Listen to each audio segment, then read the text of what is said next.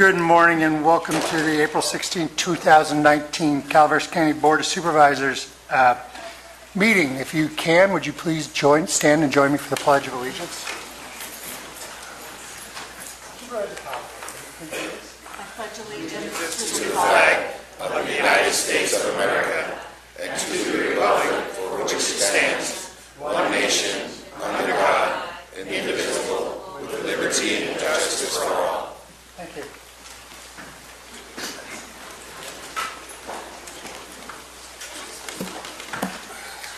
Thank you. We'll begin with announcements, but we'll start with CAO Lopez.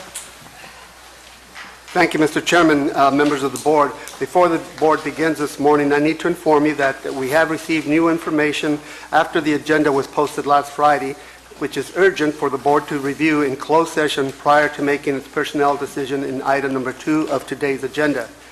Government Code Section 54954.2b allows the board to act immediately on items not included in the agenda if it makes 2 findings by 4/5 vote. Finding number 1 is that there is an immediate need to take action, and finding number 2 is the need arose after the posting of the agenda. This information involves a personnel matter which can only be discussed in closed session, and I can assure the board that the information came to staff's attention after today's agenda was published and posted, and that the timing is such that the discussion cannot be delayed.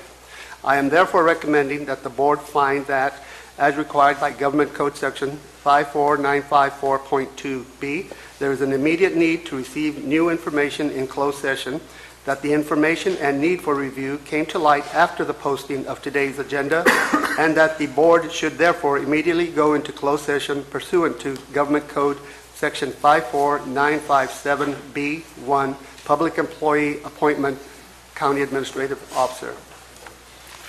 Thank you very much. Is there a motion to go into closed session? Chair, Supervisor Stopper. I move that the board find that, as required by Government Code 54954.2b, there is an immediate need to receive new information in closed session, that the information and need for review came to light after posting of today's agenda, and that the board should therefore immediately move into closed session pursuant to Government Code 54957B1. Public Employee Appointment, Title, County Administrative Officer. Thank you. We have a motion on the floor. Is there a second or a discussion around this? A second? Second. Second by Supervisor Callaway. All in favor? Then we'll go, once it's posted, we'll do public comment. Public comment. Sorry. If 4/5 vote is obtained, the item would be added to the agenda, at which point there would be public comment on this item before we recess into a closed session. Thank you. We have a motion and a second. Call the vote. All in favor? Aye. Opposed? Carries 5-0. I therefore put this item on the agenda for today, and therefore I invite public comment. Is there any public comment at this time before we go into closed session? Seeing none, we stand recessed to closed session. I apologize to everybody. We will return at 10 o'clock.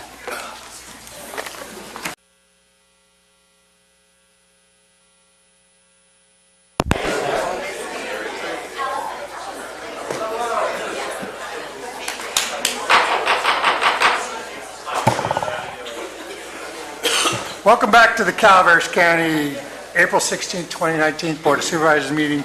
I want to thank the audience for your patience while we took care of some county business before we get on to the main show today. I apologize for the hour and a half delay. We will report out. Report of closed session. Pursuant to Government Code Section 54957B1, Public Employee Appointment, Title, County Administrative Officer, the board received the new information and will take final action in item 2 on the regular agenda. Thank you very much. We'll move on to announcements. Are there any announcements from board members? Supervisor Mills. Thank you, Chair. Just a reminder, Deputy Sheriff's Association dinner this Saturday here in San Andreas, if anyone's interested in attending. Thank you very much. Any announcements from staff? Yes. I am very Director Maurer. happy to announce that the final EIR is now released for public review. We will be scheduling the beginning of the general plan adoption hearings in May. I don't have a date yet. I need to meet with the chair to talk about that. But the document is posted on our website. We'll be getting printed copies available sometime this week, hopefully today or tomorrow, and it'll be available for public purchase as well as CDs. So I'll make sure that you will all get a copy when I get them. So. Thank you very much. I'm sure that'll rocket to the top of the Calaveras County Best Read list, like the New York Times. Thank you. Is there other staff announcements? Very well. Seeing none, we will move on to general public comment, which we will do for 30 minutes. If you want to talk about cannabis, do not do it at this time. I will ask everybody to always remain polite and courteous to one another, and we'll have a productive and good day. Madam Clerk. General public comment. Any item of interest to the public that is within the subject matter jurisdiction of the board and is not posted on the consent or regular agendas may be addressed during the public comment period. California law prohibits the board from taking action on any matter which is not posted on the agenda unless it is determined to be an emergency by the Board of Supervisors. If public comment is completed before the 30-minute allotted time period, the board may immediately move to the next order of business. If public comment is not completed during the allotted time period, it will be continued as the last item of business in order to provide an opportunity for the remainder of comments to be heard. Thank you. I want to let everybody know also that there is overflow seating next door, and it's television piped in there. Again, if you want to talk about public works, human resources in the CAO, or cannabis, do not do it at this time. So, excluding those subjects. Is there any public comment? Mr. Wilson. Yes, sir. I have a quick question. I've been coming here now for the last 4 to 5 months. Men's bathroom right over here has one of the urinals that doesn't have any way to flush it. I'm not much of a plumber, but I can do plumbing. If you need a volunteer, I will put something in there, because when there are more than 2 people Happy hands. that need to use that facility, it means there starts to be a line out here. Now, I'm a person who has a heart problem, okay? I could fall over tomorrow if my pacemaker doesn't, or today, or now. But I'm on a drug called LASIK, and I don't know if anybody knows what that is. A lot of us older people do, because our doctors are giving it to us. It makes you remove the fluid in your body at any point in time that it decides you need to do that. And having no place to do that means I got to find a bush or something else. Is there any way to get the urinal fixed in that bathroom in some kind of, I know government moves slowly, and it is excruciatingly moving slowly fixing that urinal. Can we do something about that? Is it possible? I don't know. Thank you. TMI. Thank you. Next public speaker. Jason. How many other public speakers do we have that don't want to talk about cannabis or other issues on the agenda? Patricia, are you getting up to talk? All right, 1, 2, and 3. Beth, you'll be the last. Jason, please. Good morning, Jason Campbell, District 5. I'm wondering what's going on in Valley Springs right at the moment. More specifically, I'm wondering why I'm seeing political signs popping up in District 1 concerning what's going on in District 5. I'm wondering why I'm seeing a fresh Clyde Clapp for Supervisor District 5 sign posted directly across from Zippy Mart. I'm also wondering why I'm seeing recall stopper signs popping up in District 1. While I respect the opinions and rights to vote any way anyone so chooses, I think that these signs should be posted in District 5. I also would like to formally and on the record wish the proponents and former District 5 Supervisor Clyde Clapp good luck on that recall. I'd like to state on the record that it is my personal opinion that the boardroom, District 5, and the county as a whole is better off with Mr. Stopper as our supervisor. Thank you. Have a good day. Thank you. Patricia? Sure, then.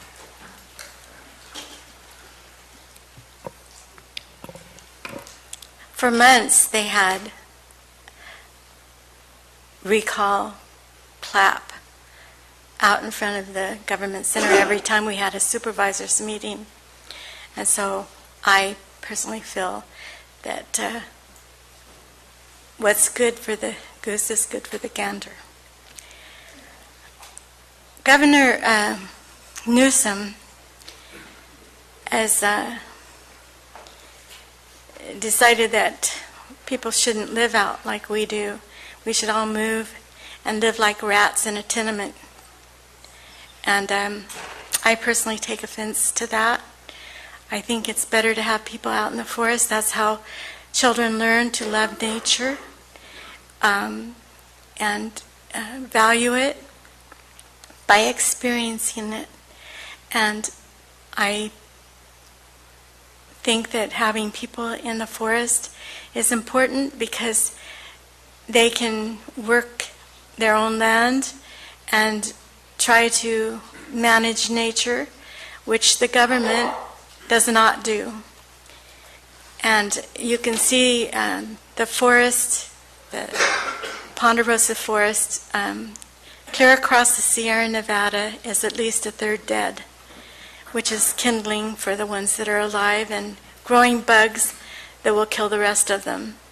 And so if the government doesn't want people living in the forest, they should do a better job of taking care of the government land, the people's land.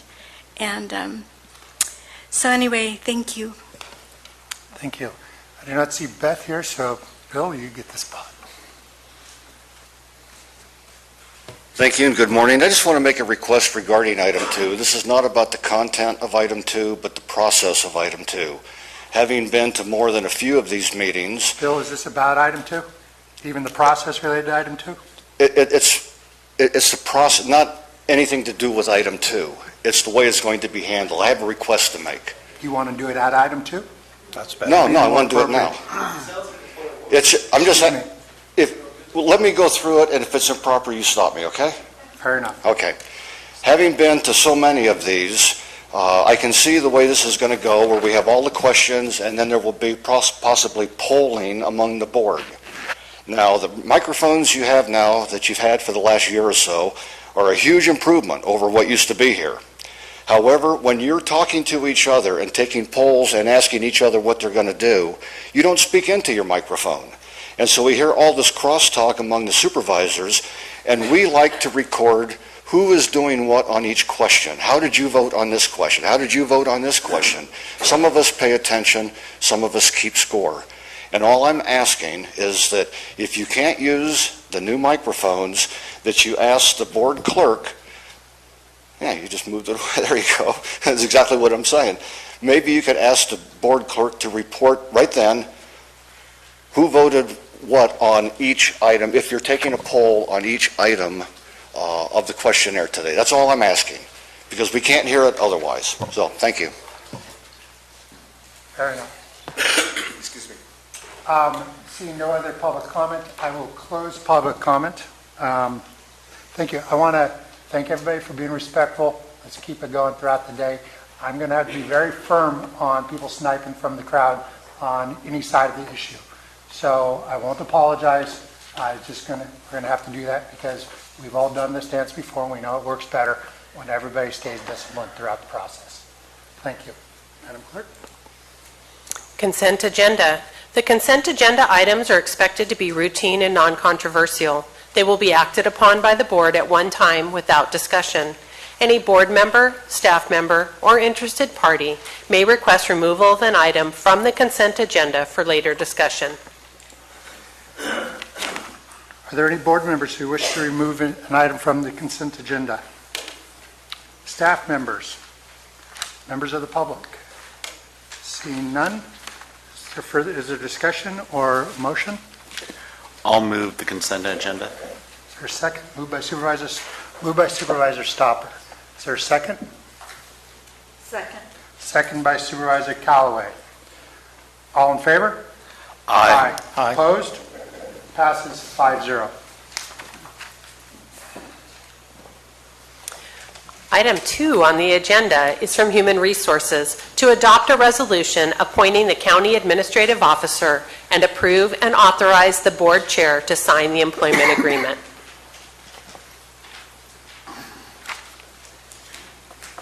Ms. Hawkins? Good morning, Chair, members of the board. Judy Hawkins, Human Resources and Risk Director. I am happy to be before you today to bring to you a resolution and employment agreement appointing Dr. Albert Alt to the position of County Administrative Officer. We have Human Resources, under the direction of the board, did an extensive search for a new CAO, and I think that after doing a strong reference check, which his references gave him very strong accolades for being transparent, a strong financial officer, and a good leader. So I am very happy to have a new leader to the county. So Dr. Alt brings to Calaveras County, of course, besides his strong fiscal responsibilities that he's held, he's also has strong negotiation and human resources experience, which I'm very happy to have somebody to help back me up when I'm telling departments that they have to do things that they don't like to do. So there is, at this point, no significant changes or any changes to our fiscal budget since the CAO was budgeted, and that's all I have for you. Thank you very much. Board discussion on this item. Supervisor Mills, your light's on? Yes, in light of the information that was received on Saturday and the fact that Sunday was Palm Sunday, and all the phone calls, et cetera, that I've received, I would like to have time to put some additional thought and review into this decision before it's made, so I'm not prepared to support today. I would prefer that it be put off to the meeting of next week so that I have time to review the information that's been put in front of me, and from that can make a decision. Thank you. There are the further board comments. Seeing none, I'll open up to public comment. Oh, excuse me. Just a quick note.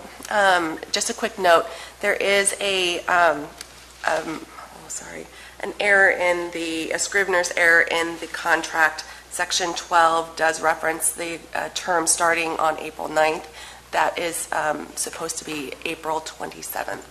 There was a conflict between one section and the general provisions, and I just wanted to clarify that was the commencement date is April 27th. Should there be a motion, we will include that in the motion. Public comment? Seeing none, I'll bring it back to the board. Is there further discussion or a motion? And if there's a motion, please include the 4/29 start date. Okay, before I do, 27. I understand there's been a lot of drama over the last 4 or 5 days regarding this appointment. I can't speak on behalf of my colleagues, but on behalf of myself, I feel like due diligence was done on behalf of our CAO interim and our HR manager, and probably the rest of us who were Googling, tweeting, texting, emailing, calling, etc., and a conversation with Dr. Alt. I am comfortable in this appointment. I think it will do well for the County of Calaveras, which is my highest priority. So I will move the resolution as amended, appointing and establishing Dr. Alt as our county administrative officer. Is there a second? I agree that our staff has done a good job when it comes to vetting and moving through this process. And with that, I will second Marita's motion. A motion by Supervisor Callaway, a second by Supervisor Stopper. I'll call the vote. We did public comment before. All in favor? Aye. Opposed? No. 4 aye, 1 opposed. Supervisor Mills opposing. It passes 4-1. Congratulations and welcome aboard, Mr. Alt.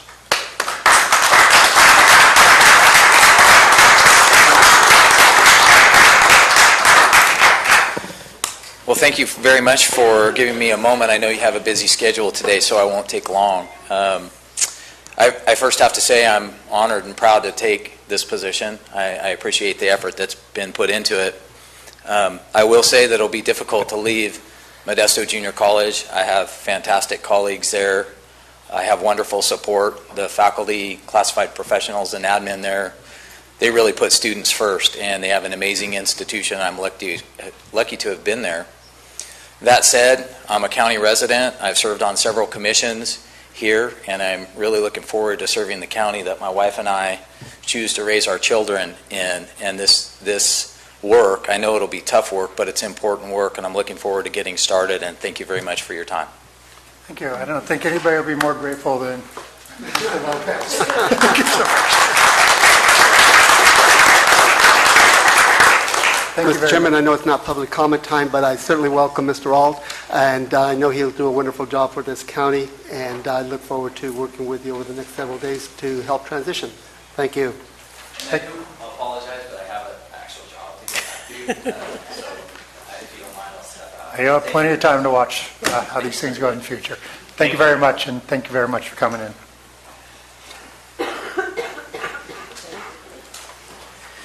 Item 3 is from the Planning Department to receive a presentation and provide direction to staff regarding the content of a cannabis cultivation regulatory ordinance. Thank you very much. Mr. Maurer, you want to kick it off? Certainly. Good morning. I'm Peter Maurer, the Planning Director. With me is Julie Moss-Lewis and Ethan Turner from County Counsel's Office. To start off, I'd like to say that while my department, I'm taking the lead on this, this has been a team effort from the department heads of almost every department affected by the potential for cannabis regulation in the county. So it includes working with the sheriff, the DA, environmental management, building, public works, and other departments. So these recommendations are not just mine. These are a team effort that have been put together over several weeks of work. So back in February, we had a study session. At that time, some decisions were made by the board to move forward with a cultivation ordinance. I presented you with what we took down as our understanding of the direction that had been given. There were a number of questions that we did not get to on that day, and so I've tried to reorganize those, and at your direction have provided some options with our recommendation. I'm sure there are other options. You will probably hear from the public on some of these issues as well. What I'd like to do first is just go through the first few points of things that we discussed previously to make sure that we're all on the same page. There were a couple of items that I raised as far as discussion points in my memo to you, and just want to confirm that the direction that we're going. So if you'd indulge me, we just sort of quickly go through the first few points. So as we get to these first points, Mr. Maurer, and we find they're not exactly the way they thought, would this be the time to change them? Yeah, I think what would be best would be to get sort of a poll from the board of the direction you would like to go. We'll be making notes. We'll be writing things down as we go along, and to make sure that we capture things accurately. If there are changes that you'd like to see, or just a confirmation, that would be good. After we've gone through the list of questions that we have, I'm sure there may be other department heads who would like to weigh in, or maybe during some of those questions, other department heads would like to weigh in on some of those issues as you're discussing them. The public will then have an opportunity to bring up issues that maybe weren't addressed, or certainly concerns over the direction that we recommended or that you might have indicated you would be taking.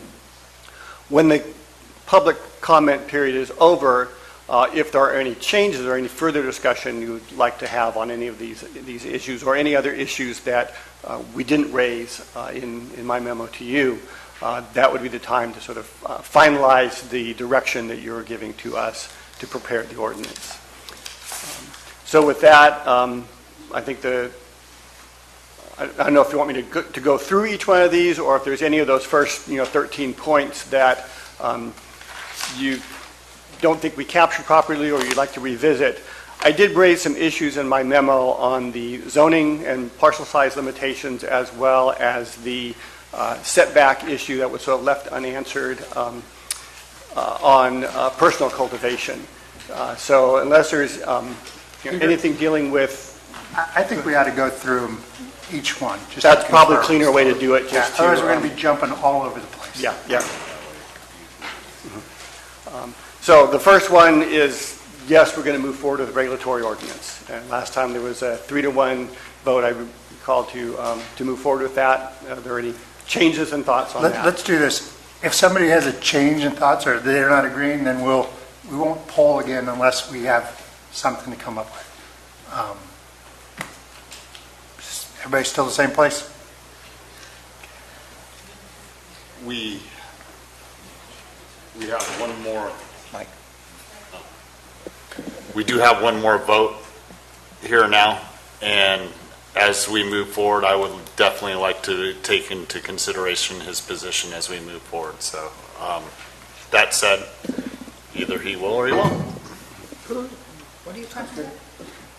Gary had to step out early last time. He wants here for that. he wants my opinion on going forward, and my opinion is you have 3 votes, so it's we're going to move forward on it either way. So, but I do have comments on as we go forward, especially when you get to 2B or 2C, 2B and 2C. Okay. Some major changes that I would like to see on that. So, and I think staff's in line with some of those changes. Okay. So clearly we're then moving forward. So under 2, I sort of broke that down into different manageable parts. The consensus was that we were going to allow those who had previously registered and were in good standing and had a temporary state license. Those would be the cultivators that would be able to participate in a new program under regulation in the county. The decision was that parcels of 10 acres or more that are zoned A1, AP, or GF. Hang on a second, Peter. I think we got issues on 2B or 2A. 2A. Okay. So is it all right if we segment this out and Sure. proceed as we... That was the limitation were those who were in good standing and had temporary state licenses. What's your question? A majority of the people on our list didn't necessarily have temp licenses in their possession. Some had applied but weren't necessarily presented, but were in good standing. Others were in good standing, but at that time had not submitted. So I think this direct, the way it's written,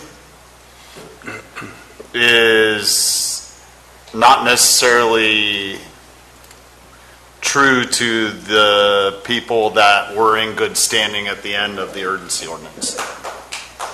Hey, do not Please. start clapping today. Please. Happy hands. Go ahead, Ben. My input.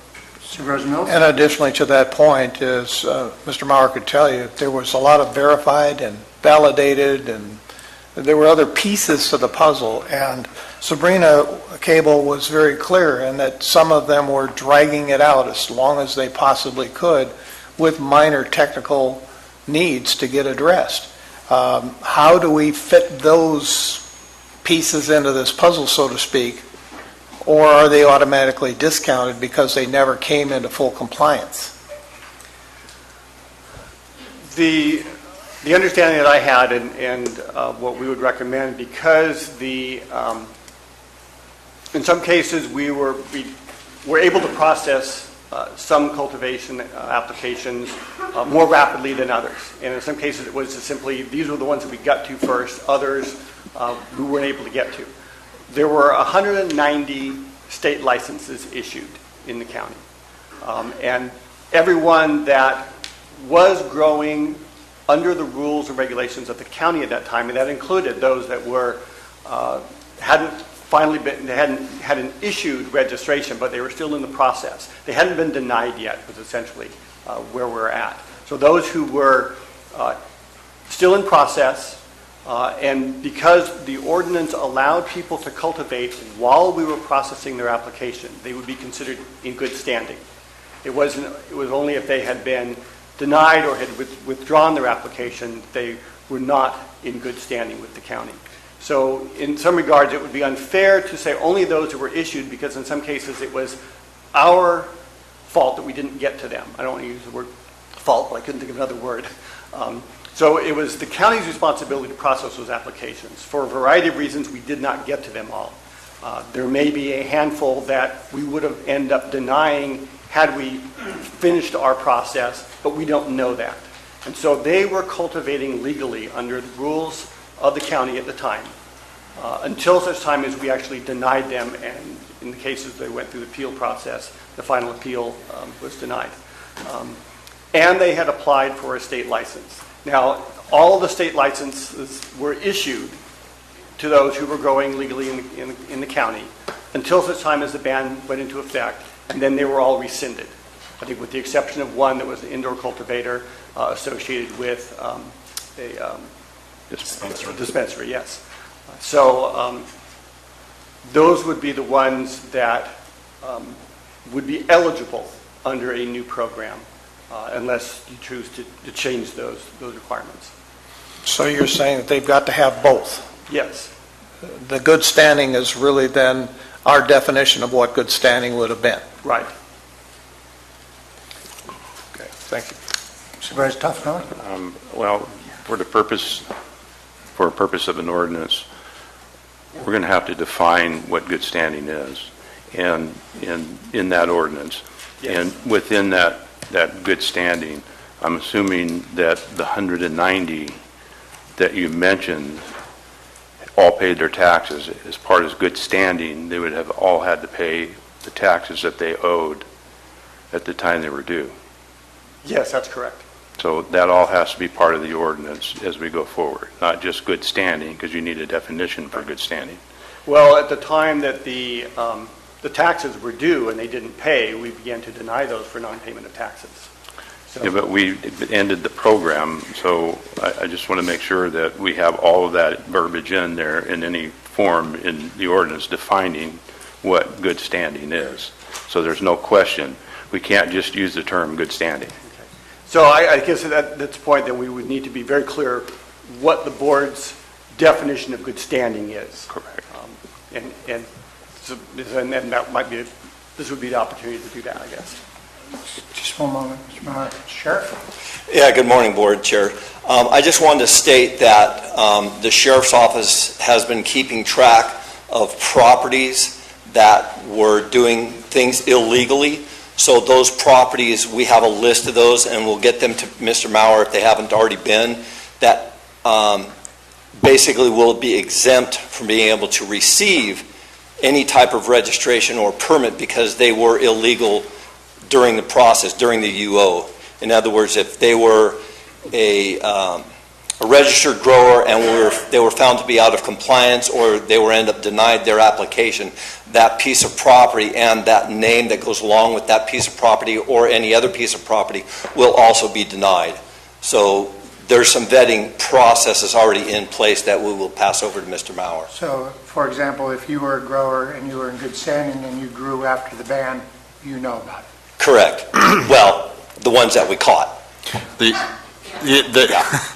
This goes in line with the state regulations also, that if any time you're found to be out of compliance or you have been found to be in an illegal process to do with this type of use, you are not allowed to get state licensure also. So I think it precludes, and so I think it goes hand in hand with the state regulations. It does. Yes, sir.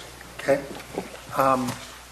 Mr. Mauer, you were going to, how do you want to handle this? Or figuring out what the term for a person in good standing, and just before you get to that, I have a quick question. So to apply for a temporary license, that was in January 18th? Yes, that's correct.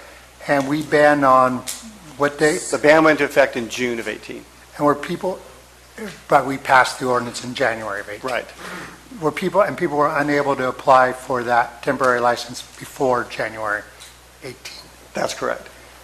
And my question is the "and" part of temporary license, because it does not take a rocket science or a magic 8 ball to figure out that we were going to ban in the month of December.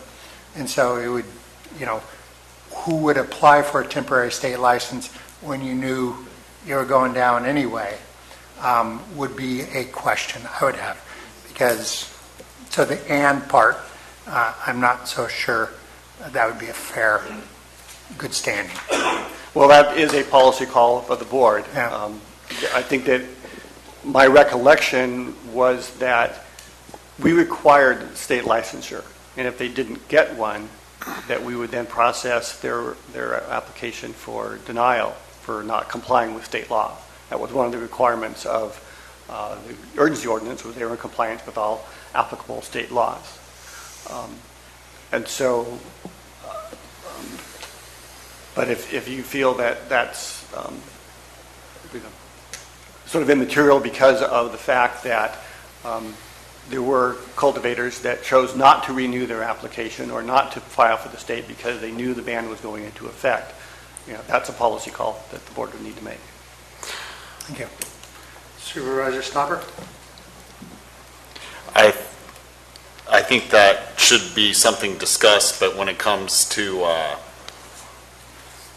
the definition, after we do the policy call, we should leave that to you and the planning commission to move forward. We will have to craft that language very carefully so Later, that it's yeah. clear and succinct so people know exactly what it is. I don't propose that we do it here, but we just want to make sure what the parameters are Right. that you want us to I concur with Jack to the point is the ban went through in January. A majority of these people were not currently in the process of cultivating because of the season it was. So many were hesitant to move forward on state temporary licenses, and for good reason, because they either knew under one type of regulation that was proposed that they wouldn't be able to move on, or through a ban they wouldn't be able to move on. And some of those people were in compliance with the UO to that point. And they weren't technically functioning when January 1st came around, when the state temporary licenses started to be required. Supervisor Mills? Yes, Peter, this in process for denials got me bugged a little bit because we stopped the entire process when the ban occurred. So those that were in that process towards denial, we just put a timeout right there. Right. Where would they fit into this good standing definition? Or is this something we need to have a little bit more broader conversation on? Well, you may want to have a broader conversation on it. We would consider those in good standing because at the time they were cultivating legally in the county. We had not denied them. We had not found that they were not in compliance with the urgency ordinance, which would have resulted in a denial. So they had the legal right to cultivate under the terms of the urgency ordinance until we completed the processing of their application. And for one reason or another, in some cases it may have been stalling on their part, in other cases we just didn't get to theirs. They did not get a finished review of their application. The vote on the ban happened in January. Yeah. The ban was on the books in June, correct? It became effective in June because of the variety of factors. Right, yeah, no, we're all very well aware of all the factors that came into play. Posting and so on. You were processing till June, weren't you? Yes, So it didn't end in January? that's correct. We continue to process up until the date of the ban. Thank you.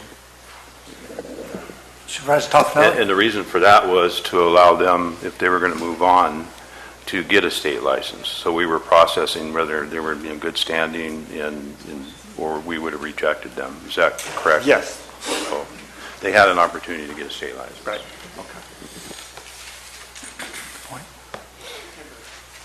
Supervisor Callaway, you want to weigh in? No? Okay, so Peter, how do we answer the questions you have?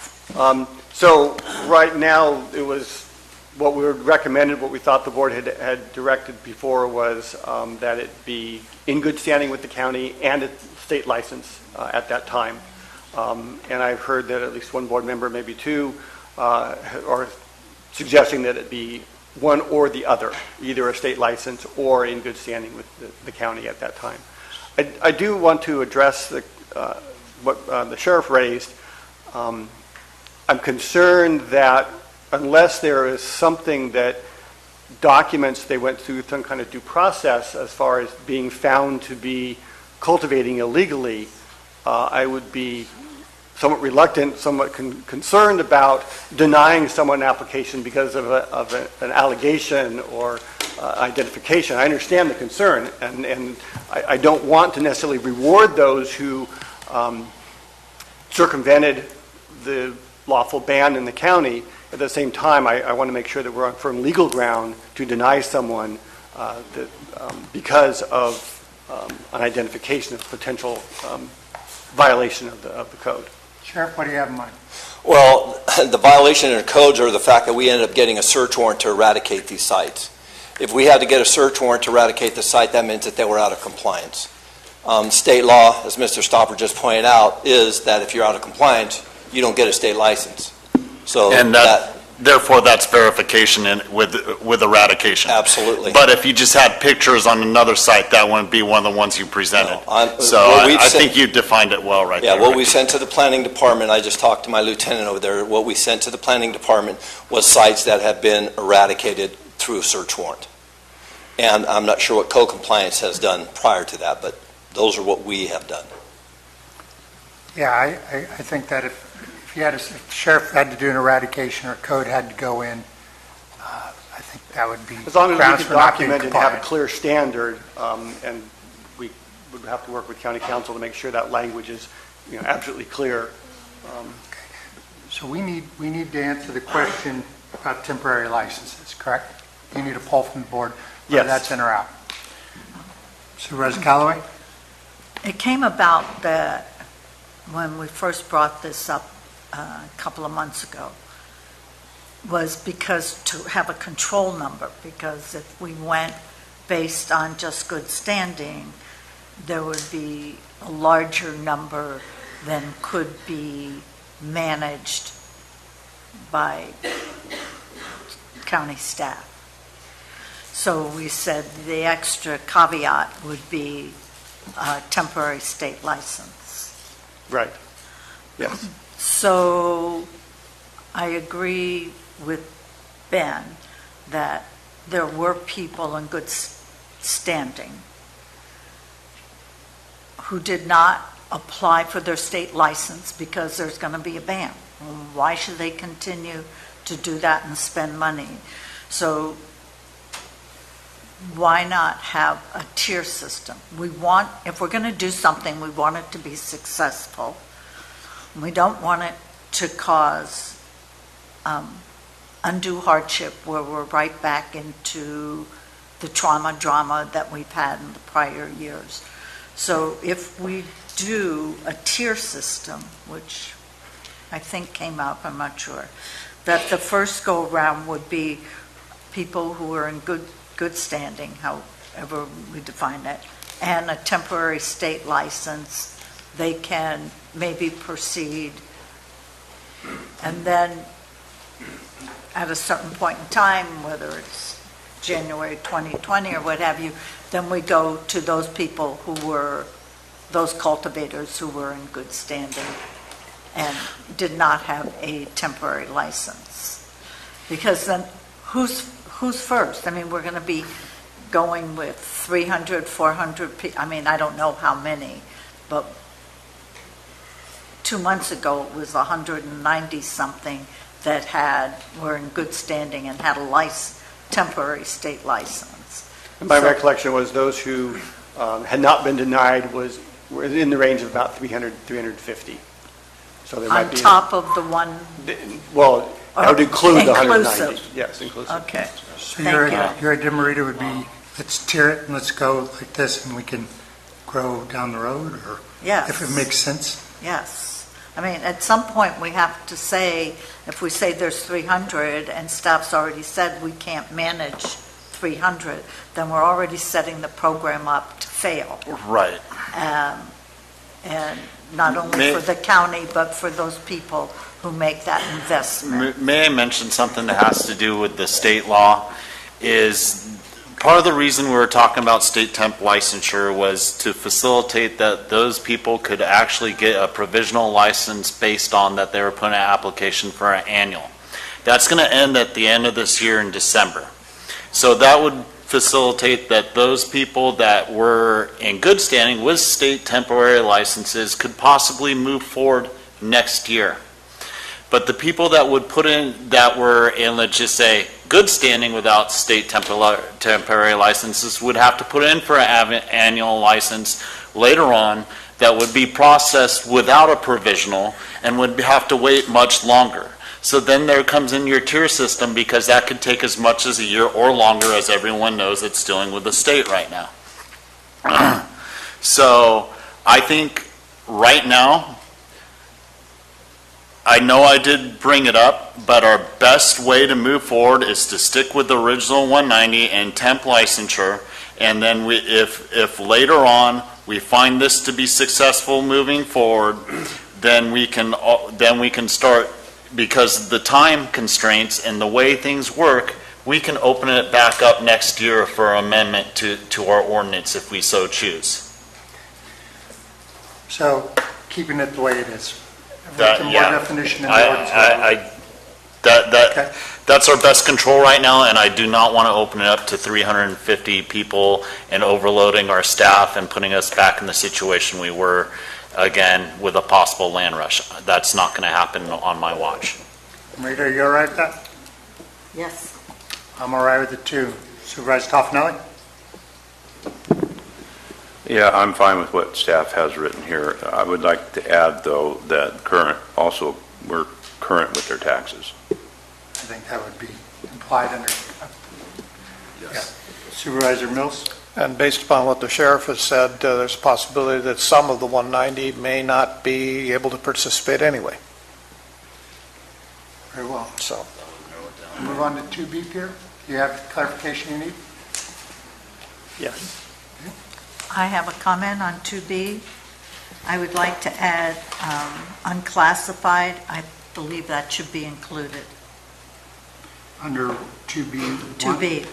2B1. You want to include it under 2B1, which is the zone parcels? Yeah. Sorry. Everybody else? What do you think? Supervisor Stopper? I agree with Marita. Unclassified was set aside quite some time ago for properties that had certain uses on them, so that they could continue or be grandfathered in. But more so, having worked on the draft general plan update, a lot of these unclassified properties will be going to working lands, which include which is the back zoning, which would include A1, RA, not all of them, but a majority of them. So I think when we consider it needs to be over a certain amount of acreage, but I think it doesn't need an administrative use permit or a conditional use permit. I think that would force them to have to go through a zoning amendment process that's already going to happen if we update our general plan. And that would overload staff with 40 or more unclassified properties of having to go through a zoning amendment at that time, when I don't think it needs to be part of the process. But that's just my position. Okay, so the position is to include you as part of this non-discretionary permit. Supervisor Toffenelli, do you have? Yeah, I'm gonna have to disagree with that. You have you listed under 2C, and I think it's listed under 2C because a lot of the U's go up against RRs or the or some of them are surrounded by subdivisions or touch subdivisions, and that's where most of our complaints were, within subdivisions themselves on less than 20 acres or 20 acres. So I'm in favor of keeping it under a conditional use permit, and when we get down there, I'm not in favor of the 20 acres. I'm in favor with staff's report.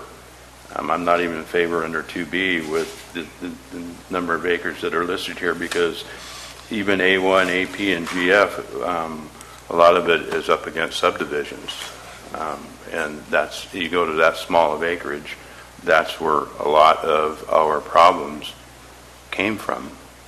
So If it's all right, I want to try to keep it in small bites. Supervisor Mills, you had a point you wanted to make? Yes, considering what then Captain Macedo said about the 20 acres and less was the primary problem for law enforcement, is that anything 20 acres or less should not even be part of this discussion, simply to minimize that conflict that was clearly stated. Am I correct? It is. After doing a little bit of checking, if you go into, I just call them the 20s, Circle 20, Bar 20, Diamond 20, and the M24 Ranch, those are classified as 20-acre ranches, but if you look at them, they're 20.07, they're 22, they're 24, they're 20.30. Those are our areas. I said this back in 2016, do not put this stuff into the rural residential areas. So if you have to make it 25 acres to keep it out of there, do 25 acres. Keep it out of the rural residential areas, because that was the problem that we were having. It causes the public to call and complain because one of the odors, the traffic, and everything else that goes along with it. We have numerous areas in this county, and if you guys have talked, and we have talked in behind doors about allowing multiple sites or multiple grows on single sites, I'm okay with that, because it's going to let us be able to control things a little bit better. So if somebody has 100 acres and you want to allow them to have 4 sites, 4 growers on that site, I don't have a problem with that. But please do not put it in the rural residential areas again. So let's. I just want to say I was strictly talking about unclassified, and I do agree with the sheriff and Mr. Toffanelli when it comes to rural residential. It does not belong in rural residential. That was a major issue that happened within my district, and I had to deal with when I was on the planning commission during 2016. A lot of these rural residential areas even they don't allow other commercial uses, but that's a whole nother conversation. So I concur when it comes to rural residential. I think that it should not be part of this. But when it comes to unclassified or other things, look, you could have 300 acres and it could be bordering a lot of stuff. So, I mean, as long as the setbacks are set in place properly, that should take care of a lot of these issues. But yes, rural residential is out. If I might, so let's break this into pieces. Who's in favor of unclassified being included in the list under 2B1? So for non-discretionary. Who's in favor of unclassified being in that list? I am. Supervisor Mills? No. Supervisor Stopper? Yes. Supervisor Toffanelli? no, not without a conditional use permit. Okay, I agree, yes. So, continues. I think your next question on that was, since this conversation was going, was the minimum parcel size. Yes. Is that where I think we were going? When it comes to unclassified? No, when it comes to Primarily RRs. Yeah, well, we got here on 2BI, we've got minimum parcels of 10, and we've got a staff recommendation of 20. So last time, you decided that 10-acre minimum parcel size was appropriate for A1, AP, and general forest, GF, 20-acre minimum parcel size for the residential agriculture. Based on concerns expressed by the sheriff and our experience, we felt that 10 acres was too small. But again, this is a policy call by this board, so it was our recommendation. Turn it back to you for discussion. Supervisor Mills, do you want to start? I would agree, it's too small. It's too small. It just creates too much rub with neighbors. And too small. Supervisor Callaway, your light's on? Well, yeah, I support, we're on 2C, I support. We're still on 2B. 2B. The minimum parcel size for the parcel right, size. right. I'm sticking with staff recommendation. Staff recommended 20. Well, Correct? this is one that we wanted to bring back for Non-discretionary. discussion. Your previous action was 10 for those zones and 20 for RA.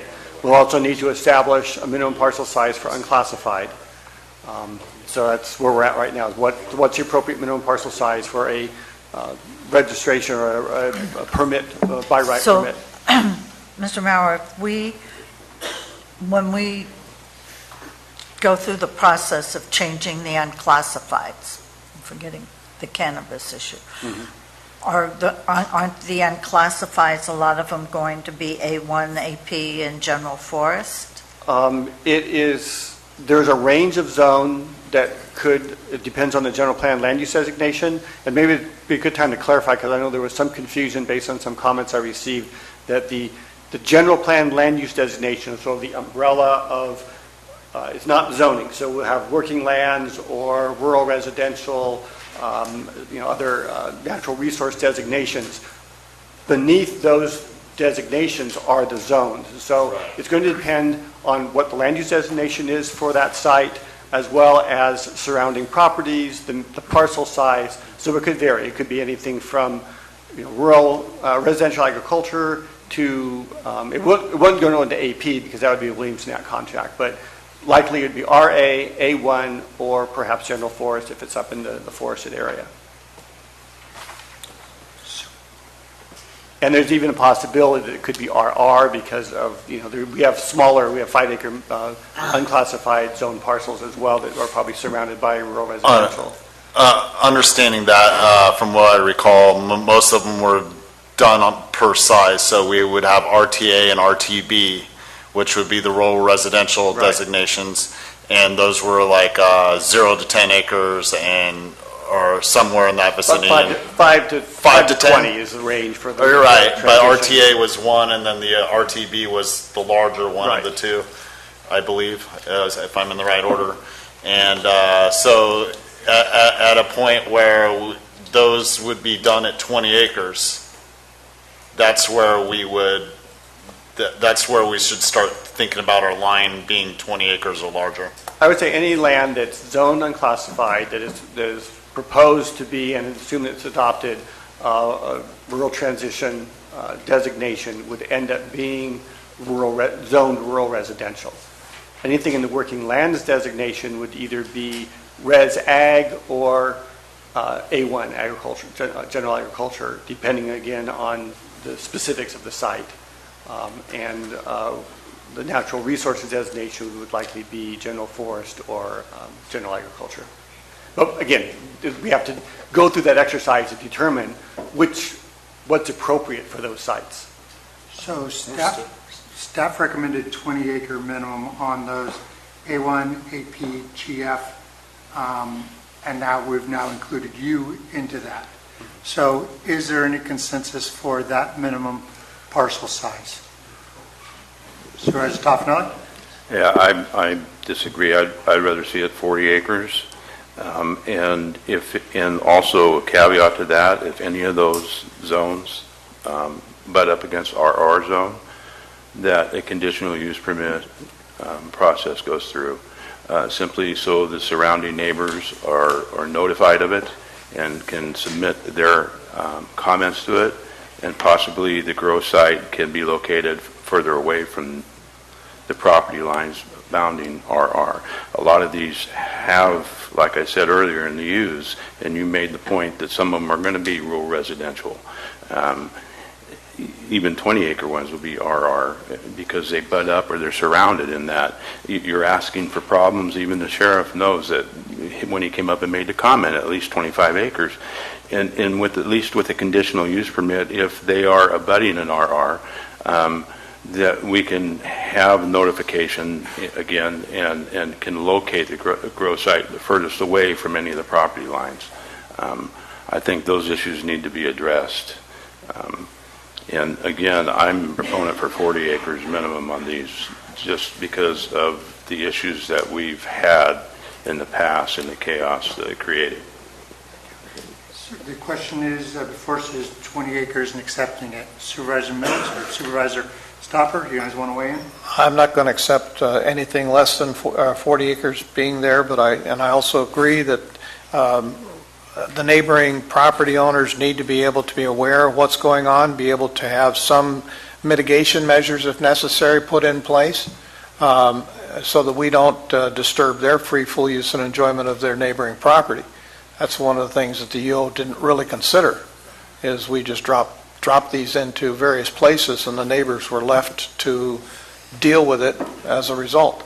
So 40 acres is a good minimum starting point, and I think that when we finally reached the point of a ban, we were talking about 100 acres or more, if you recall, back in January of 2018. So 40 acres is a good starting number. If we start looking at smaller than that, then there's always going to be some kind of conflicts that are going to come in with neighbors, and I would prefer not to get into those conflicts. Supervisor Stopper, you want 20 acres or where you at?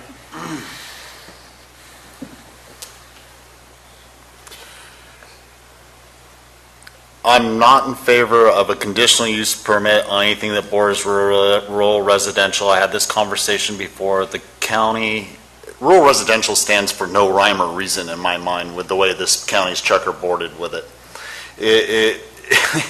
There isn't probably hardly even a few, even 300-acre properties that doesn't border RR somewhere. So, you know, once we get back to setbacks, if there's an RR on one side, then maybe that setback on the RR side could be exponentially larger to mitigate it. But this would put so many more through such more of a process, adding a whole nother level of bureaucracy. So the conditional use permit is no, but I'm willing to debate the minimum size, but I'm not willing to go to 40 on it.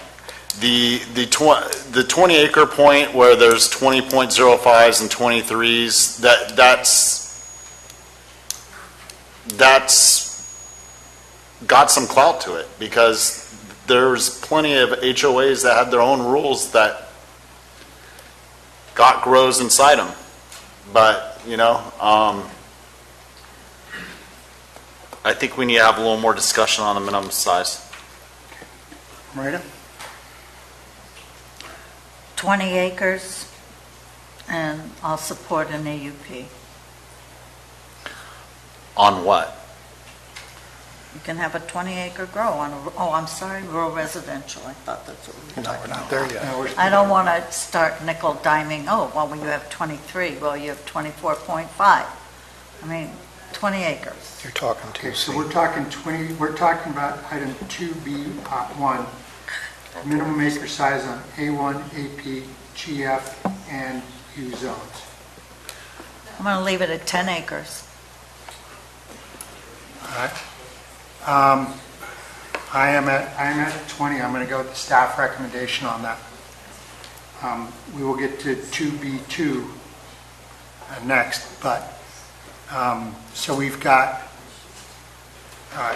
Gary and Dennis at 40, Ben's open, and Rita's at 10 acres. We're talking A1, AP? We're talking about item 2B1, which is non-discretionary permits for A1, So- AP, and GF. Mr. Chair? Okay. I hate to Okay, for interrupt, those but right. it's very confusing because you're referring to how things are numbered in the staff memo, and everybody else is seeing that, and it's not the same thing. So when you say Correct. 2B1, nobody knows where you are. Sorry. All right. Okay. So we're on 2B, which is in the staff report broken into two items. We'll break this into this. So under A1, AP, GF, and U, what is the minimum or non-discretionary permit? With just those four zonings included, I'm good with 20, because none of those are in the HOAs or residential areas.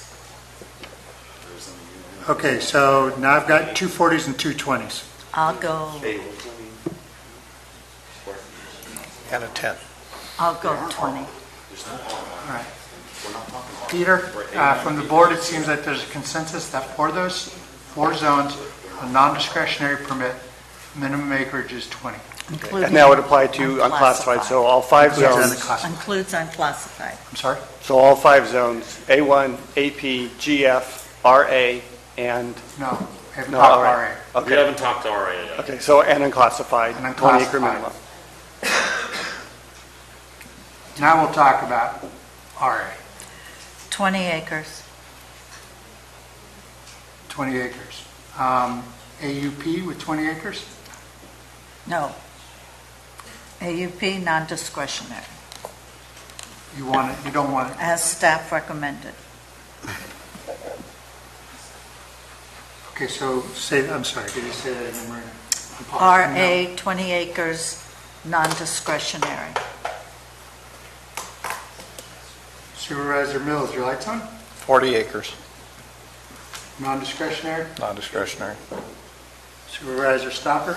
I'm going to reiterate a question I brought up last time discussing this, that actually Dennis answered as to no, but are there any RAs 20 acres inside HOAs and other residential, well, mostly it would be HOAs or townships? Most of the, what we consider residential subdivision are zoned RR or something smaller like R1.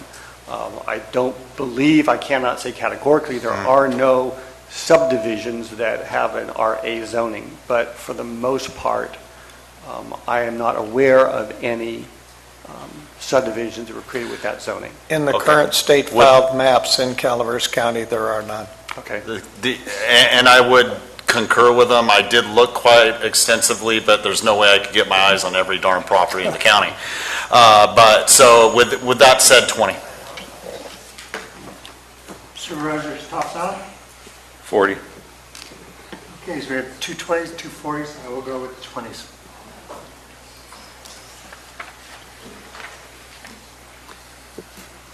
All right. Here? So just the 20 acre minimum for a sort of by right permit process in A1, AP, general forest, unclassified, and residential agriculture. Okay. So then under 2C, we talked about a discretionary permit for other zoning. This was somewhat taken care of in the previous one. We discussed unclassified. The question is there some category of parcels, parcel size and zoning that you would want to have some type of discretionary permit? And I think the zoning that is left over is the RR zoning that hasn't really been discussed. So the first question is, do we want to have Or, a yeah. discretionary permit for RA at less than 20? They've already, it's non-discretionary at over 20, so we're talking under 20s. So I guess the question would be the two-part question. One would be, do you want a discretionary permit for any one of the zones that we just identified on parcels less than 20 acres? And then the second part would be, do you want to allow a discretionary permit process for another zoned parcel? And this would be particularly applied to the RR zone. So how do you want us to answer that? So why don't we just first talk about, do we want to have, allow for cultivation with a discretionary permit, a use permit of some sort, in the A1, AP, General Forest, U, or Res Ag zone? Do we want to have Less than 20 any farms acres. of less than 20 acres? Supervisor Callaway, your lights on? Yeah, I would like it, but there's not the votes for it. So if the question is, do we want a discretionary permit on A1, AP, GF, is that what I heard you say, Mr. Mauer? So last time we had talked about, you had set by right limit at 10 acres and then 20 acres for RA. and we talked about the potential for a use permit process for RR and for parcels of between 10 and 20 acres on the RA zone.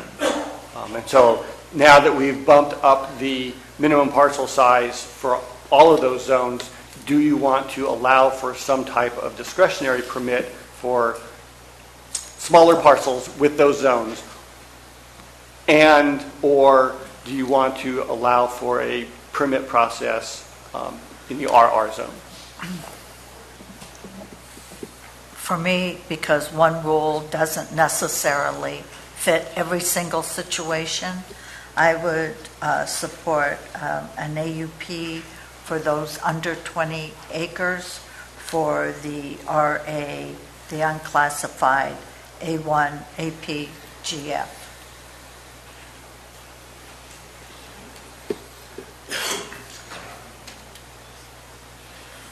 Supervisor Mills? Nothing under 20, discretionary permit. Subdivisions have to be taken off the table. Supervisor Toffenelli? I would not support anything in this category 2C. No discretionary. Nothing. I mean, No sizes, none of this at all. RR, U, R, 20 under 10 to 20 acres.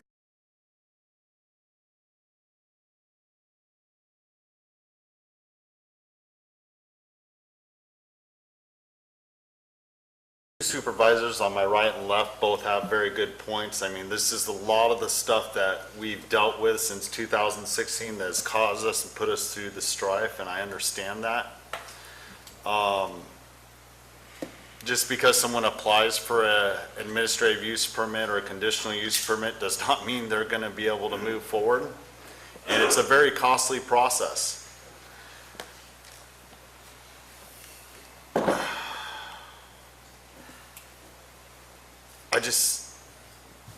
If you're going to go through that costly process, you can afford a piece of property that's larger to move forward. Would you support taking 2C off the table? I'm thinking Dennis. Thank you.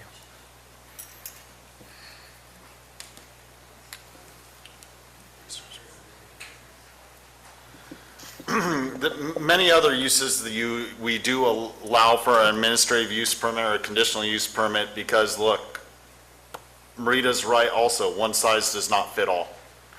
So for some reason, there's a 10-acre plot surrounded by 100-acre plots out in the middle of Mountain Ranch. Someone could apply for a conditional use permit, doesn't mean they're going to go through it. So I could support that. You're supporting An administrative use permit, but I'm really hesitant to even bring RR into the conversation. So you're looking at, so Marita's, make sure I get this right, Marita. You're saying there could be an administrative use permit or a conditional use permit on those categories that we just outlined, the A1, the AP, the GF, RA, and U, at less than 20 acres if they go through the permit. Correct. Where are you at, Ben? How do we flip to this? We haven't talked about RR yet. Let's circle back on. Okay, yeah, no, it's part of C, just a little bit lower. Yeah. I apologize. I could support that. Doesn't mean it's going to happen. So, yeah. I would only support that under a conditional use permit. I think we have to make the bar very high. If anybody pops off in this, I'm going to hold this line really close today. So everybody's on warning. I will warn you, and then I will ask you to leave. This is a very charged subject. We're working hard on everybody's behalf, and we'd appreciate if you'd be respectful while we do that. Thank you. Chair, I appreciate you talking about setting the bar high. The conditional use permit will provide neighbors that opportunity to weigh in. It's just got to be there. So that's why I talked about discretionary. But we get to the RRs, the 2C RRs, that's a different world for me, especially when it comes to the number of subdivisions. And those subdivisions and homeowners associations, they can build their own discretionary decisions on land use as well. They're not bound strictly by what the county's limitations are. So we have to always keep that in mind as well. I agree. So let's go back. We're talking about conditional or AUP. I think there's 3 votes at taking on that question, but we don't have a consistent message on if it's a CUP or AUP. I'm suggesting a CUP.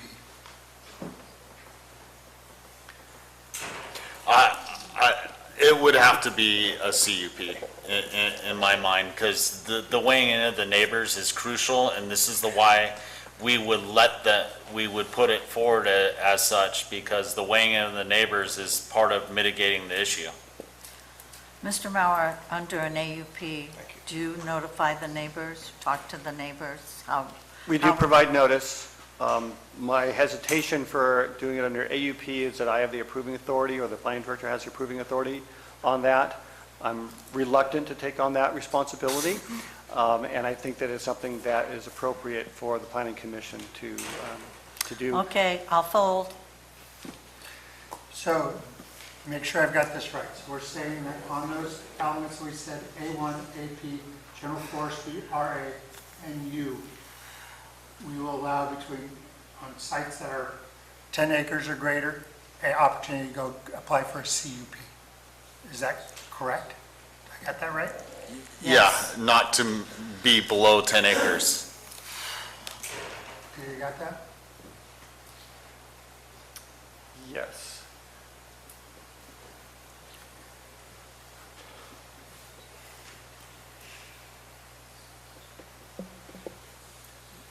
All right. Okay. All right.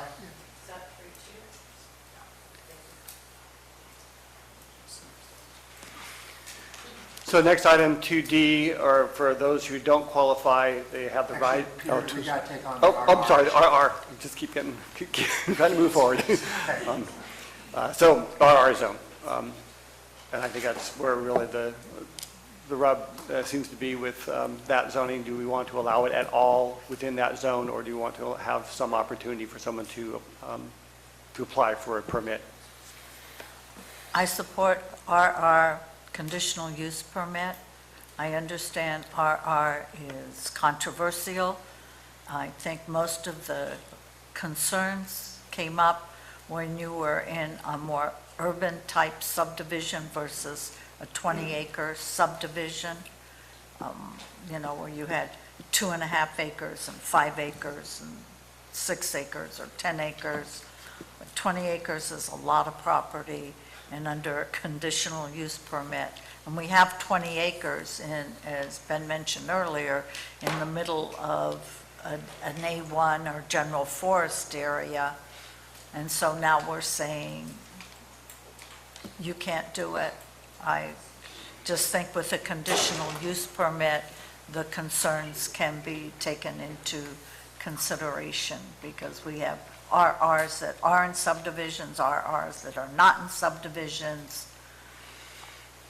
Cut to the chase, RR conditional use permit, and let the chips fall where they may when we go through the CUP process. Peter, if I can ask, there's no restriction on, if you've got an 80-acre RR, rezoning it if you go through the regular process, correct? Correct.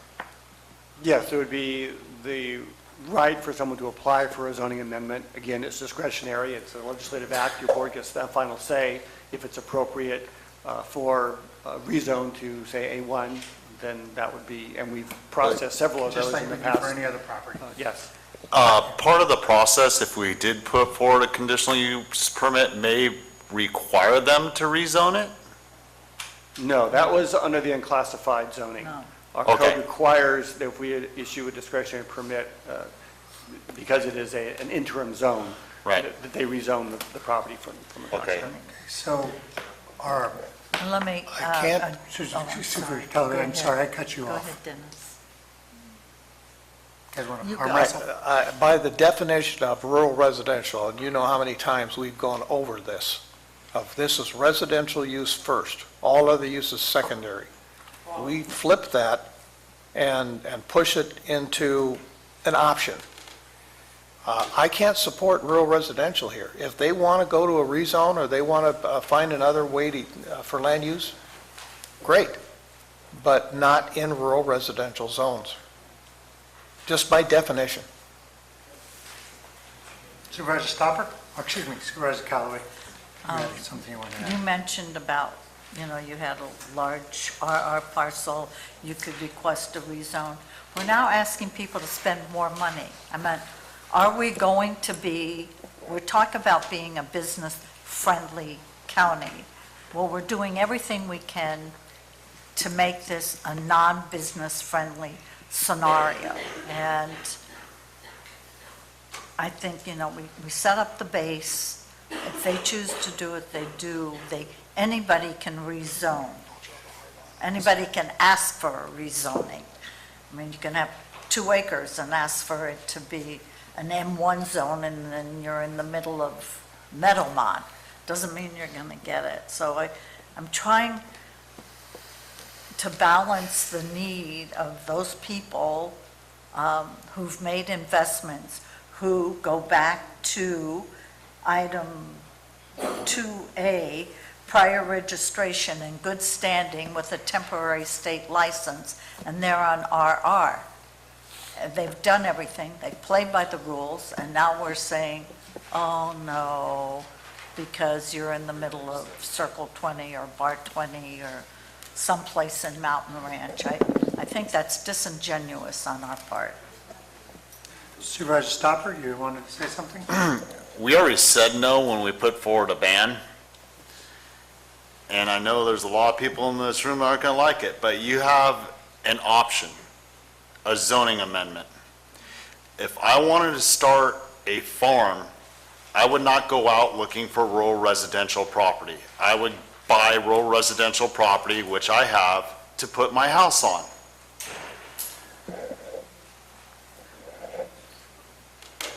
No rural residential, you can go through a zoning amendment. Okay, so I've got 1 yes for rural residential, 1 no. Supervisor Toffenelli? Supervisor Mills? No Sorry. rural residential. Supervisor, 2 no rural residential. Supervisor Toffenelli? I've never supported RR. I would never vote for RR. I've been very consistent since the beginning on RR. It's created nothing but problems. I don't live in a gated community. I live out in RR in the country, so it's going to affect a lot of people, I already know. So, No RR. Next question.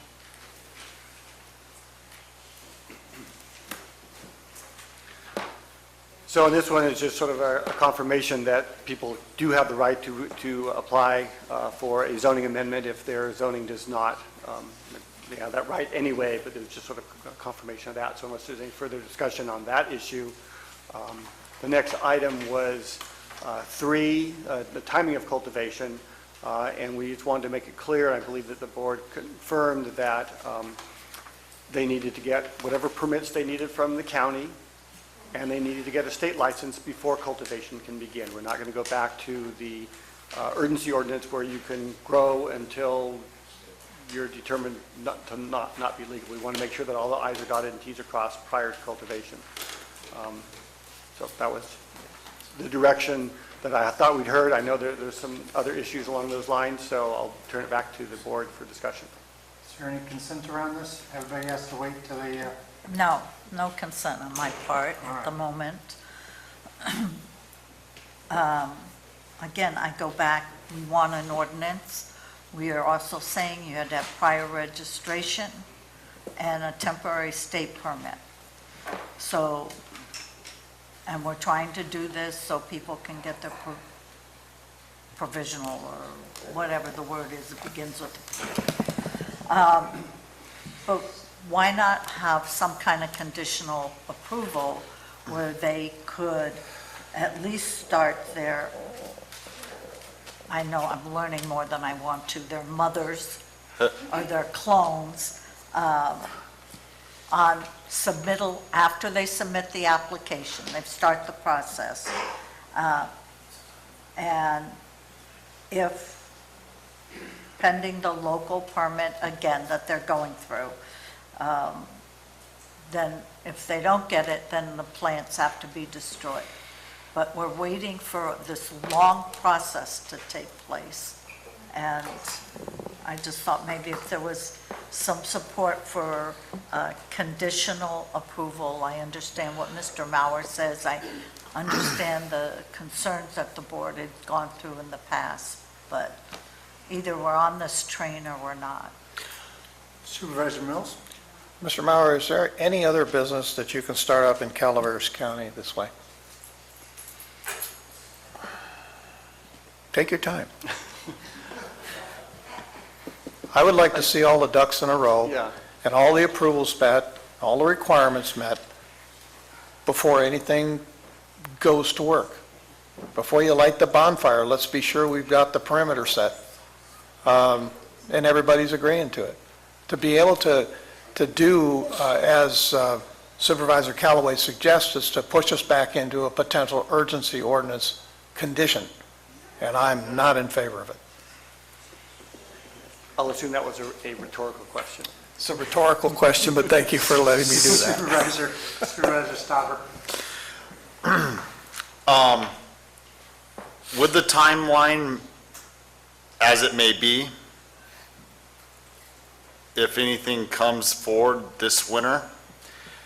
Number 3, when applying to the state for a permit, applicant shall be provided by the county a conditional local authorization letter to facilitate the state licensure process. The reason I would ask for this is because if we're processing 190 at largest case scenario, that takes the county some time. So a local authorization letter to the state so that they may move forward with the state process, at which time, look, the state qualifications on registration and everything are far more, there are larger hurdles to cross now than even with the urgency ordinance in the past.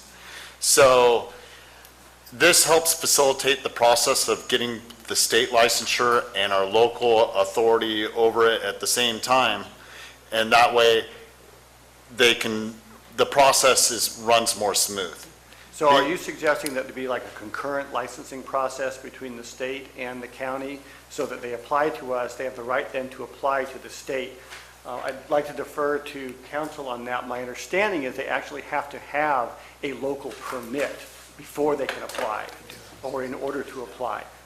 There's the way I understand it with the past licensure, if you were in good standing in the past, you may apply to the state, and that's where the non-annual but the provisional license comes into it. So there are multiple things in there, but I know that talking to other counties, that there has been the state working with the counties on moving forward, and there's other things I'm going to bring up later where the state's actually helping pay for some of the compliance checks and everything on some of the properties so that it doesn't cost the county. But that's a whole nother part. I'm sticking with number 3 right now, and it's something to consider and possibly reach out to the state and see. But to get a provisional license, all you had to do was be in good standing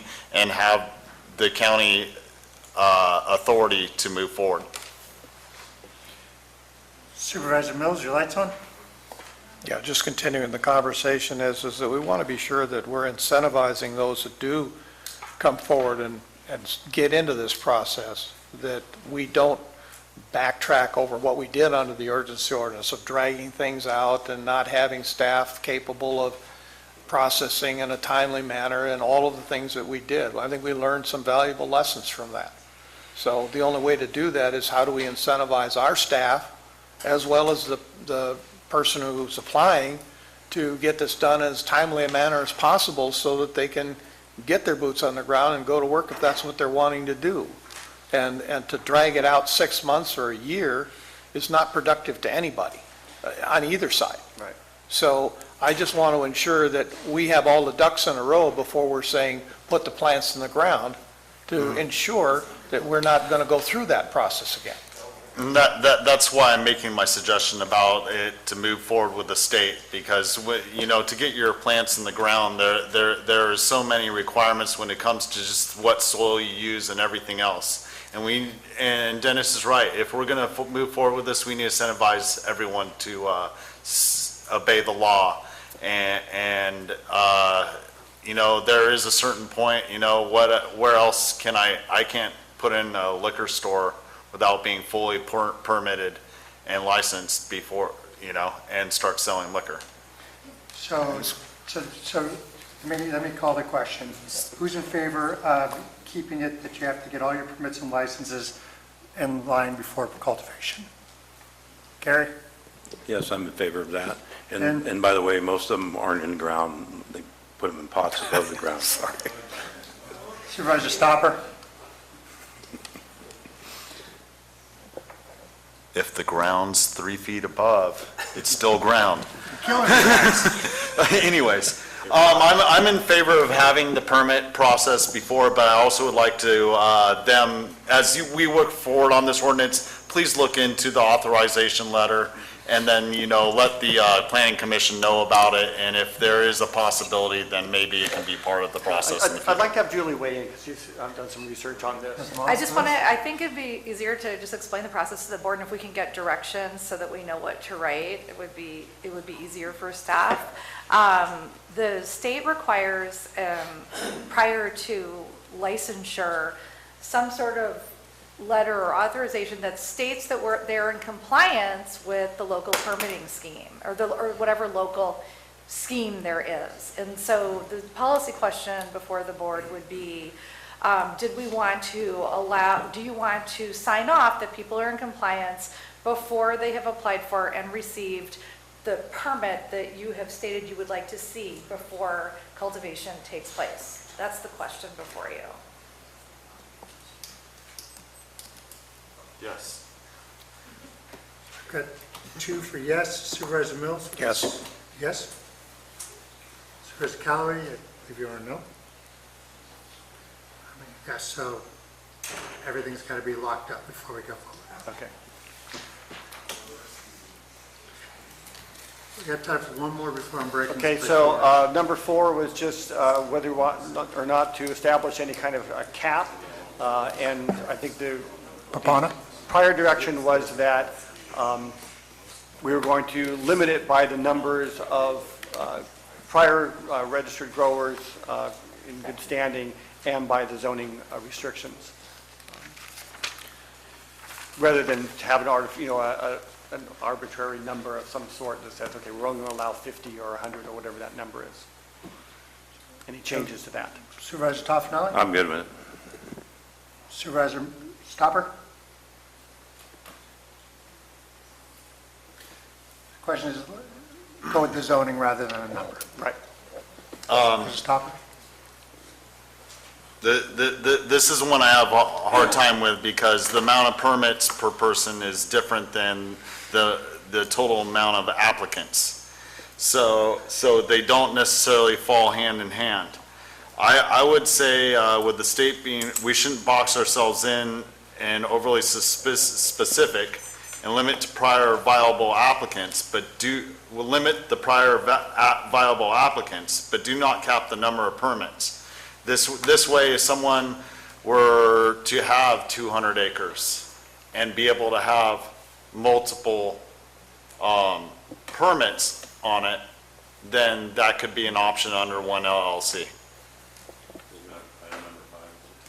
Well, it's they kind of go hand in hand, that's why I wrote them together. Let's do 4 first, we'll just check that off. I think they go. So the question stands, want a numerical cap or just use the zoning as we're moving forward? Use the zoning. Okay. Zoning. Zoning? Zoning. All right, there you go.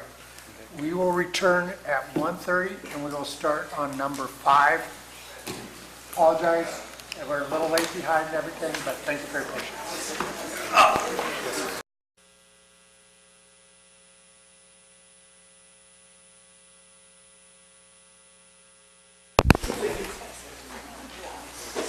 Good afternoon and welcome back to the Calaveras County Board of Supervisors meeting.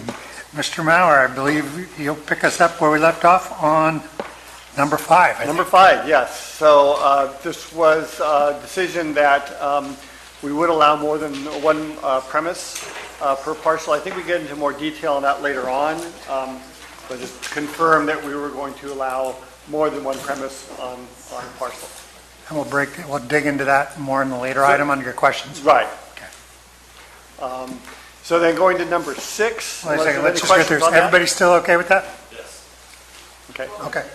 Number 5, that still holds. Multiple premises. Well, yeah, there was no change in the...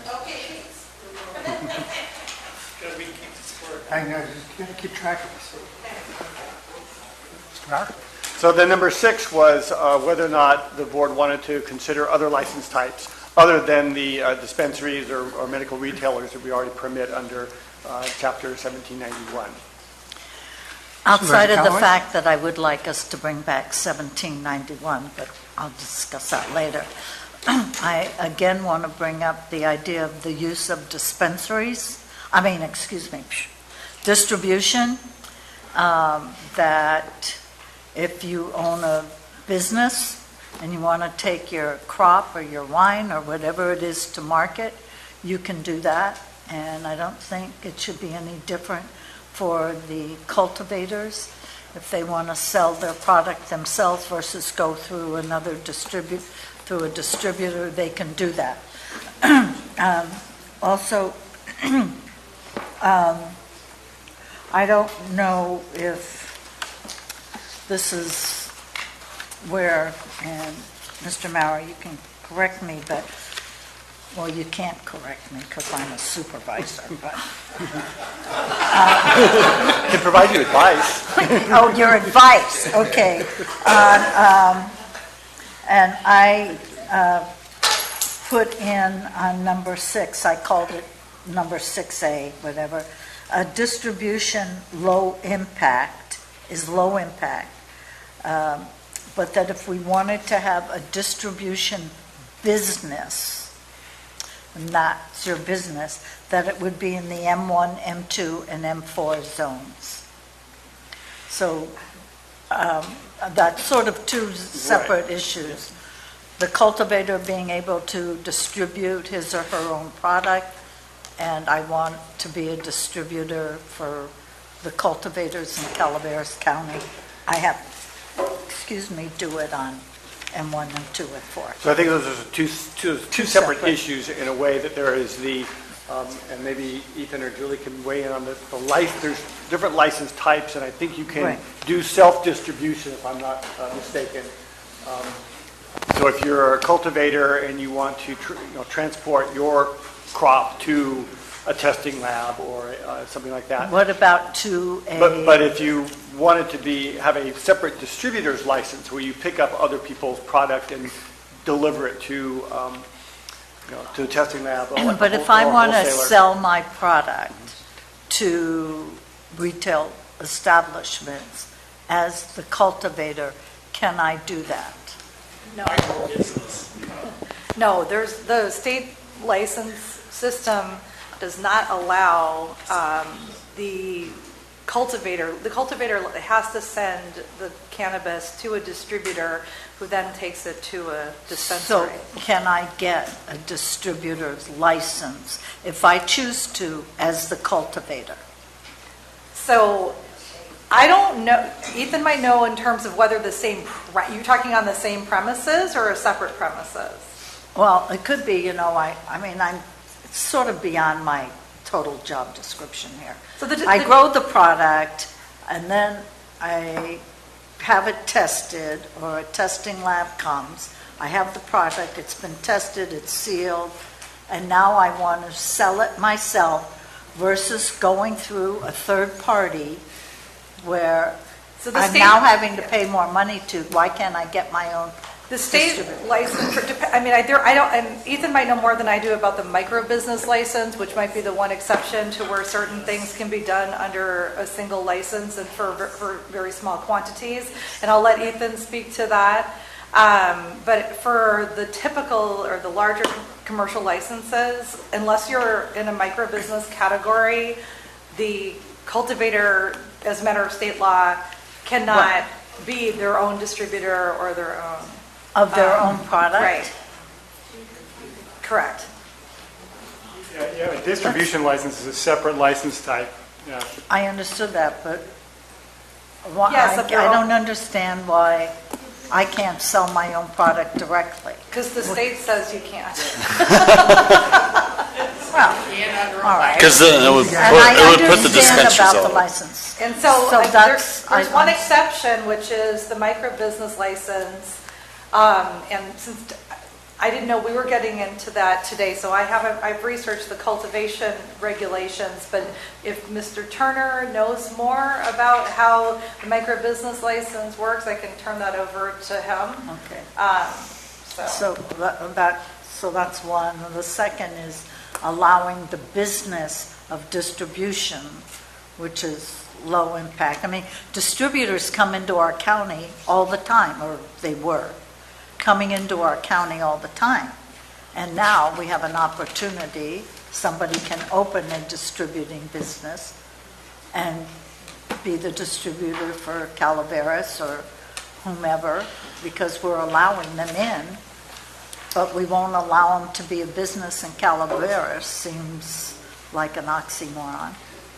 So perhaps the way to address this would be to hold the board to see if you want to discuss opening this up to things, to licenses other than cultivation, and if so, then we could get into the details of the types of license and what would be the appropriate zone. Well, and we may not be able to answer some of the questions because we haven't done that research. Supervisor Stopper? If we're to follow through with a use like this, I'm in favor of keeping the entire supply chain within the county. Distribution, processing, testing labs. I'm not willing to bring forward manufacturing right now. I mean, the general consensus right now is it goes boom. And even though we know there are other ways of processing, they're non-volatile. We aren't ready for manufacturing in Calaveras County, in my position, in my opinion. But distribution nurseries do need to be considered as part of this ordinance, or a ordinance. Distribution gives local control for taxation purposes and environmental compliance. Testing labs are something to consider also for local control environmentally, and can also help special districts such as our water, environmental health, and other agriculture such as grapes, et cetera, et cetera, et cetera.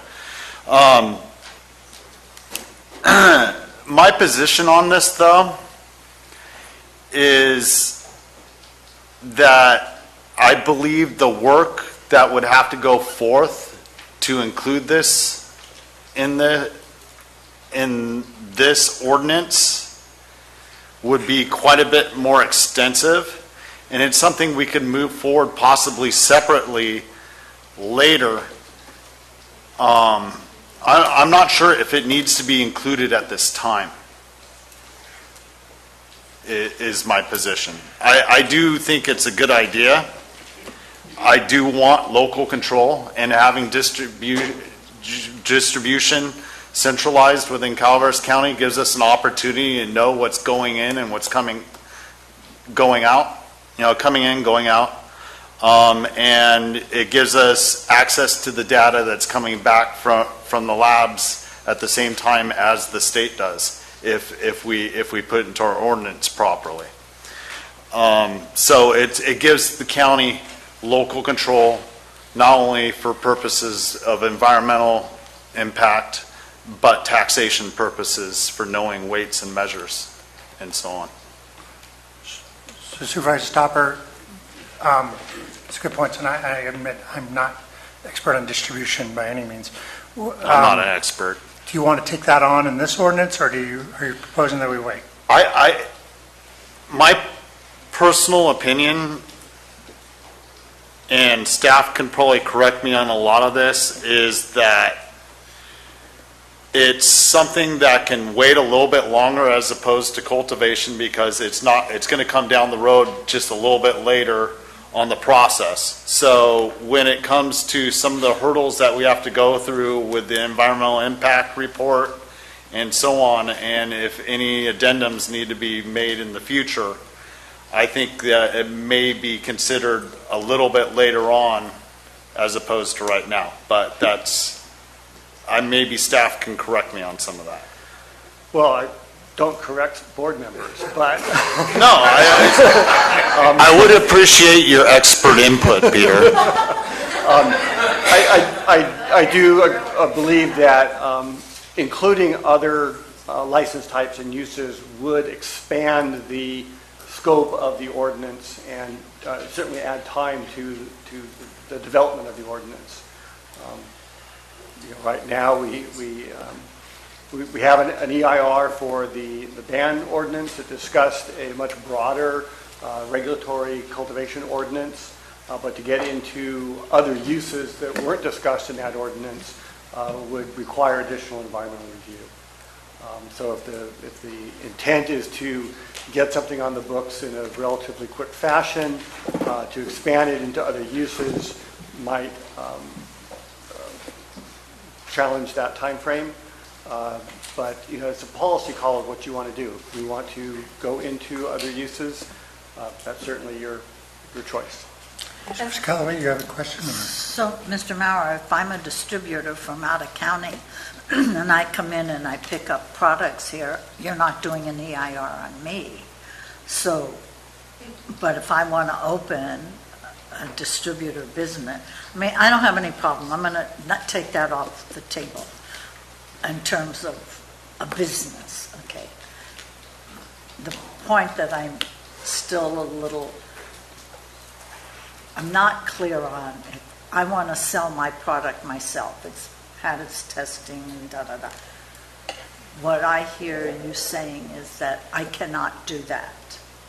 I thought I had remembered reading somewhere that I could. But other than through a micro-business license. Okay. That is my understanding. I'm just... I think, I know from talking with Ethan and Peter, we looked at the direction we had received at the first study session and prepared based on that. And since we thought we were doing cultivation only, we are not as prepared as we would be to answer questions you have of us, to the extent you have any on the other license types, but it's definitely a policy decision whether or not you want to add that now. It's all right. Let's see if we've got support around distribution. Supervisor Callaway, is it yes? I'm a yes. Supervisor Mills? I'm not in support of any other license types at this time. Supervisor Stopper? I am supportive of them, but it's how to proceed in the best way and is what I'm looking at. He's a yes. I'm going to let him speak for himself. Do you want to sit in his chair? She would love to sit in my chair. You can present your own opinion. I am. I can be supportive of it. But we can wait till after public comment to really nail out the final decision on it. But I can be supportive of working on it. I have always been supportive of adding distribution in it because of the local control that adds to it.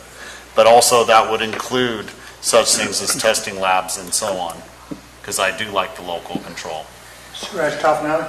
I don't think so at this time. I think we have staff's handful just this ordinance right now that we were talking about for cultivation. I think adding any more onto it with the general plan coming, and I just don't see it adding more onto it. I'm not a big fan of adding on to this either, but I think it's an important element. I don't know enough about it to frankly have a strong opinion on it, so I would like to learn more. Perhaps when we go about writing this, you guys will be more and you can take a look and something we can bring back and consider. But if it blows up the EIR and it has a whole lot of time, and it might be a step 2 as Supervisor Stopper suggested, I would like to learn more. because I just don't know enough to make a decision on that. So, I'm gonna agree with Jack. A step 2 is probably the best part of this process, and it definitely needs to be considered later. I think we definitely have a majority to move forward with it later, but let's be comprehensive on the cultivation right now. okay, So no change in it at this point. with the asterisk. Yeah.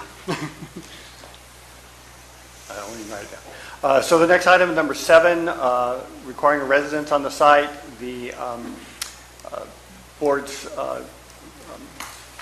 direction was that we're not going to require that there be a permanent residence on the site.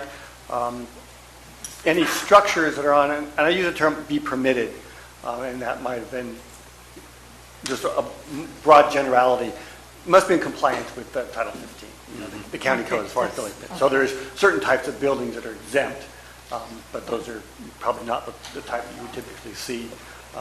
Anything that's being used for processing, you've got employees in there, they need to meet certain codes, and so that's, I believe, what the board's direction was on that. Any change? As long as they meet Title 15. Title 15 Same of as local building code. anyone else. Yes. Okay, thank you. Supervisor Mills?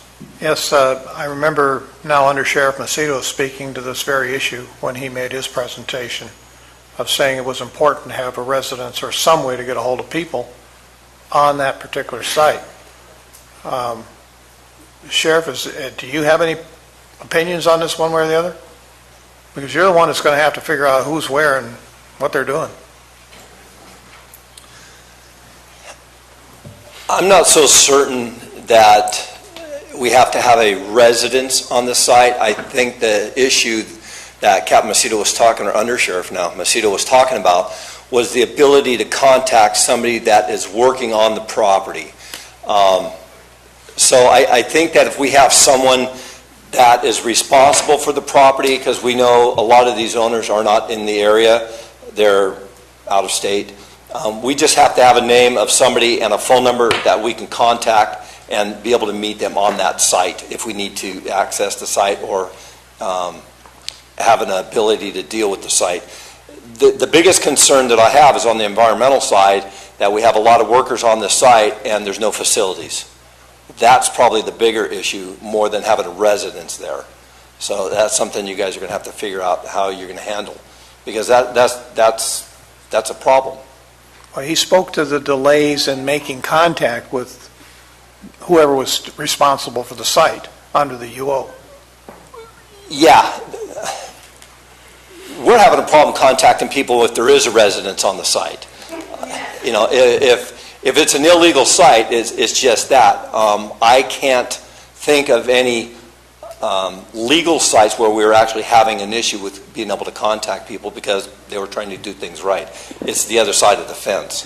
But still, if you're going to have a site that does not have some type of facilities for workers to utilize, then there's an environmental issue. That would be more my concern as opposed to having a residence on the site. I mean, if you guys are going to end up allowing people to do multiple sites on a single property, Bill over here owns, 100 acres. He's got three grows going on it. There has to be some type of facilities for these guys to use. I don't necessarily say that there has to be a house out there. Okay. Appreciate your comment. Supervisor Stopper? 15. Pardon me? Title 15. I'm sorry? Exactly. I concur with what they have written. No permanent residence needs to be there. I think a lot of the environmental issues and code compliance, if someone's doesn't have the proper facilities, we don't allow it to be on the ground as it is. And if someone's doing that, they're going to be violating code and possibly lose their license. So you better figure out how to get, somebody to ship out some blue rooms and turn them over frequently, because that's what you're going to have to do. Supervisor Stopper now? Yeah, there's in the farming industry, there's state standards. You can't just send workers out in the field to harvest or whatever and not have hand washing stations and have porta potties and what have you. So I think that's what needs to be incorporated in here, is whether the state requires plus a Title 15. And I would concur. Okay, so it seems like we've consensus that there's no permanent residence required, right?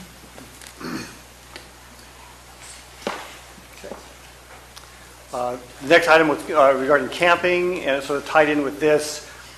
We do allow temporary campings on property under the current zoning ordinances, and those same standards would just apply. What we wouldn't want to see is sort of a permanent campsite set up, use of travel trailers or RVs and that kind of stuff that would be there on a more permanent basis. So Peter, under county code, there's an exception with correct registration for butte fire survivors that's currently on code. That's not going to change. That would not change. Thanks. What are your thoughts? How effective are we at enforcing camping and RV use on properties right now? I'd have to defer to code compliance on that one. I know that there are, a long list of complaints that they're dealing with. I don't know how many of them relate to camping. And I'm not talking about just cannabis farms. I'm just Right, no, talking I about understand. countywide. Yeah. And if we're going to write a law or have an ordinance in place that is not enforceable, that becomes almost a laughing stock. And this is one of those real sensitive issues where sometimes people, like in the butte fire zone, they need someplace to live. But in other places, I think it's been horribly abused. Well, I would say that a place that has a permit of some sort, whether it be just simply a building permit or a use permit, or in this case a cultivation permit, and we identify non-compliance, there's illegal camping going on, we won't issue that permit regardless of the type of permit it is until that violation of the code is brought into compliance. So if there's camping going on, we would not sign off on the cultivation permit, or if we do a reinspection and camping is going on, we could potentially revoke that permit. So that would be the same thing that we would see with any type of permit that we process. So it would not be just simply cannabis growers that would be subject to this. Of course, if there's no permits, someone just has acreage out in the woods and they're camping on it, we don't know about it because we don't go out there and we haven't received a complaint, and I'm sure that happens a lot. But without knowing about it, there's really nothing much we can do. I got a couple spots. You're here for a reason, I'm sure. I am. As far as the camping goes, that was one of the things that was a very big problem. People parking motorhomes, sleeping in tents, and again, we're back to the facilities issues. The people that we found with the motorhomes were just dumping their sewage on the ground. There cannot be any camping at all. I know that the county code says that you can camp for 14 days in a calendar year and not in one place, meaning one property, for more than that 14 days in any 30 consecutive days. So basically, they can be there for 14 days. They have to leave to go to another property somewhere else, and they can't come back to that place for the remainder of the year. And it just goes back to having a facility for these folks, and if they're going to be staying on site, they have to have some type of facilities if they're going to be sleeping and living and tending to their farms. And I think that's where Captain Macedo was talking about having a residence on the property because of the facility issues. The camping, we're doing flyovers, so we're going to be seeing the mobile homes and the camp tents and stuff like that out on these properties. So we'll be able to deal with that along with working with code compliance. But they cannot camp on these sites, period. It's just not feasible. I know the county code, and Peter can correct me if I'm wrong, is that if you actively have a building permit on your property, you can camp on your property while your home is being built. That's a different story. So we allow a temporary permit for under construction. So while someone's building a house, they can use an RV or a travel trailer for temporary housing under construction. It's always struck me that our current codes are sufficient. I understand what you're saying, Sheriff, But, then we're going to start saying, if your aunt comes by for 2 weeks, we could start, I don't want to set up we've already got a second class of citizen that we're making people feel like, if we start saying, we're not even going to let you park a van there or a trailer there for 2 weeks and stay within our code, I don't know, that seems... I don't have a problem with them staying in the trailer for 2 weeks. But if they... It's after the 2 weeks. And then that's a breaking of the code. Exactly. And that's my point. That's, okay, maybe I need to be a little more specific. It's not the camping part of it. It's beyond that camping that they continue to stay there. And again, it falls back to the facilities. And that's covered for the most part in the existing. Yes. Okay. Mr. Stauber? I can agree with camping and use of an RV will be prohibited except as permitted in county code. Hold everyone the same standard. Okay. Supervisor Mills, do you have something else you want to add, or you want to weigh in on this? That's weigh in on the same thing. We have a code in place, let's enforce it. Great. Supervisor Toffenelli? No, we have a county code. So. Supervisor Callaway? Fine. There you go. Okay. And then we decided that any appeals of the decisions on a cannabis registration application would be handled through the 806 code provisions rather than appeals hearing to the Planning Commission, except for a CUP where that already has a provision to go to the Planning Commission. Well, it goes to the Commission already. Supervisor Mills, you want to start? How long are we going to drag people through an appeals process this time? It will be moved forward and quicker. Is it going to be short and sweet, or is it going to be going out 4 to 6 months? Well, we are required to hold a hearing within 45 days of an appeal from the Planning Commission to the board. If we go with the conditional use permit, the commission would be the approving authority with the right to appeal to the board. If it's a ministerial type permit that the planning department would issue, then they would have a right to appeal that to a hearing officer provision set up through 806. And Ethan, can you tell me what's the time frame that those appeals typically take? Those hearings can be set very quickly, and they can occur very quickly. In the past 2 years, we usually can set a hearing up within 15 days. And then once there's a ruling, it's final. So you could be within 30 days, through absolutely. the process? Yeah. Supervisor Stopper? I'm fine with the administrative hearing process. I don't want to put our planning commissioners through what we had to go through. Well, we had it too. Supervisor Toffenelli, where are you? Yeah, I think the hearing officer, once we went to that, it sped everything along. So Ethan was involved in it, so I'm good with that. Supervisor Callaway? Yes. Yes. Okay. Then, let's see, permit renewals. You had decided you wanted an annual renewal process. Opinions, Supervisor Callaway? I'm fine with that to a certain point. I think if you've been on good behavior or whatever, done everything for 5 years, we should be able to move to a 2-year, 3-year. I mean, we're continually making work not only for ourselves, but for the business, and I don't understand why we have to do it forever. I mean, without a cap on it. I also am wondering if development agreements would be in this process. I think that's a whole different issue to deal with. Because, we'll probably discuss that on I bring it up because this board might be saying, yes, you can have a business, and in 2 years there's another board and the rug's pulled out from them. So if someone wants a development agreement, we're not. I mean, they're not unique to Calaveras. Could that be possible, and why would it be?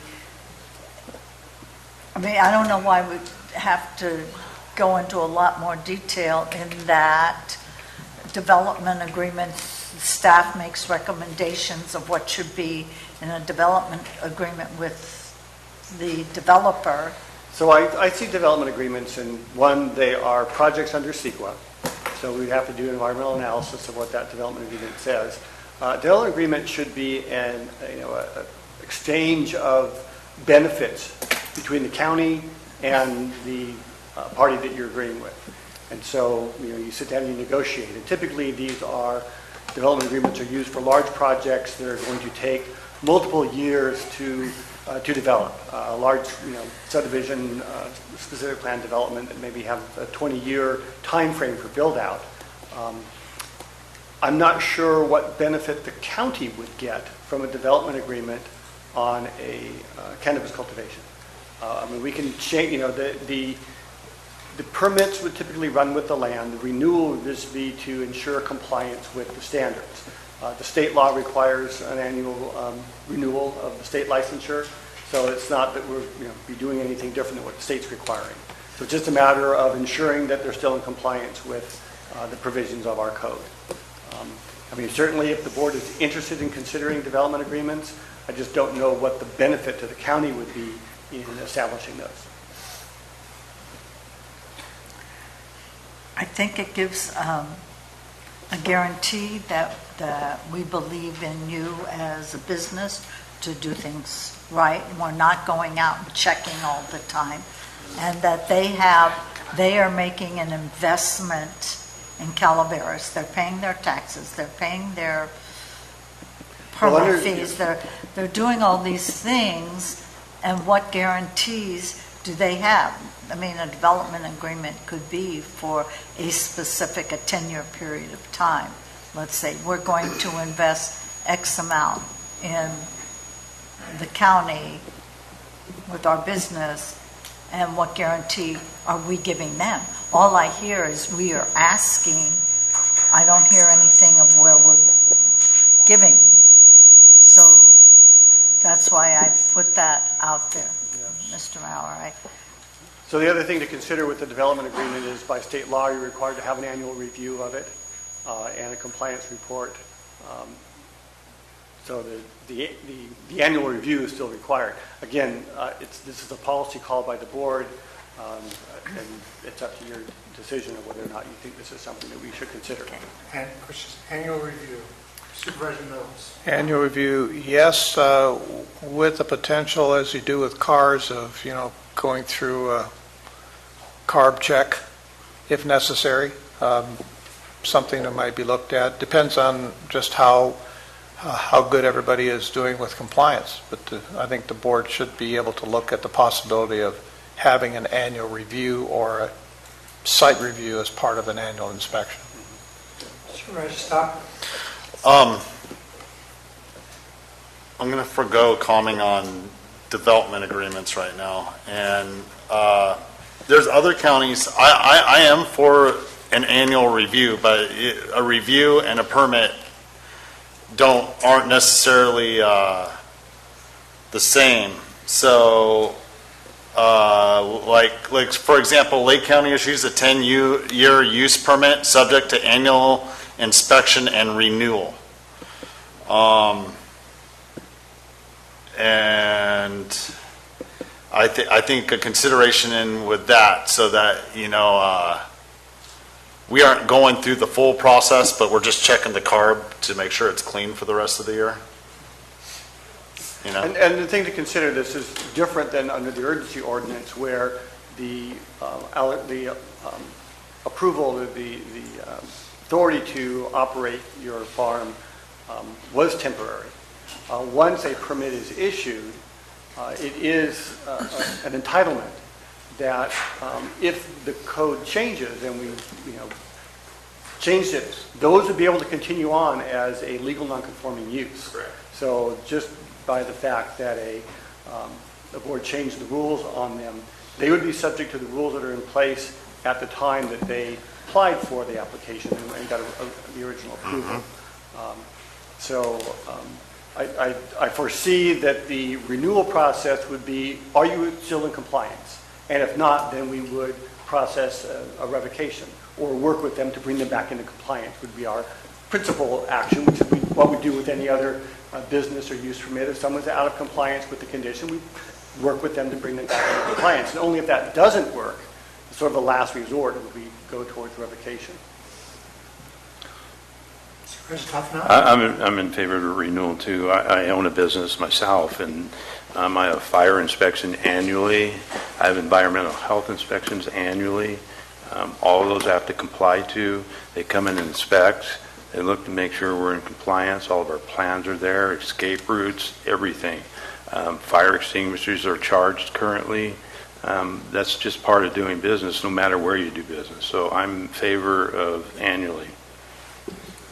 It's just the way it's done everywhere. So Supervisor Toffenelli is a yes for annual renewal. Yes. Supervisor Stopper is a yes?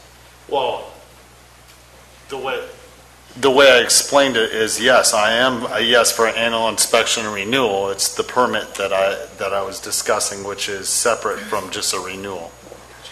Supervisor Mills? Yeah, I started with annual inspection and review. Supervisor Callaway? Yes.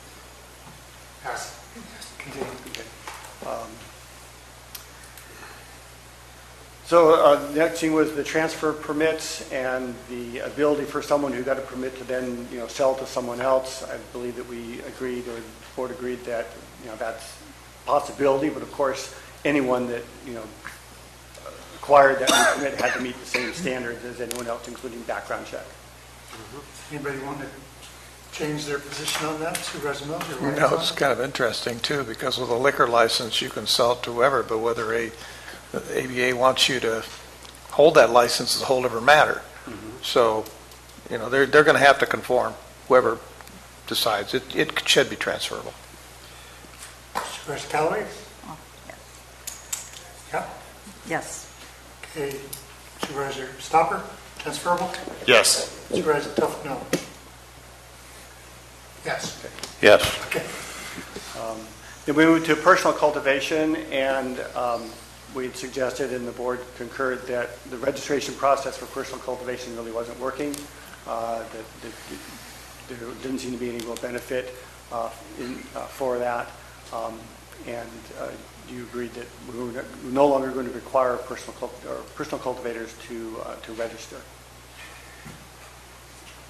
Question is, do we still on board for letting people not register? Yes. Supervisor Mills? 6 plants, yes.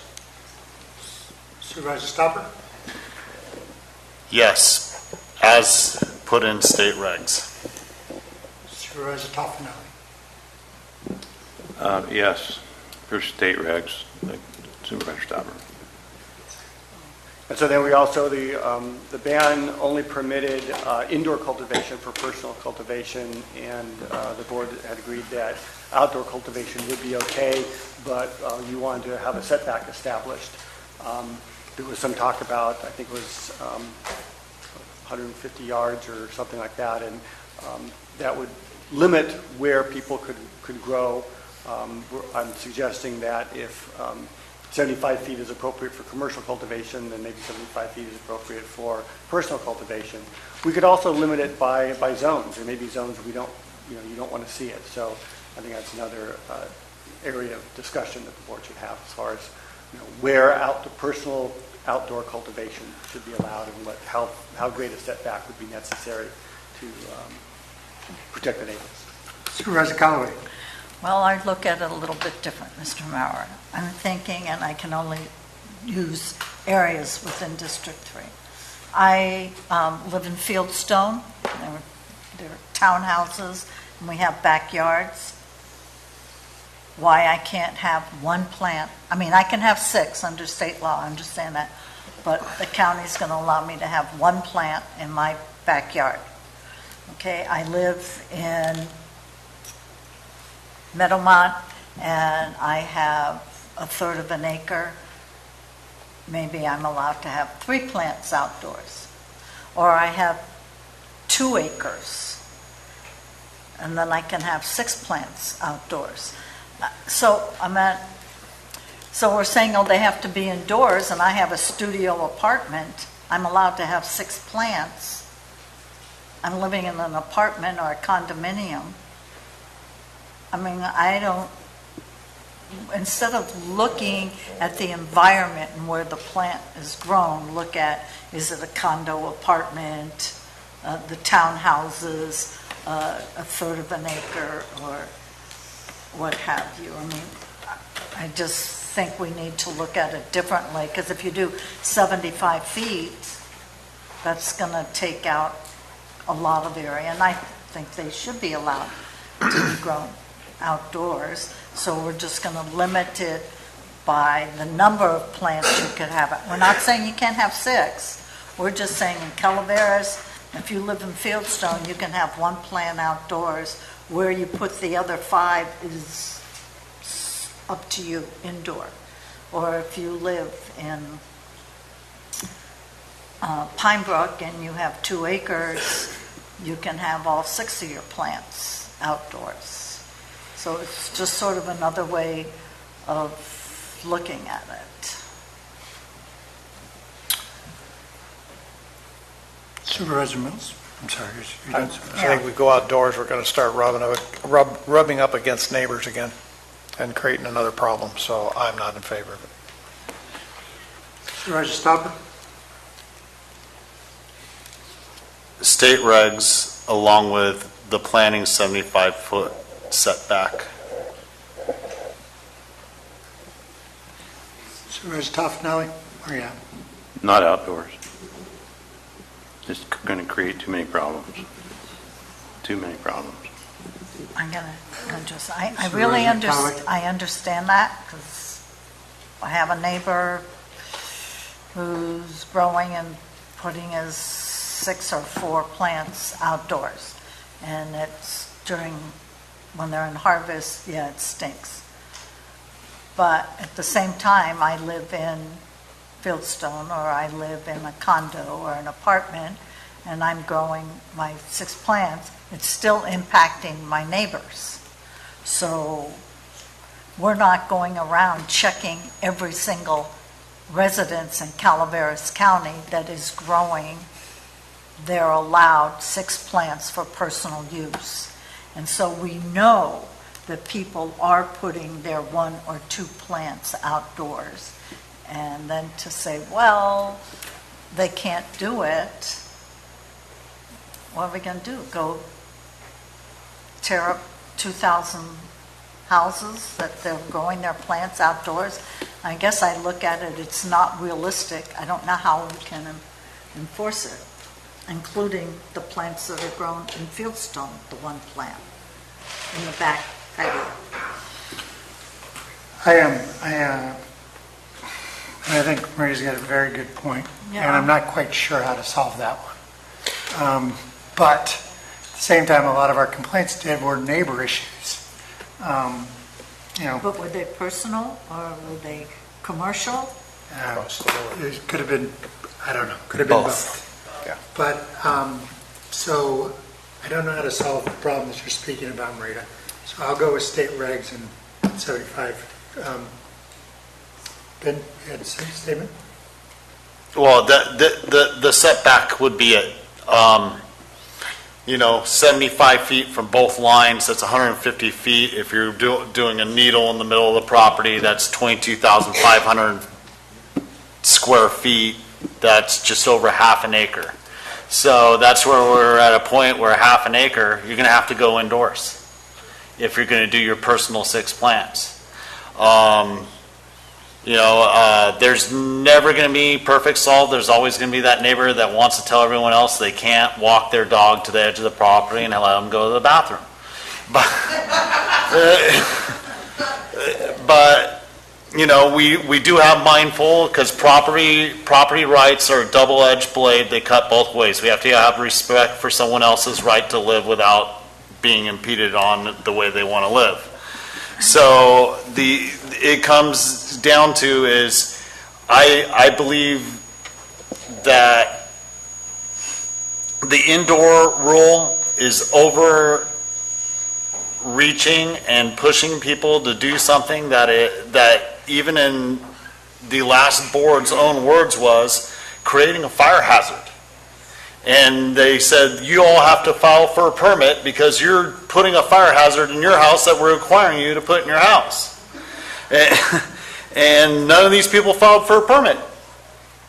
I mean, very few did.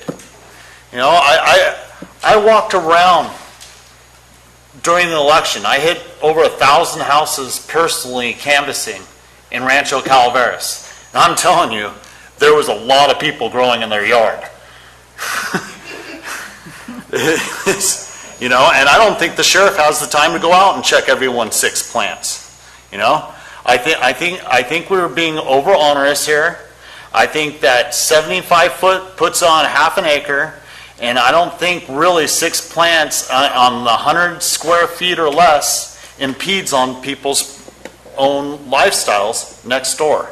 So state regs, 75 foot setback. Mr. Maurer, I have a question. That's 75 feet from where to where? From the plants to the property.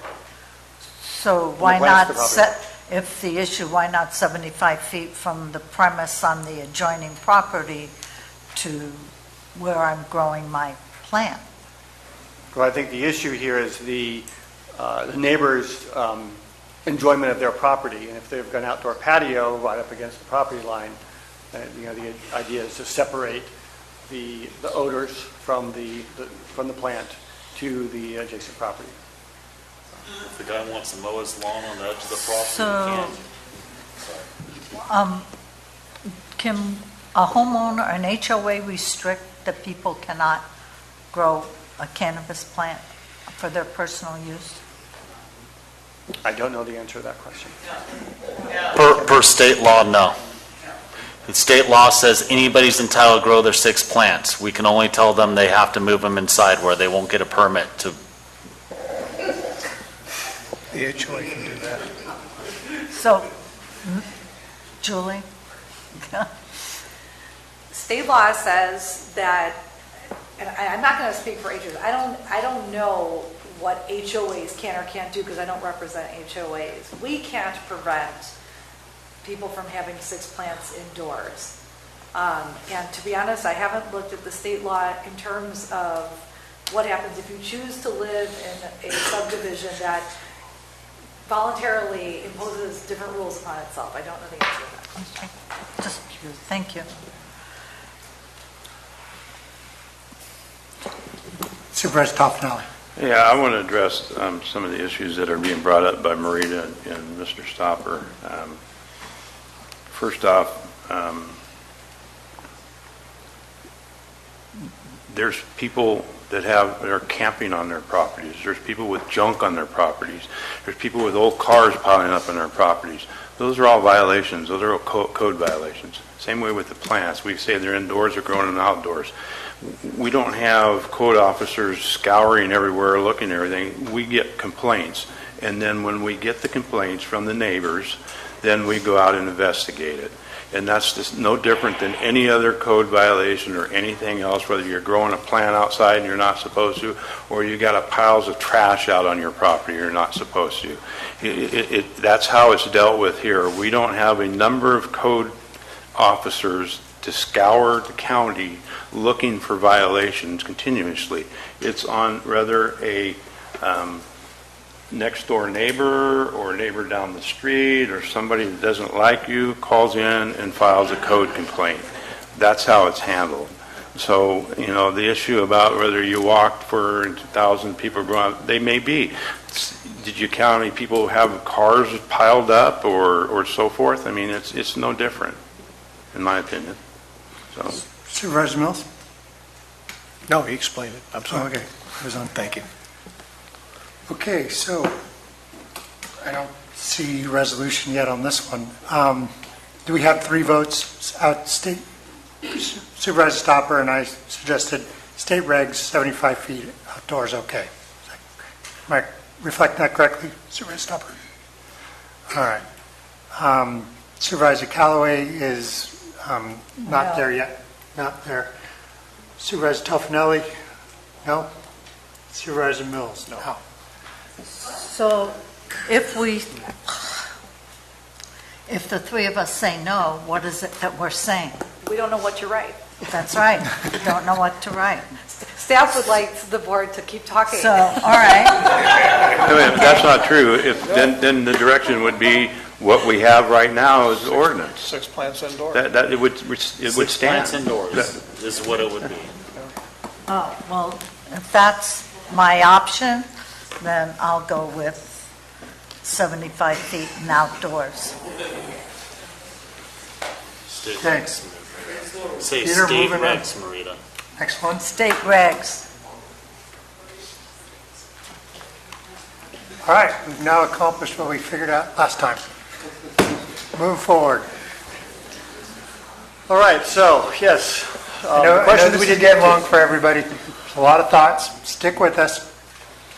And we discussed this to some degree already, and this had to do with the discretionary permit. I think we've come to the conclusion that conditional use permit is appropriate. Was there any further discussion on item 14?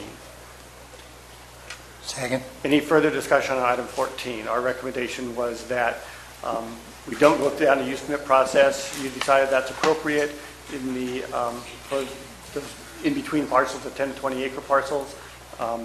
And then someone who wants to rezone their property, that's also an option. Was there any further discussion on this issue? I think it's all addressed in number 3. Supervisor Mills? I see it addressed in number 2C, the no RR. Okay. Anybody else have concerns or feel we haven't addressed those issues? Good. So then we move to co-location. There was a decision to allow for co-location. We need to sort of iron that out a little bit more as to what's the minimum parcel size, how many sites, and do you want to have a cap on the number of co-located premises? Supervisor Mills, you want to start? No? Your light was on. So. Supervisor Stopper. Around the state, other jurisdictions are recommending a minimum of 40 acres for co-location. Other than this, the scale recommended is agreeable. I think starting them at 20 is too small, and will start impeding. It would be hard to fit what we're doing on 20 acres. I think we should move it up. And the scale, and I think there's a maximum set forth by the state to some end. I'm not totally sure or recall exactly what I read. It's been a while, but it may be somewhere in the vicinity of 4 per 100. I'm not, but I could be mistaken again. So but that's something to consider as we're riding forward. We don't want to. Mr. Maurer, under the direction we just gave prior, minimum acre of 20, so any co-location would have a minimum of 40. Correct. So we might have already gotten ourselves there. Just want to make sure. Am I doing that right?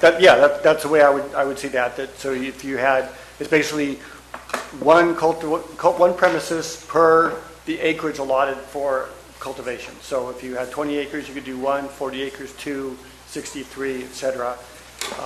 And that seems reasonable. Then the question then would be whether or not you want to cap it. Is it 5? Is it something else? Supervisor Stopper, your light's still on. What do you think?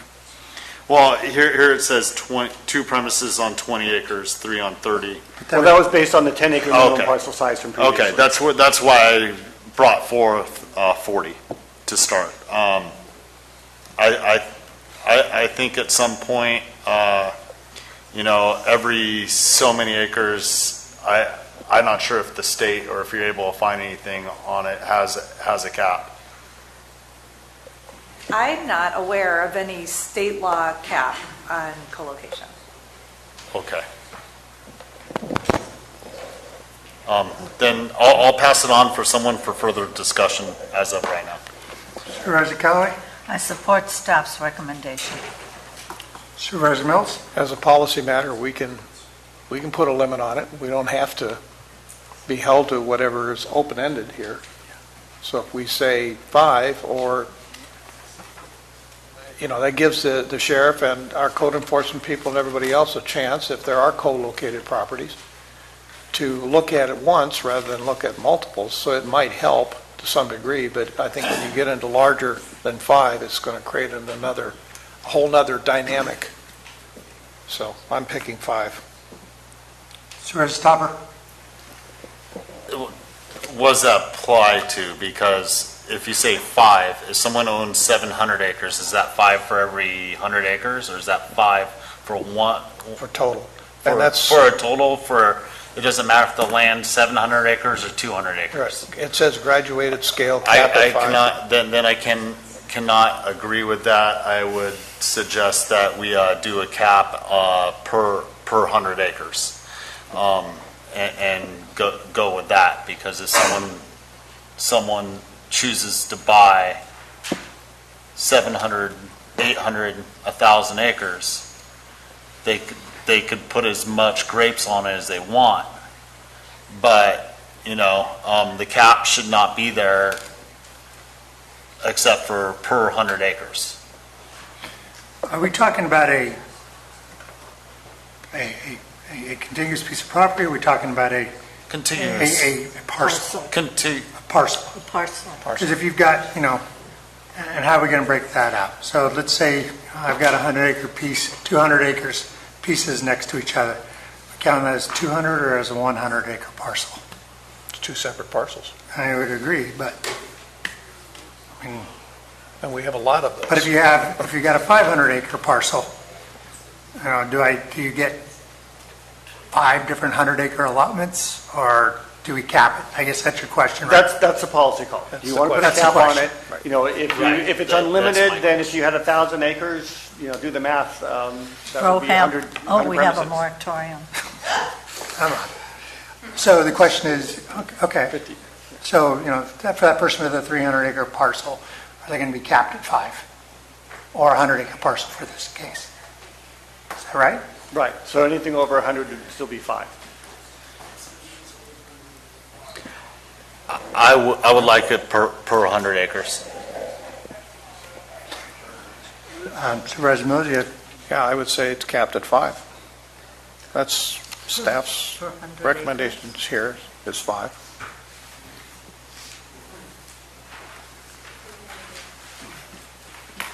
I think per parcel, I think you got to cap it. Otherwise, you're going to end up, some of these big parcels could end up with 20 acres under cultivation or more. That's right. And then you're dealing with it's just a big impact. Thank you.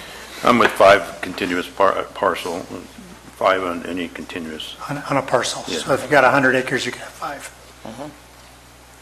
I would agree. All right. There's 3.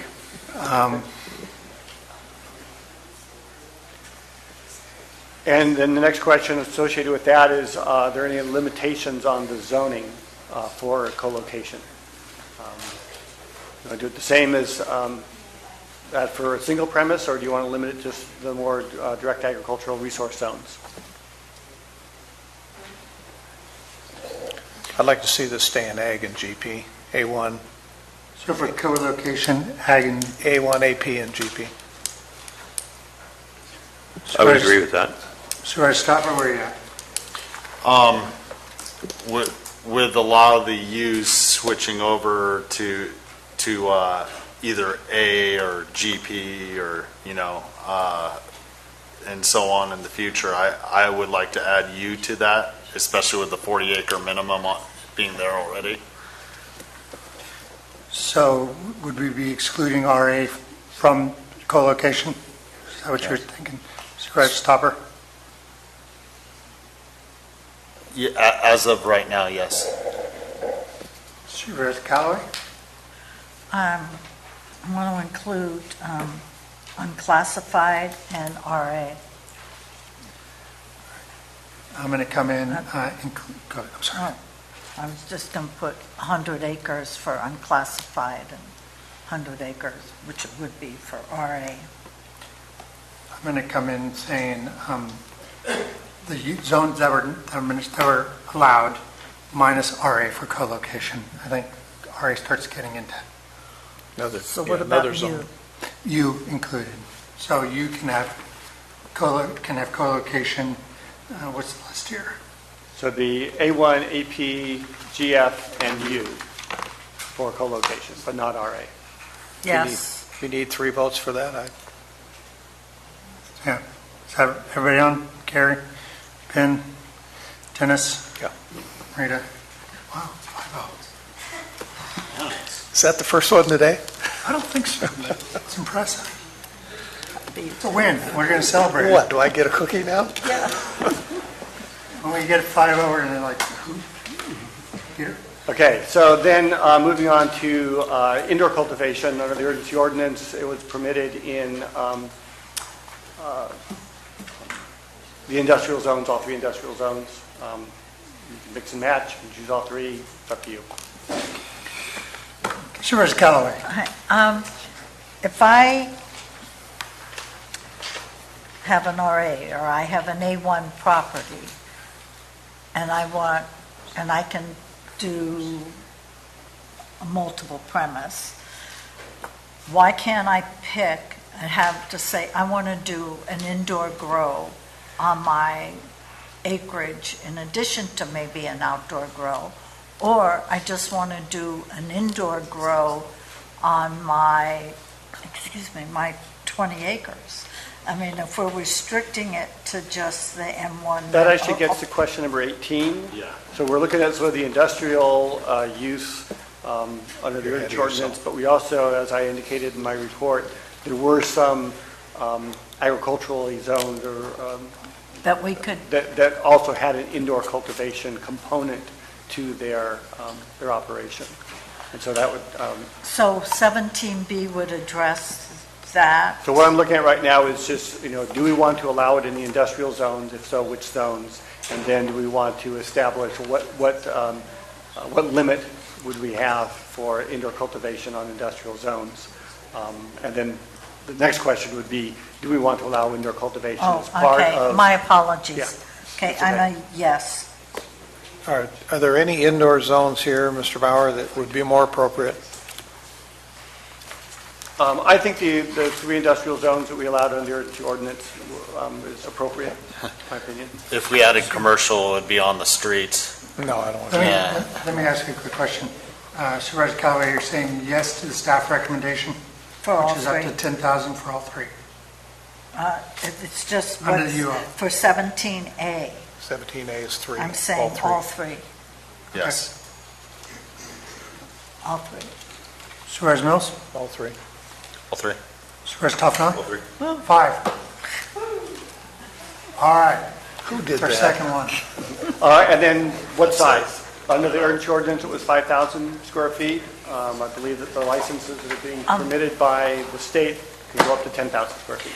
Mr. Bauer, I thought I read in the staff report that it said 10,000. It says, yeah, right. Under 17B. That's state, yeah. It says staff recommends, et cetera, and the maximum was up to 10,000, a small indoor state. Staff recommends that this limitation be retained. I guess Last I just, sentence. highlighted the wrong section there. Aha. So are you saying 10,000 or are If you that's what we saying? had under the urgency ordinance, I would say yes, we might as well keep that. I don't know that we had any complaints associated with indoor cultivation on industrial sites, and so it didn't seem to be as big of an issue as we had with the outdoor cultivation. So I would recommend that we go with that. You recommend 10? 10. Okay, yes. Did we have any 10,000 at the time? It's a lot of building. That's a lot of building. But it's not good. I don't recall anybody actually hitting that number. The retainment of power to be able to facilitate that right now is a whole nother hurdle. So, I mean, you can say, yeah, go ahead, go for your 10. Three-phase. Whether someone's going to be able to attain 3-phase and get that to their property is going to be a whole nother issue. So, shoot for it. Supervisor Mills, where are you at? If they can do it, if they can get it done in 10,000. All right. Supervisor Stopper? 10,000. Supervisor Toffenali? 10,000. Damn. 5.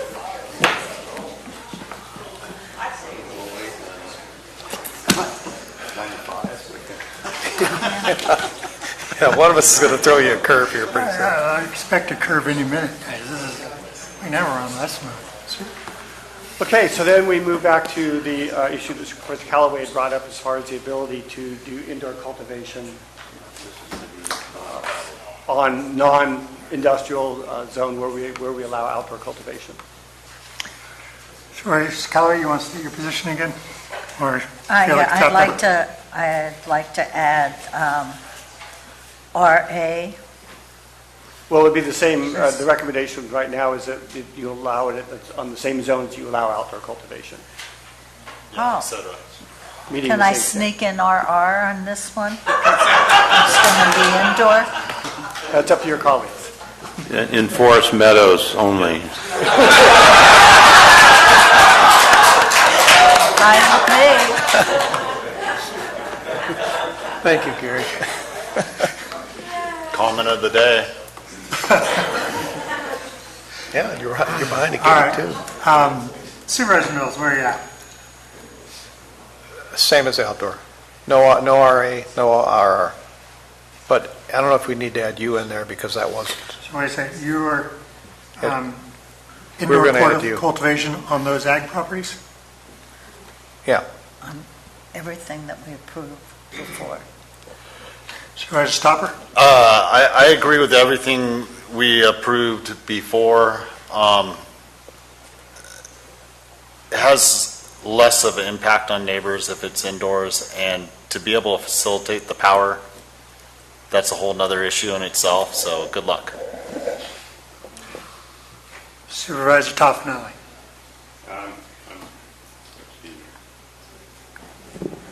Yeah, and the ag's fine. Yeah, I'm not a big fan of putting buildings all over the place, but I think Supervisor Stopper's got a good point. It's a hell of a hurdle to get over. It is, but we would allow barns on any other ag property, so. There we go again, 5. So just to clarify, that was on just the ag zones or on the basically indoor the same cultivation. as you're allowing for outdoor cultivation? Okay. Well, we said, hang on a second. Okay. Thank you. So then the next issue is regarding sensitive uses, and the state has identified what they have as sensitive uses: schools, daycare, youth centers. There could be other sensitive uses, and there's been discussion in the past as far as bus stops and churches and parks. We would need to clearly define them in the code, but I think that parks might be something that where children would congregate, and there might be a concern about having cultivation, outdoor cultivation that close. So that's a policy call for you. Turning back to you guys. I mean, it's not the kids that are grousing about the smell of cannabis, it's the adults. So maybe we don't want it next to shopping centers or wherever adults go. I'm fine with adding parks and as staff recommended, and that's all. One of the big rubs in my district was bus stops, and they don't move. I mean, year over year, they're generally in the same location to the point where I now have signs installed before and after bus stops. So, and it wasn't the parents that were grousing about it, believe it or not, it was the kids. So I would like to see the bus stops in there, along with the parks. Yeah, I'm in agreement with Supervisor Mills. I had complaints about bus stops, Person Road, other areas, Pettinger. And the next question would be the distance, but Supervisor Stopper, where are you on this? I'm in agreement with their recommendation as it sits with public parks. I concur. Keep it out parks. Okay, so Next question is the distance? Is that a question? Well, wait a minute, the So- bus stops? No. No, bus stops, no. Supervisor Stopper, bus stops. Toffenelli, Supervisor Toffenelli, you were for bus stops. It's 3-2. Right. And then the other next question is the distance. 600 is the state standard. 1,000 feet under the urgency ordinance. You also have 1,000 feet separation under the dispensary ordinance. I'm on state standard. The more we can go with the state, the easier it is for everyone. Well, since we're already at 1,000 feet for 17.91, this would keep a uniform standard throughout the county for us. I would stay at the 1,000 feet. Supervisor Stopper? I'm fine with 1,000 feet. I mean, no one's should be within that now, so. Supervisor Toffenali? I'm good with 1,000 feet. I am too, 4-1.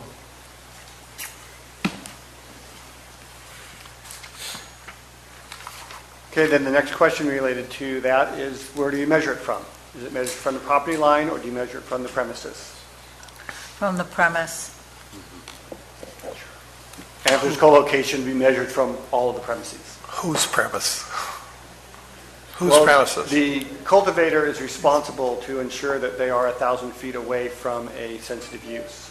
And so they would need to locate their premise 1,000 feet away from that use. As long as we maintain that before, that's the standard, it's already been basically set. Why would we change it? because Well, the difference is between whether it's from the property line or the premise. The previous requirement was from the property line. And my suggestion is don't make it good one way in one ordinance and then make it different in another one. We need to fix the UO. We don't have a UO. I know, but if you said the UO wasn't good in the No, past. I'm not talking about the UO. I'm talking about 1791, sir. Okay. So Supervisor Mills, you want to go from the property line? Anybody else want to weigh in? Supervisor Toffenali? We always change it. Well, when you're talking about schools and other things, you have to, it's not from the premise of the school, it's from the property, the state property, going to where the actual activity is going on. So I think it has to go from a property line. It's not that the sensitive use has to locate away from, it's where the cultivation site is located, so it's measured in that direction.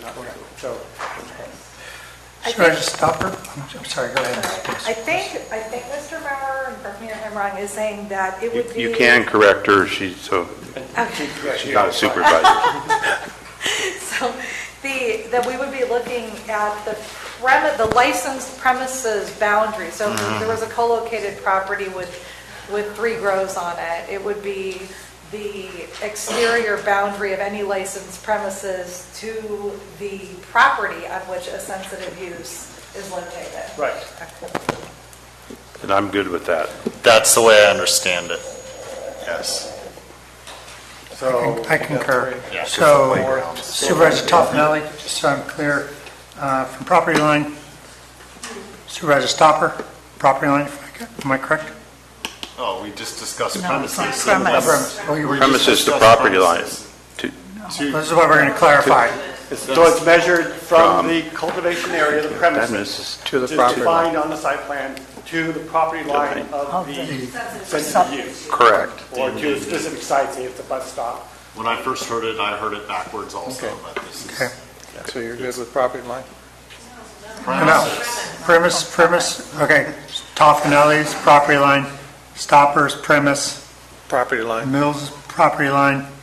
premise. Premise, I'll go in with premise as well. That's what you wanted, right, Gary? Yeah. Okay. I So we wanted- got 4-1. So we got 4-1. Got 4-1? Yes. Okay, there you go. How'd that work? Right. So then next would be the setback of the premises to the property line on the parcel that it's located. How big of a setback? Did that work well under the UO? Depends on your point of reference. I would like to separate this out into 2 parts, because I think indoor cultivation has a different impact to the neighboring property as it would be to outdoor. I don't think there is an impact necessarily as much from an indoor cultivation unit, as the smell and light should not be onerous from outside the building if they're doing it correctly. So I think a indoor cultivation site should not necessarily have anywhere near the setbacks that outdoor cultivation site has.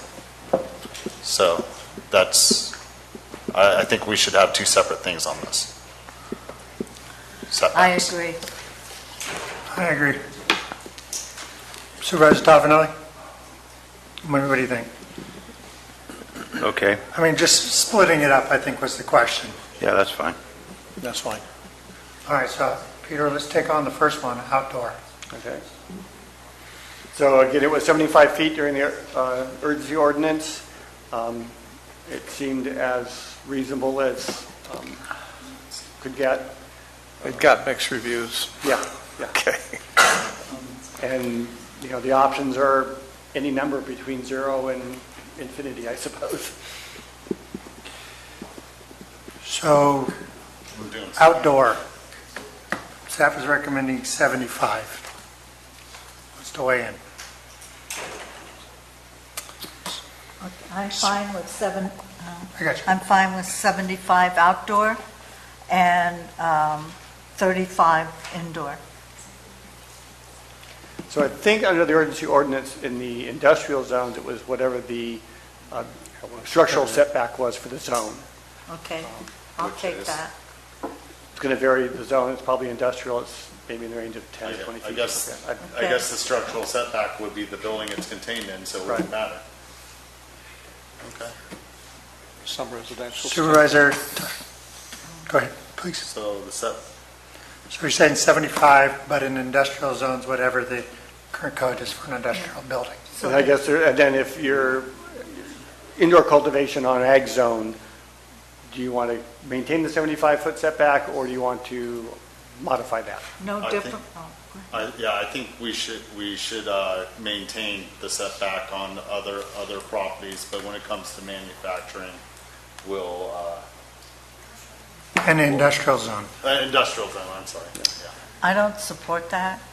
If whatever might be a setback if you're going to build, as Gary mentioned, you can build a barn on your property or a tulip shed or whatever it is you want, then, and it's an indoor grow, and we've already said indoor grows have a minimal impact compared to an outdoor grow. And you want to put a building up for an indoor grow on your A1 property, then I don't think it needs to be a 75-foot setback. The typical And I- setback for those larger agricultural zones is 30 feet. I support 30 feet for indoor grow, for an indoor grow on Anything. outdoor, non-commercial. I guess the way to put it would be for every zone that indoor growing is being allowed, it would be the setbacks that the buildings would have to be set back from the property line, would be the way I would introduce it into it, but that's just my opinion. And then we can debate outdoor. So you're suggesting we break this down. So let's break this down. Industrial indoor setbacks, Supervisor Stopper is saying is 30 feet or what the code currently stands. What the code says for the building that it would reside within. Okay, I agree with that. So Supervisor Toffenelli, you want to weigh in or? On that issue? Yeah. I'm fine with that. Supervisor Mills? I'm good. It's another 5-0. Outdoor. See, this is where we had that drug ball again, that 75 feet in some cases wasn't enough, and it did create some conflict. So, I wouldn't be in favor of 75 feet again. I think it created a lot of conflicts between neighbors. I would like to see to at least increase to at least a minimum 150 feet. it's not something we couldn't revisit later. I mean, we're talking 20 acres minimum on the minimum parcel sizes here in some of these. Supervisor Callaway? I don't want to go towards revisiting things later. This is difficult enough as it is. you know, there's a huge difference between 75 feet and 150 feet. Staff's recommending 75 for the setback on an outdoor grow on a legally approved zone, minimum 20-acre parcel. So I support the 75 feet. Supervisor Stopper?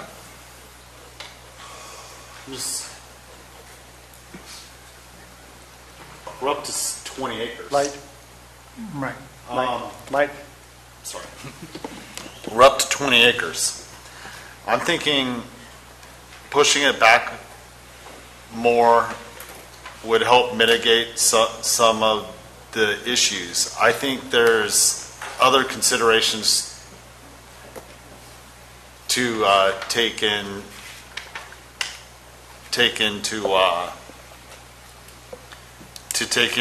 throughout here. I mean, I would be fine with 75 feet, but I think there's more to it than just 75 feet. I've just to say, I'm at 150 only because of some of the difficulties that we ran into, even in the denial phase, as they were coming to us at the board. That number kept cropping up. That 75 kept cropping up. Sorry, I'm just doing some math. No, it's okay. Take your time. So maybe I could weigh in. The reason why we recommended that we stick with the 75 feet, if the purpose is to allow those cultivators who were previously registered and they were at 75 feet, if we changed it to a higher number, that might preclude their ability to get a provisional license because they would have to relocate the premises from where they were at before. That's not a judgment call, that's just a... I'm okay with the 75 feet. I'm not trying to advocate for that, I just want to let you know that that was why we selected that number, was the purpose was to allow those who were previously registered to meet the current... 75. Yeah, 75. You got 3 votes. 3 Callaway, Stopper, Garman. There is, I guess, one way we could, if you were concerned about that distance, and Julie may kick me on this one, whether we have a standard for a new cultivation site that's greater than that. So if you qualify under the immediate provisions of, re-permitting the existing cultivation site, but if you're relocating to a new site or something else, then a greater setback could be an option. Mr. Maurer, I'm not going to kick you. I'm going to buy you lunch because that would be an answer, to push the new sites out to the 150. Is there any interest on part of the board in revisiting, or are we still good where we're at? I would support that. Well, of the 3 that voted to allow to 75, does anybody want to change their vote? Seeing, stay where we are. 75 feet. I mean, unless we can bring it back up. You all good? Supervisor Stopper? He's a swing vote here in this, I think. It's the... Please don't call me that. The future properties is something that needs to be continuing the discussion. Let's stick with 75 feet for now. This still has to go through the planning commission, then it comes back to the board. If there's anything enlightening, we can make that change later. Thank you. We're going to take a break at 3 o'clock, so let's see if we get one more question done. So fencing. Whoa. I want to make sure. Indoor grow. Meets the zoning setback regardless of the zone. So if it's industrial zone, you've got a fairly small setback. If you're in ag zone, you've got whatever the ag zone is, I believe it's 30 feet for Okay. indoor. All right, thank you. Yeah. Fencing? So under the fencing requirement, we had a solid fence that was intended to provide screening of the plants. Due to the topography, that didn't always provide screening, and in some cases we felt that sometimes the fencing was more of an eyesore than the plants. There are no state requirements for fencing. It's totally up to the cultivator to provide their own security. I would suspect that most cultivators here want to have fencing to keep animals out, if nothing else, maybe two-legged as well as four-legged. But the options are, we don't require any and let the cultivator decide how they want to secure their crop. We require something that's, chain link or field fencing to provide security for trespassing, or we try to screen it again with some type of solid fencing. I'd like to hear from the sheriff on this one. I want to weigh in real quick, and so far as, that was the one thing I really did not like about the emergency ordinance is it isn't blighted. Everything, when we tried, we thought it was a good idea, but in hindsight, I think you guys nailed it. I mean, it just didn't work. Because the black visqueen was all over the place. It just There's made it garage doors up around one near Rancho. just blight. Sheriff, I'm sorry. It's okay, you're the chair, you can talk all you want. Supervisor Mills asked you. What would you like to see? The concern for the sheriff's office is not only for the growers having trespassers coming and stealing their crops. My concern is kids going in. I'm not saying it's going to happen, but there's a potential for kids to go in and steal marijuana. That's the biggest issue that I see. We had an issue, or back in 2015, we had a triple homicide because people came into a crop and they were able to sneak into it from the backside and steal a bunch of marijuana. It's an issue. I don't know, you're talking about a half an acre property. I understand that when you drive over, it doesn't stop the view of the marijuana. And again, my concern isn't stopping the view of seeing the marijuana. My concern is the control of keeping the marijuana inside of the fencing. One of the things that we had in the UO was that they had to have some type of secured fencing, and you're right, people were putting up the plastic and we were having people take a pocket knife and cut through the plastic, go and steal the marijuana. It's an issue. If you're going to have a commodity now that is going to be legal in the county, now we're going to be taking theft reports for marijuana being stolen. So if you don't have a way to secure it, Sender's Market has fencing around their property. You've got fencing around your property to protect your items inside of your fencing, inside of on your property. So fencing for me is golden. If you can secure the property or just the grow, that's good for us. Again, you folks have that decision to make on whether you want to implement that upon these folks. For us, anytime you have a secured area, it makes our job easier. The reason for the question was, I don't want to make a chain link fencing company rich. If as long as the statement is that it be secured from children, if that's the ultimate goal, what type of fencing it is should be left up to the individual. And I agree. Again, I'm not so much concerned about what type of fencing, just something that makes it secure. Honestly, if it was me, I would love to have all indoor grows because now it's all secure. True. But that's not an option. So if there's a way for you folks to implement some type of security to make our jobs easier and protect their property, again, that's on you folks. I don't want to specify the type of fencing. No. I am more interested in ensuring that the needs are met from the sheriff's department. I would like to see the grow itself secured.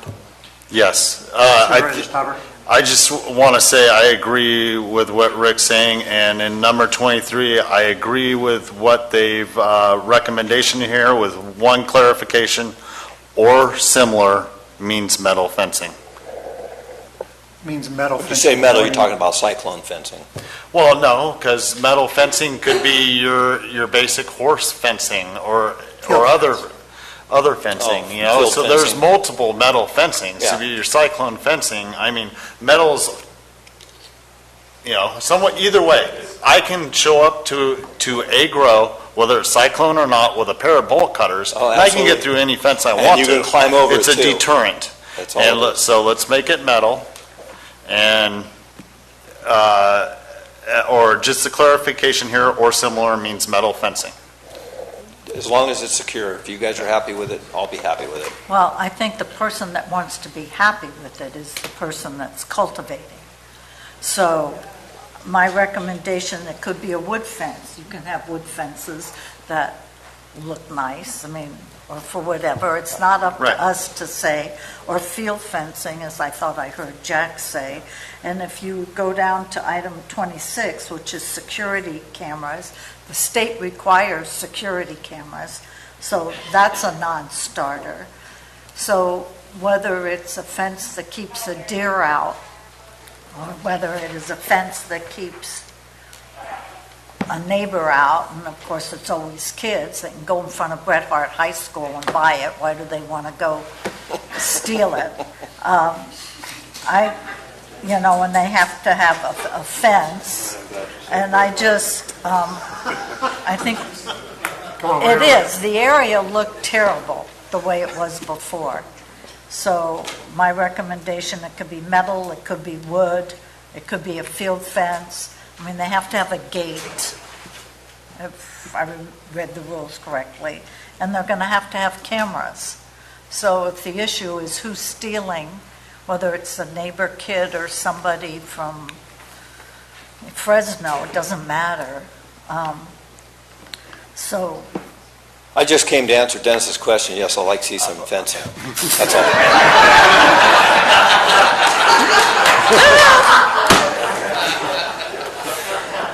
Oh my gosh. Get this one going. Okay. We're ready for a break, so. All right, I recommend metal or wood, could be field fencing. We want to limit the eyesore. It was a terrible eyesore throughout the county. And if you jump to 26 of cameras, that's the key to security. I'm not ready to jump. Supervisor Toffenali, thank you for your patience. You're welcome. I'm for a fence around it. I know we had some issues.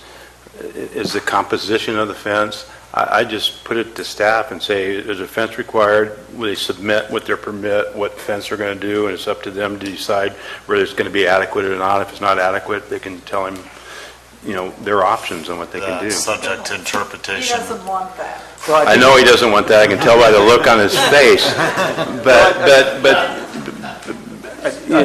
we can say metal, we can say wood, we can say plastic fencing, the plastic fencing, the white stuff you see going around. There's all kinds of stuff that you can say. But is it going to be adequate for security? You're the one that's going to have to be dealing with and issuing the permits. So I think we had some language from the Planning Commission draft recommended regulatory ordinance from, a year and a half ago now that I think it's going along the line you're saying. We don't really want to dictate the materials that it's being made of as long as it provides some security.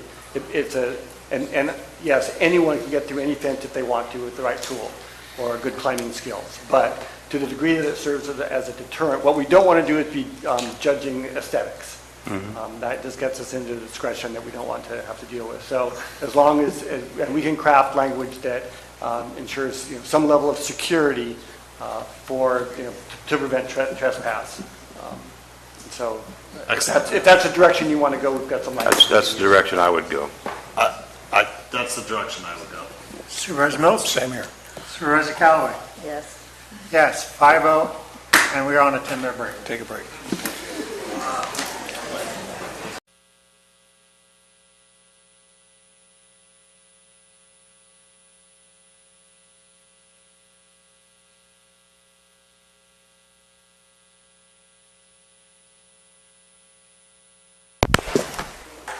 All right, okay.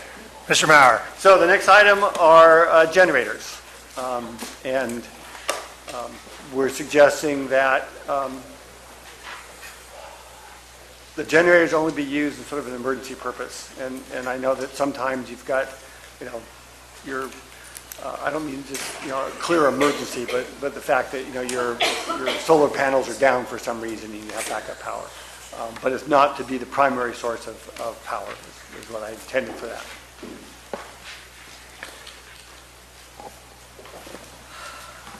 Do you want to begin, or Supervisor Stopper? Supervisor Stopper. Staff's recommendation is good. State requirements. Any anybody with a backup generator knows, if things go down, it's prudent to our household needs or any other business. So, yeah, that, as a primary source, no. As a backup source, absolutely. Supervisor Callaway. I recommend we follow state regulation regarding generator requirements. Is that what the staff's recommending? Yes. Okay. Well, not really, because it doesn't designate horsepower, and the state regs designate horsepower. So the state would allow for that as a primary source of power if it's under, what is it, horsepower? 50, Under 50. 50 horsepower. I'm for emergency only. And then after 2023, it changes. Supervisor Mills? It's all right, emergency only. Supervisor Stopper, you said emergency only? I agree, emergency only. 4-1. So what are you going to do about those people that are living on places where there is no power? Are you going to say too bad? I mean, there are people who live off the grid. That's fine, isn't it? Yeah, that's a policy call. But if I they mean, did we're not not- have some other power source, they would need to develop that. Again, we're setting up our own rules where the state already has a rule. So are we now going to, yeah, I know we can, but the more we can do that follows with the state, then there isn't redundancy, that's less for staff to do, that we follow code, state code. Okay. Next item. That was Next a one is- 4-1 vote. It was a 4-1 vote. Next issue is lighting. The state has standards, they need to be downward facing and shielded. One of the big issues that we face here was what someone referred to as glowworms in the sky, I think, or the big glowworms on the hillside. And I think that we need to not only rely on the state standard, but we would need to have the standards in our code, and I'm suggesting that we actually have greenhouses, hoop houses fully covered at night so that we don't have that kind of light pollution. We wouldn't be the first county to do that. And adding to that point is that our new general plan update, how does the dark sky ordinance there fit within what we're trying to do here? Well, and this would be consistent with dark skies type of provision.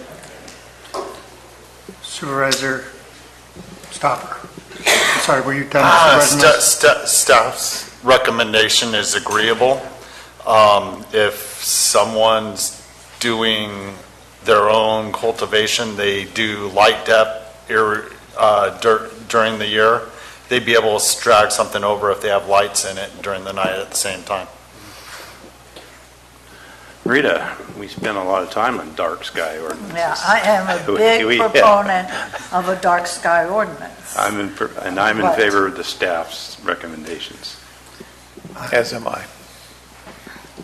I concur. I think that I really do want that ordinance to come out to make sure we can enforce this. That was one of my number one complaints. Yeah. Was that issue, and it's easily fixable. So that's 4. Rita, where were you? Yes. 5. That was a hard one, wasn't it? Peter? So next issue is security requirements. My reading of the state law says that they are required to identify what their security requirements are, but there are no specific standards of what is required in the state law. We certainly, fencing is something we talked about. We want to make sure it's locked. And so the other issue that the sheriff has brought up is requiring security cameras. So those are the options that we've identified. Doesn't the state regulations require They don't- security cameras? To my knowledge, my reading of the code, it doesn't require it. It requires them to requires the grower to tell the state what their security protocols are, what systems they have in place. And Yeah, that's correct. It just says provide a detailed security protocol. The word camera actually doesn't appear at all in the CDFA regulations anywhere for cultivation. So when we talk again about security requirements, are we saying that we're going to adopt the state, what the state's saying? no, For because this? there are no standards. They're requiring the grower to submit to the state what they are proposing as far as security. But there are no specific standards that says you must have at a minimum these things. This is something that the sheriff may want to weigh in on, but we're suggesting that we have at least a minimum of, the fencing and that it be locked. And security cameras is also something that the sheriff has recommended. So we're going to lock a facility that somebody can climb over the fence on. Well, It's a deterrent. it's a deterrent. Like, Mr. Stopper said, you can't prevent anyone with the big enough bolt cutters or, climbing ladder, whatever, from entering. People can break into almost anything, but at least you have minimum deterrence. That's what we can expect. If there are cameras, at least it provides some assistance to law enforcement for capturing people or ensuring that someone's not pulling a fast one and, oh yeah, my crop was stolen, when in actuality it was shipped to Nevada or someplace.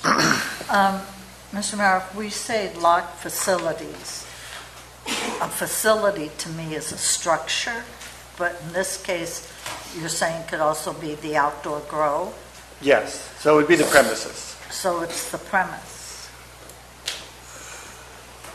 What we don't want is someone just be able to walk on in. If they're going to break in, they're going to break in. There's nothing we can do to stop that. But we certainly don't want people to just be able to walk up, open a door or a gate, and just have access to it. So you have fencing, like field fencing and a gate.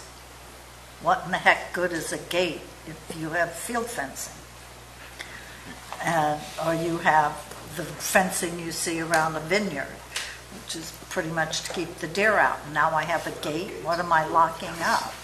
I mean, I hear what you're saying. I'm trying to put as much of this on state regs so we're not running out all the time, and we're trying to set up a security system that maybe the sheriff might like. But we're not, and now we're out trying to regulate that. The issue should be on the cultivator. They don't want their almond crop stolen, they don't want their cannabis plants stolen, and they don't want their vineyards, right? So who are we to say, except that it's a volatile product at the moment? I'm not advocating for a position. I'm supplying, this is a discussion that I board members need to have. I know, I apologize, So, I that's do all right, I understand. apologize, I have a problem, I gotta let my colleagues talk, I've gotta cogitate on this. Supervisor? Supervisor Mills, your light is on. It's interesting. I remember Under Sheriff Macedo talking about the security issue too, but I don't think that we want to go down the road of requiring the sheriff's department to approve every security system that might come along. There's a lot of new technology out there and it could be done very easily, including motion sensor. I mean, anybody that's got a Ring doorbell understands what this is all about. So I would go with staff recommendations at this point. Supervisor Stopper?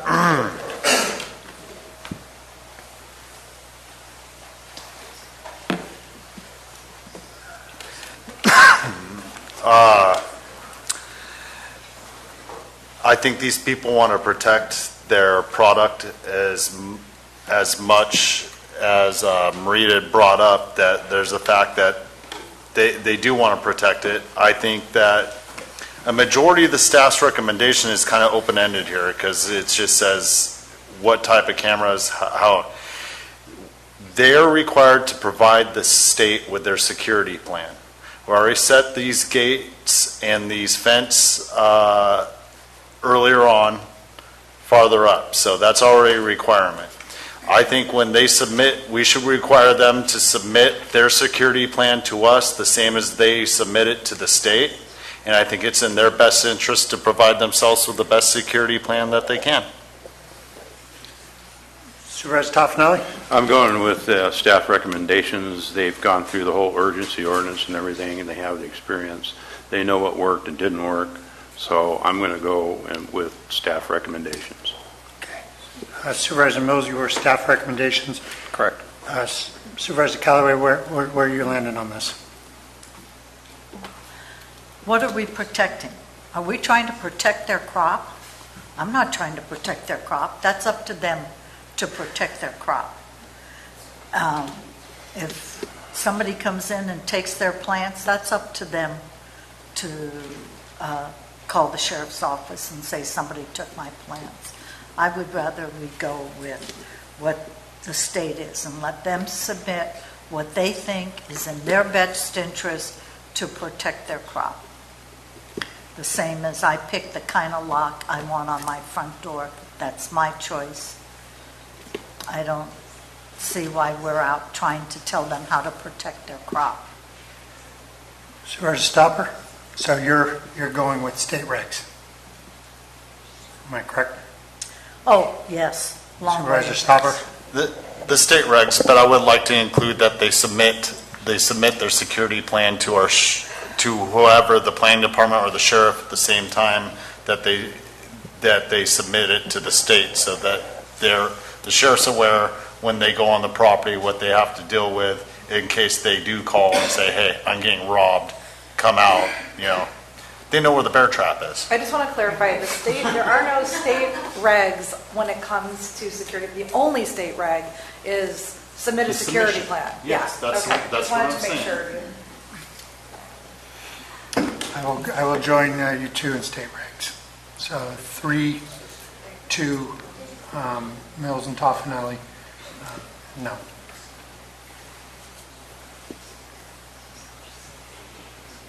So it's just basically submittal of their security plan. All right.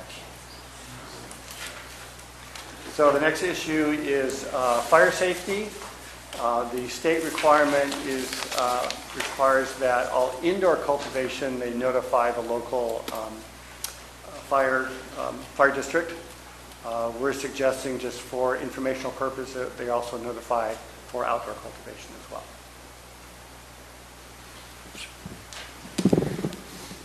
Supervisor Mills? Well, former fire person, I would agree. Outdoor needs to be looked at. Not that there's going to be anything there, but it will also give them an opportunity to put together a fire plan. If they know the site, they're familiar with where things are located, what's stored in buildings, all of that is a key component to rapid response. So outdoor plus indoor. So you support the staff's recommendation? Yes. Supervisor Toffenelli? I support staff recommendations. I think that's something that needs to be done. I do it at my business. Like I said, I'm inspected yearly fire. We're looked at. They're aware of everything I have. They're notified. They know we exist. I don't see anything wrong with that. It gives the fire departments the opportunity to know, like Dennis pointed out. I'm required to have a site plan in location of fire hazard things in my shop and where they're located, as far as cylinders, paints, solvents, what have you. That all has to be on a map and yearly and annually when the fire department comes out to inspect. So I don't see any different than any other business. Supervisor Stopper?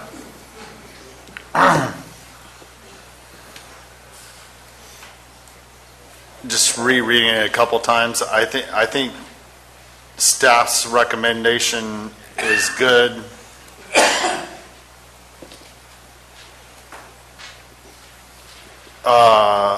it's required by the state for indoor grows. The only thing you're adding is if it's outdoor or mixed light, also be a notification of fire districts. I think that's us being part of a strong community and working together. You want the fire department to know what they're walking into if you have a fire on your property. So, and then the hazardous material thing, you already nailed it under CUPA program and everything else. Staff recommendation is good to me. Supervisor Callaway? Do we do this, require this for all other ag products when a winery goes in? Do we? We don't require a special permit for other ag operations. Now, obviously, if someone's building new building, the fire department has to sign off on that. Right. But as far as just someone cultivating grapes, no. I mean, if it is just a notification that I'm going to have a cannabis site here, that's all I would support. I mean, if I want to put in my winery, they, whatever the pronoun is, does not require anything more than that, if that at all.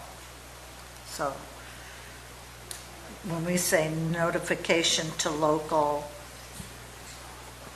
fire departments, when it says for all cultivation licenses, I'm not clear what that is. So that would include not just the indoor cultivation, which is the minimum, which is required by state law, but it would include outdoor and mixed light. Okay. Okay, I'll support that. I support that as well. So you got 5 with staff recommendation.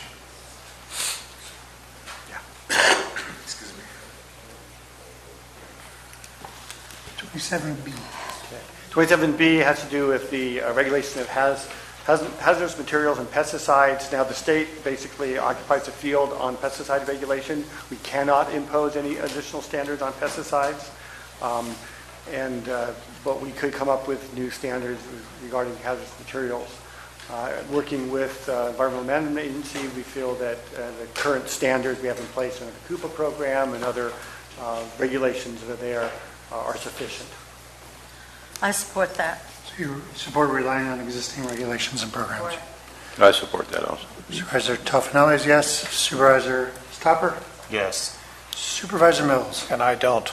And the reason is because there's a lot of thresholds that are out there right now, which our Environmental Health Office is relying on the state's thresholds in terms of cleanup. And it's one of the problems that we have in this county is because a single location doesn't meet the state threshold, and I'll go back to those butane cylinders at our high school here, we don't get a local cleanup response, and it puts us in a precarious position. So my answer is no.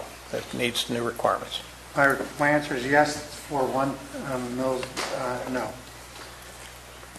28. Okay. The background check.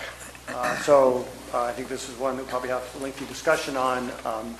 We have, state has a background check requirement. We can require a separate process locally. And then I think we need to make sure that if we do establish a local process, it's a very clear ministerial type process with an ability to, an appeal process that does not go through my office, that's handled by the Sheriff's Department, and whatever kind of appeal process they would have to would be a hearing officer. Can we ask the sheriff to come up? I think the sheriff would be very appropriate at this point.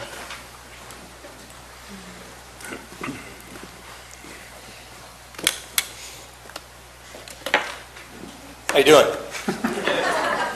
I'm doing okay. How you doing? I've been doing good. I had lunch. Happy. The Sheriff's Office got a hold of the Federal DOJ, Department of Justice, and as you remember, we talked about this quite a bit extensively, that there is what we call a III background check, which allows us, being the Sheriff's Office, to check anybody that is going to be into this program on a federal level. The way it stands right now is we can only check them state level, which would be basically for an employment. So the problem we were having was that we could have somebody from out of state who was a convicted felon that was able to come to Calaveras County and have a marijuana grow. or any business in that matter, and we would not know that. The resolution that you folks passed last week, and the work that I did with the Federal Bureau of Investigation and DOJ, they're going to allow us to do those background checks.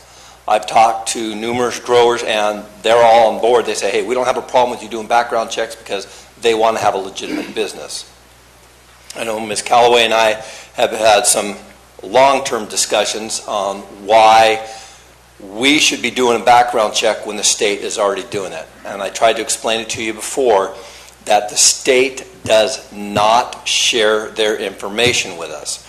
Her argument was that if the state is saying that this person can have a marijuana dispensary or be an owner of a marijuana business, that we shouldn't have to do that background. The problem is that they have to come to us to get their license to the county first before they can go to the state. Is that not correct? Okay, so now we should be able to do the background first so that we know that this person that we're sending to the state is okay to have a marijuana license. Supervisor Tuffnell. I support the sheriff. We've had conversations on this before, not even now, but back. We're having other discussions. And he's been very consistent, him and the undersheriff both, on these background checks and the necessity for them. So I'm fully support it. Supervisor Stopper. I have talked to Rick extensively, and I do agree with this. There is one thing I do want to bring up, though. During the urgency ordinance, it may have been just because of the sheer numbers, there was a backlog on some of these background checks.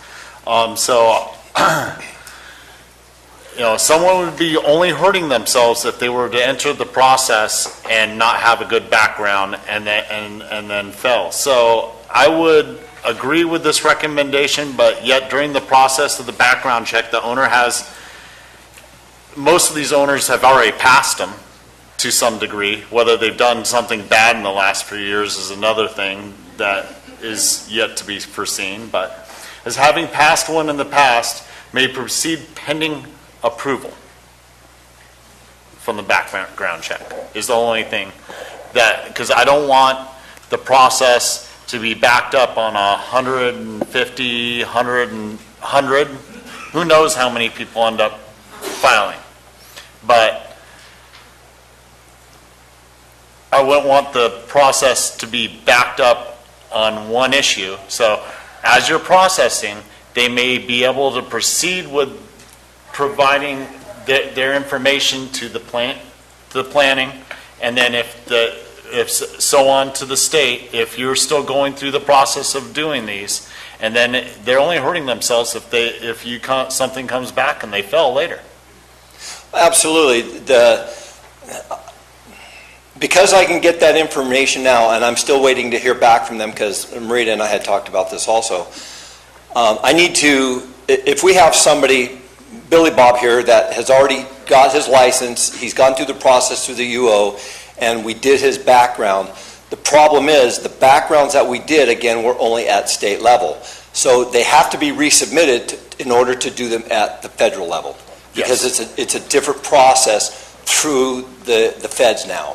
And people have issues in other states that they may not have. They may not have had here. Came to light before. Right. I concur, and I do want to I do agree with your recommendation, sir. I just would like something instated in there in the process of you processing these IIIs. They may proceed pending approval. I don't have a problem with that, because what's going to happen is if they fail that background check, then they've wasted everybody else's time along with their time and money. Their money. Absolutely. I don't have a problem with them moving forward in the process. And we will expedite as quickly as we can. We're getting staffed up now for this process. That was one of the reasons why we brought this resolution to you folks now, so that step is already in place, so we can start moving forward with it now. once you guys come up with some type of an ordinance, whenever you start that, we can actually start doing backgrounds on people prior to them getting their county license whenever you guys decide to do that, if we have their permission to do that, and the board has approved that. We'll get that moving forward as quickly as possible. You got to remember, we don't control how quickly we get those backgrounds back. Yeah. That comes from the feds and the state. So we submit it, it's all done, as they all know, it's all done electronically. Put your fingerprint on the pad and off it goes. That's it. Mm-hmm. So it takes time for the state and the feds to get it back to us. It only takes one to make that prolonged, so that's, I agree with you. I just would like it stated, they may proceed. And I don't have a problem with them moving forward with the process while their backgrounds are being checked. That's not a problem. Supervisor Mills? No, I support it as long as we don't go back to the UO of who's going to be the gatekeeper over the decision of whether or not someone's background check is determinant, whether or not they get a... Well, I think that's what Peter just talked about, that it's going to fall back upon the sheriff's office. That is my point. And we don't have a problem with that. Okay. I support. I only have one question, Sheriff. I support your position on this. I'm just thinking pragmatically. When you have, there's your regular workers that you'd have on a farm, and then there's going to be harvest where you've got a bunch of bodies coming in for a relatively short period of time. My prediction is that eventually there's going to be, UFCW is going to have certified cannabis workers who've got the little badge. I'm guessing that at some point, just like in other agricultural industries, you end up with labor contractors who put those packages together and make sure they've got their labor organized. I'm going to back you on this, but how are we going to handle that situation in year one? It'll eventually, markets will make it more efficient over time. Right. I believe that. But initially, there's going to be some starts and stops. Well, again, you have an employer who's going to be hiring somebody. Just like when we hire a deputy, we have to do a background check on them.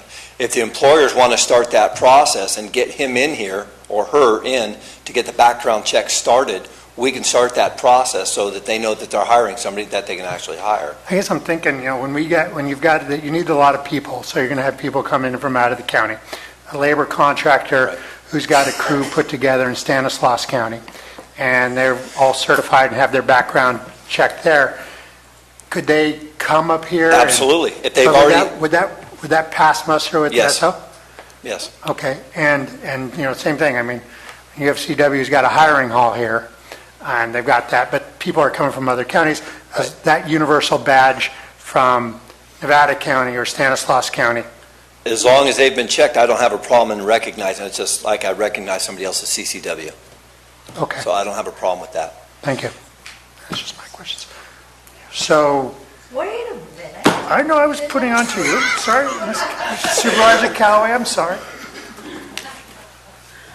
Yes. Better pick a good one.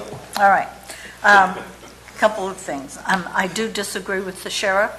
I think we have people that have already gone through the process. We've already said that there had to be going back to the very beginning, prior registration in good standing and a temporary state license. And now we're going through that process again.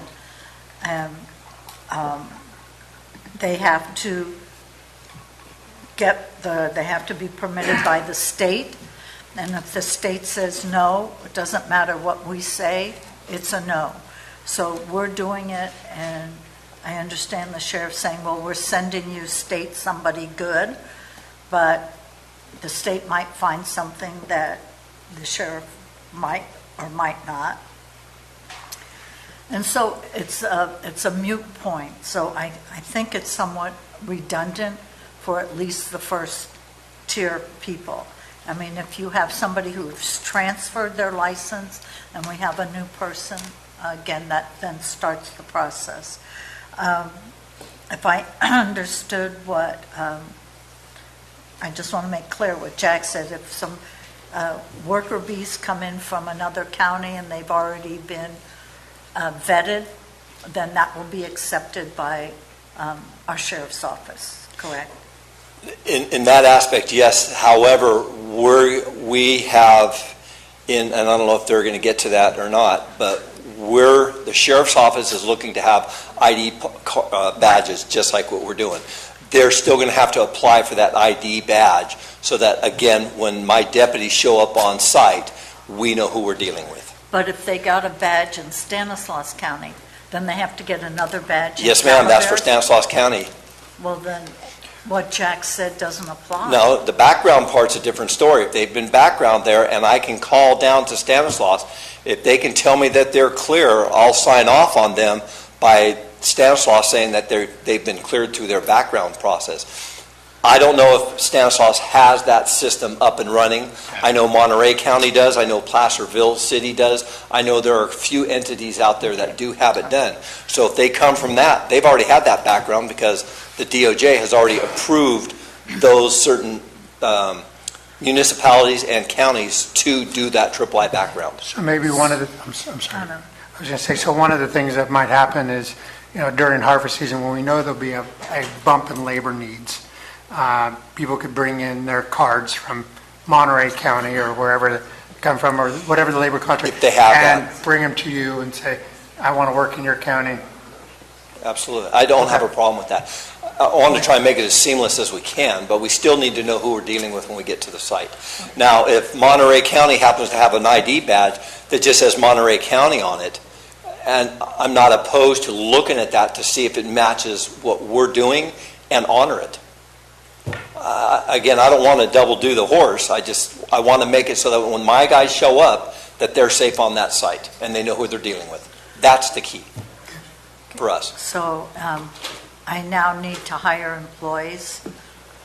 I can hire them, and we're just talking cultivation, but it would be the same dispensaries.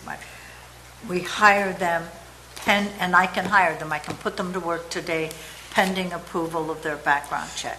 They've still got to get their ID card through us, and that's all done basically at the same time when we send off their background checks. Yes, they can, I in answer understand, to your but question. can I hire that person today and then have them go through the SO's process? Yes. Okay. I'd like that. No. What I'm saying is I can hire today. I can put somebody on today. I take the risk today while the SO's office is doing their background and gives them their security card. But you got to remember, they got to come to our office. They're going to do that process. The fingerprints are going to be sent off. They're going to be issued an ID card. Got it. They're good to go. But I'm still working them. Yes, ma'am. Okay. Can somebody do their live scan in other locations besides Calaveras? Somebody comes in from Amador and they want to do it in Jackson. They won't allow that. But they do it for an ABC license. When I got my ABC license. Right, we send that to the ABC. The problem is you're not going to find, it's a government entity. You're not going to be able to go to Amador County and say, hey, I want to grow marijuana in Calaveras County and do your background check there and then have it sent to us. But I don't mean the background check. I meant I'm just The going to fingerprint. do the mechanics of doing a live scan. I mean, I can do it for a CCW. I could get it done in another county, can I? Or in Stockton, even though you are issuing my CCW for Calaveras. Correct. They'll send it to us, but I still got to go back to, they have to come to my office to fill out their background packet to get their ID card. So why would they not just do it all right then and there? I don't know why. It doesn't make sense. I just want to... How many people here by show of hands want to run to Amador County and get your fingerprints and then come back to my office and do your paperwork? One, I got one. One, okay, well. I meant... Well, two, including you. Well, that's true. I just wanted to clarify. I do... the sheriff is correct. I do have some... Say that again. The sheriff is correct in that he and I have a disagreement on how we perceive this, but I've lost the votes on that, so I can. But the other question is that when we put the good to have those application package together, if in that application package, it could be the requirements that the SO's office wants to, is that possible? Certainly, we can have that as a part of the overall application packet for someone who applies for that. I just want to make sure that I understand exactly what's going on and just, a couple other fine points. So the sheriff will have its own background check process. It will apply to anyone and owners, operators, and employees of the site will need to have a background check. We've discussed having some type of ID card. I don't think that's necessarily a part of this ordinance. It'd probably be a separate ordinance we would take to establish this ID card process that would be sort of transferable from one location to another. We can talk about that. The one thing I really want to point out, though, is that, as a ministerial type of permit, we need to have very clear standards. So we'll need to work with the sheriff to establish what is a disqualifying conviction. That you check the box, you're convicted for this, you're disqualified. The use of discretion, I understand, not everything's black and white. There's a lot of gray. But we have to have it as clear and concise as possible. Otherwise, we're subject to some challenge as far as legitimacy of the ordinance and our ability to disqualify. We had a lot of concerns about this during the urgency ordinance where people appealed their disqualification and the planning commission then was sort of left to be sort of the judge of, gee, was that really a disqualifying qualification? So we need to be very clear. I don't think we need to iron that out right now, but before we write the ordinance, we need to have that so we can bring that back and we may want to discuss that now. What are disqualifying? So, Mr. Mallard, does the state say what certain disqualifications are? I mean, I have a liquor license, I have a restaurant. The sheriff isn't doing to me what he's doing to the cannabis growers, and I'm still, Alcohol's still so not are a there federal rules offense. in the state that say you cannot have somebody in your business who has, and fill in the blank? Well, that's what I think we need is very clear standards of these are disqualifying, and if it's the same disqualifications that the state has that the sheriff wants to use, wants to make sure that there is, our own local background, that's fine, but we just need to make sure that it's clear and concise. When you get there, you'll be bringing that before us, correct? Well, it's not real clear. Julie, can you read what it says, what the state says? Well, this is it would take forever to go through the whole thing. There's a slight complication in that there's an incoming law, January 1st, 2020, which is also going to make some changes. But the urgency ordinance language came in part from what was then state law, and I think that the state developed something that was intended to be ministerial, but knowing that there's a fuzzy line. It had language that if you have a conviction, it always has to be a conviction, not an arrest, that is substantially related to the qualifications, functions, or duties of the business for which licensure is sought. That was the standard. And then they had some types of convictions that were automatically considered substantially related, such as any violent felony conviction per PC 667.5, any serious violent felony conviction. There's lists of actual convictions that go on forever in the penal code. And so what I think we're going to need to have in place, either the board would probably need to direct the sheriff and staff to work out some legally defensible set of standards that are alternative to what the state has or in addition to what the state has, or will have to sound somewhat similar in terms of the type of language used to make it adequately ministerial. Otherwise, we're looking at more of a conditional use permit type of process with the sheriff making recommendations to the planning commission.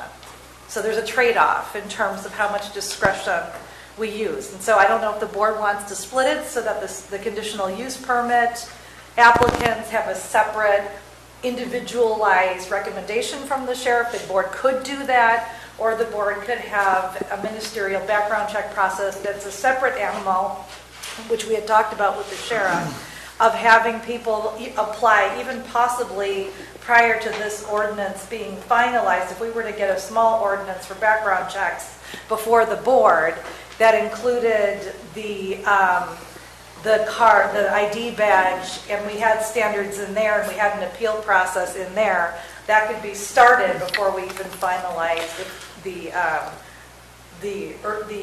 permanent cannabis ordinance. So these are all options that the board has, but it's important to understand the importance of needing to have criteria that are both defensible from a constitutional perspective and also that satisfy any ministerial permit process that you're intending to set up. Are you confused now? No, totally not. Okay, I mean, I've lost the vote on his and mine, but there is one more part, a separate appeals process. Can we not use the same appeals process that we're using? Is there some reason we would need a separate appeals process? We could use, the board could choose to, as long as we provide some sort of process for denying an application for any reason, including the background check. Okay. Whether we do it as a separate appeal through the sheriff's office, through 8.06, cannabis regs would be up to the board, whatever they think would be most efficient. But to satisfy basic constitutional norms, we need to have, if background check's a basis for denial of a permit, that has to be one of the things that they can appeal if they disagree with the results. Okay, I was just trying not to have separate, if we could have a process for appeal and not one here and one here. Okay, that's fine. You can move on, Mr. Chair. Oh, I'm sorry. My colleagues want to say something. Supervisor Mills. No, we already had 3 votes to agree with No, we had that. 3 votes. We We talked this already had the morning. votes. I'm with you, About 40 minutes ago, we had What is the direction from staff? My direction or their No, direction? the majority's direction. Supervisor Stockwell, can you sum it up? I believe, and tell me if you disagree, that they may the sheriff's recommendation along with your recommendation is good as long as the process of the background, during the process of the background check, the owner or the employees may proceed with either the work or the application pending approval. So the board wants a separate ordinance that will deal with the background check and ID badge. And how would the board, is there a time limit, or when does the board want the sheriff to get back to you with this ordinance and including the standards that have been vetted through? I personally would assume that it would be in line with this current regulation ordinance, so they should be directly in line. So, I mean, his is not going to be as in-depth as this, so he has much longer to do less. Okay. I want to be clear on what he's saying here, that we're going to continue processing the permit while the background check is going on. We're not going to issue a permit to start growing. Yes, that's what I intended to say. If I said something different, I apologize. Okay, all right. I just wanted to be clear that we're going to continue the processing of the permit Okay. during the background. Supervisor Toffenelli, Supervisor Stopper, Supervisor Mills, you all agree with that? Supervisor Callaway? Come on, Marita. Yes? All right, thank you. And I'm yes, 5-0. Say it louder. She already said she agreed with the sheriff. Don't push it. Wasted 40 minutes of my I life. agree that he wants to see. You're gonna make me miss Taco Tuesday if you keep it up. You can have my tickets. I already have some. So we may have already talked about this, the code enforcement appeals process, whether it goes to the hearing officer or the planning commission. I believe that there's hearing officer for the ministerial type permits and planning commission for conditional use permits. Any further discussion on that? You want to state that again? No. So the ministerial type permits would go through the hearing officer process if there's a need for an appeal. If the conditional use permit were to be denied by the commission or approved, they have the right to appeal to the board. Okay. Planning Commission first, and then ultimately the board. Yeah. Yes, sir. I'm in favor of that. Yes. Supervisor Callaway? Are we on number 29? We are. She asked me a question, and I guess this is going to take a while.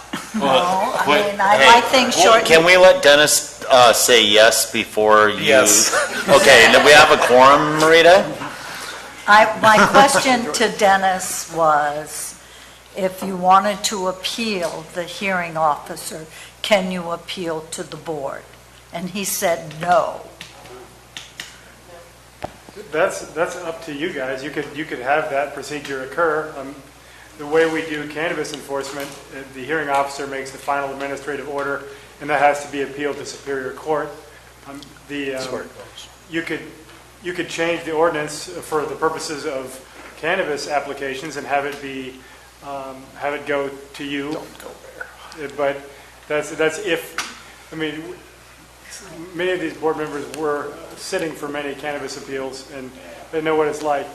So Please don't do that to us again. Okay? The Superior Court is a good track for it. We don't want to make sure you get your question answered. I think anything regarding this county is appealable to the Board of Supervisors. So, I mean, then was then, and I understand how hard it was on everybody at that time. But now's now, and we're already saying we're dealing with a smaller group that have prior registration and good standing and a temporary license, and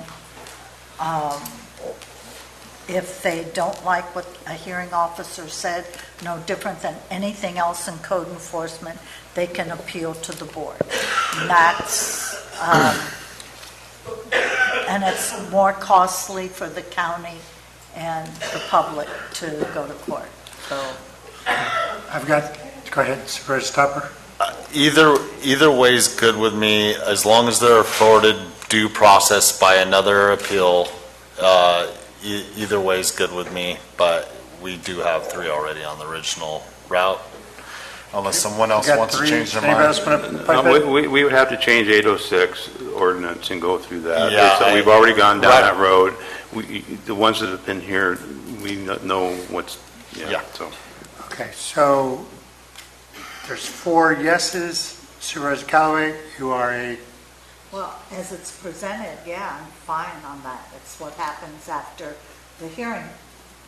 What happens after the hearing officer, I'm not fine with. So yes or no? You said yes. Yes, okay, 5-0. Sure, Greg? 230. Okay, That's 5-0. Okay. Number 30. Peter? Okay, so site remediation. This was something that was included in the ban ordinance. We also, I think, had provisions in that in the Planning Commission's draft ordinance. Just want to make sure that if a site is abandoned, that it is cleaned up. Doesn't mean, fully return to its state prior to cultivation, but there's not debris left over, chemicals and that kind of thing. The time frame that we had in the ban ordinance seemed a bit excessive if we want to get things cleaned up, so we're suggesting that we keep those same standards, but we shorten the time frame, and I don't really have a specific time frame right now. I think that's something we can work out as we develop the ordinance, but it would be certainly shorter than the year or 2 that we have currently. I would agree with that. Supervisor Tupper? Yes. Supervisor Mills? I would agree with a caveat that there are many of the sites from the ban ordinance that have still not been remediated. So my concern is whether or not code enforcement would really have the capacity to work in a shorter time window that they already have. So I'd have to see a little better work done in that area. I would approve, but the understanding that... Supervisor Callaway? since I'm not allowed any buts, you're not allowed any buts. That's a yes and a no. It's getting late. Yes? That's fine. Yes, 5-0. Take that. 31. We're almost there, guys. Hang in there. Okay, then bonding. The state requires a $5,000 surety for the destruction of plants if they're found to be not operating in compliance with state licensure. The question is whether or not we want to have some sort of surety for compliance with our regulations. I would be in favor of the staff recommendation of the $5,000 surety bond. For a $5,000 bond yearly, that's not very much you have to pay for that bond. Very little. Supervisor Stopper. I'm in agreement with, along with the state bonding, on top of the state bonding, yes, absolutely. Supervisor Mills. I agree with the surety bond, but I don't know if that's enough. Supervisor For Callahan. what, Mr. Mauer? What would the purpose of the bonding? This would actually go back towards the remediation to ensure that at least there's some funds if we end up having to do some cleanup ourselves. It's hard to say what the amount, it could vary dramatically from site to site depending on what's out there. Fine. Yes. Yes, it's 5-0. Congratulations. We made it to our list. Are there further comments before we open up to public comments so we can have some rebuttal on what we just did? Oh, you need a break? No. Wait. We have item number 32. I spoke to Mr. Mauer during the break. All right. And his presentation was fantastic. The staff did a wonderful job putting it together.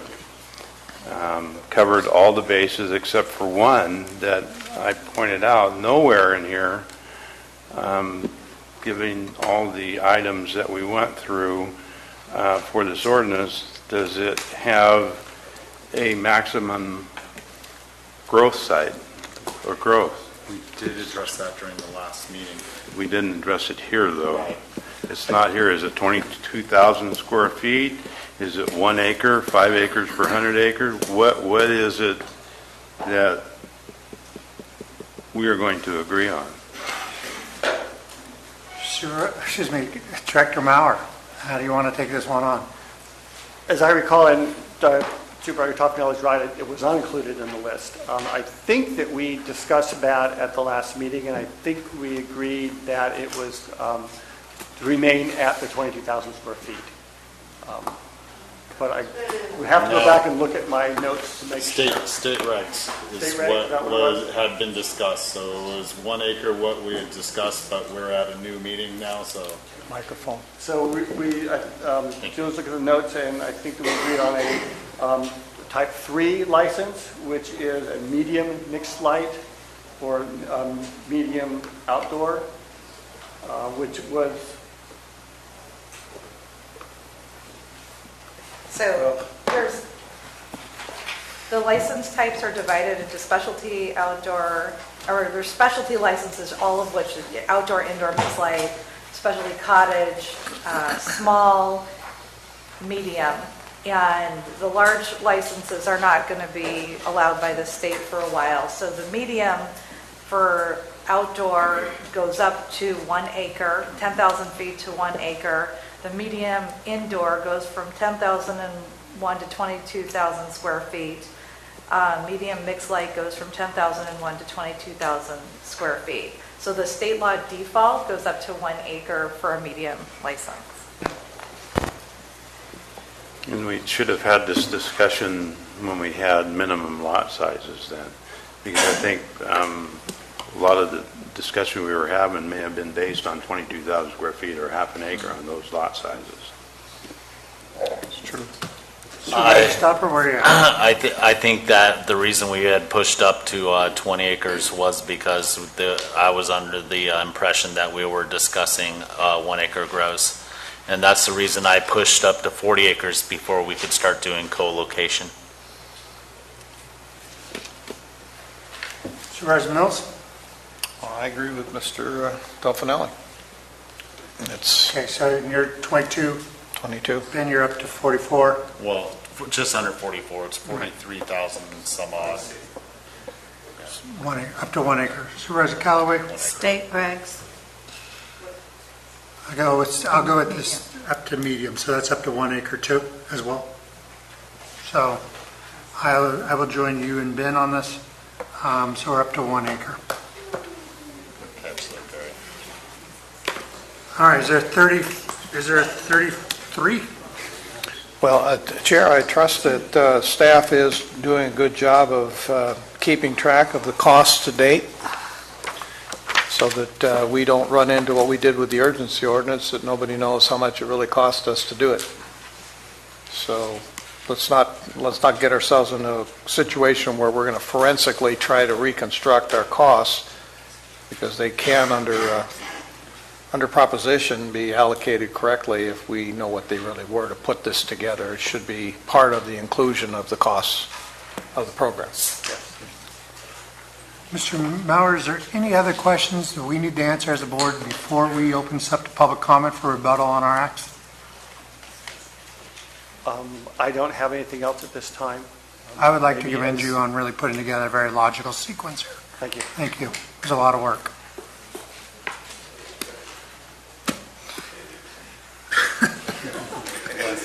We all got to be in. We're not done yet. What we'll do is we'll take a quick break. We'll come back, we'll do public comment, and then we will discuss it again to see. How quick is quick? Everybody has 10 minutes, so 4:25. Welcome back. We're going to go to public comment right now, but we were just talking about the fire safety issue as we went through this. And I'd like to ask, and I know that the fire departments or the chiefs want to have something to say about this, so Madam Clerk, we won't hold them to 3 minutes. Who wants to come and talk for the chiefs?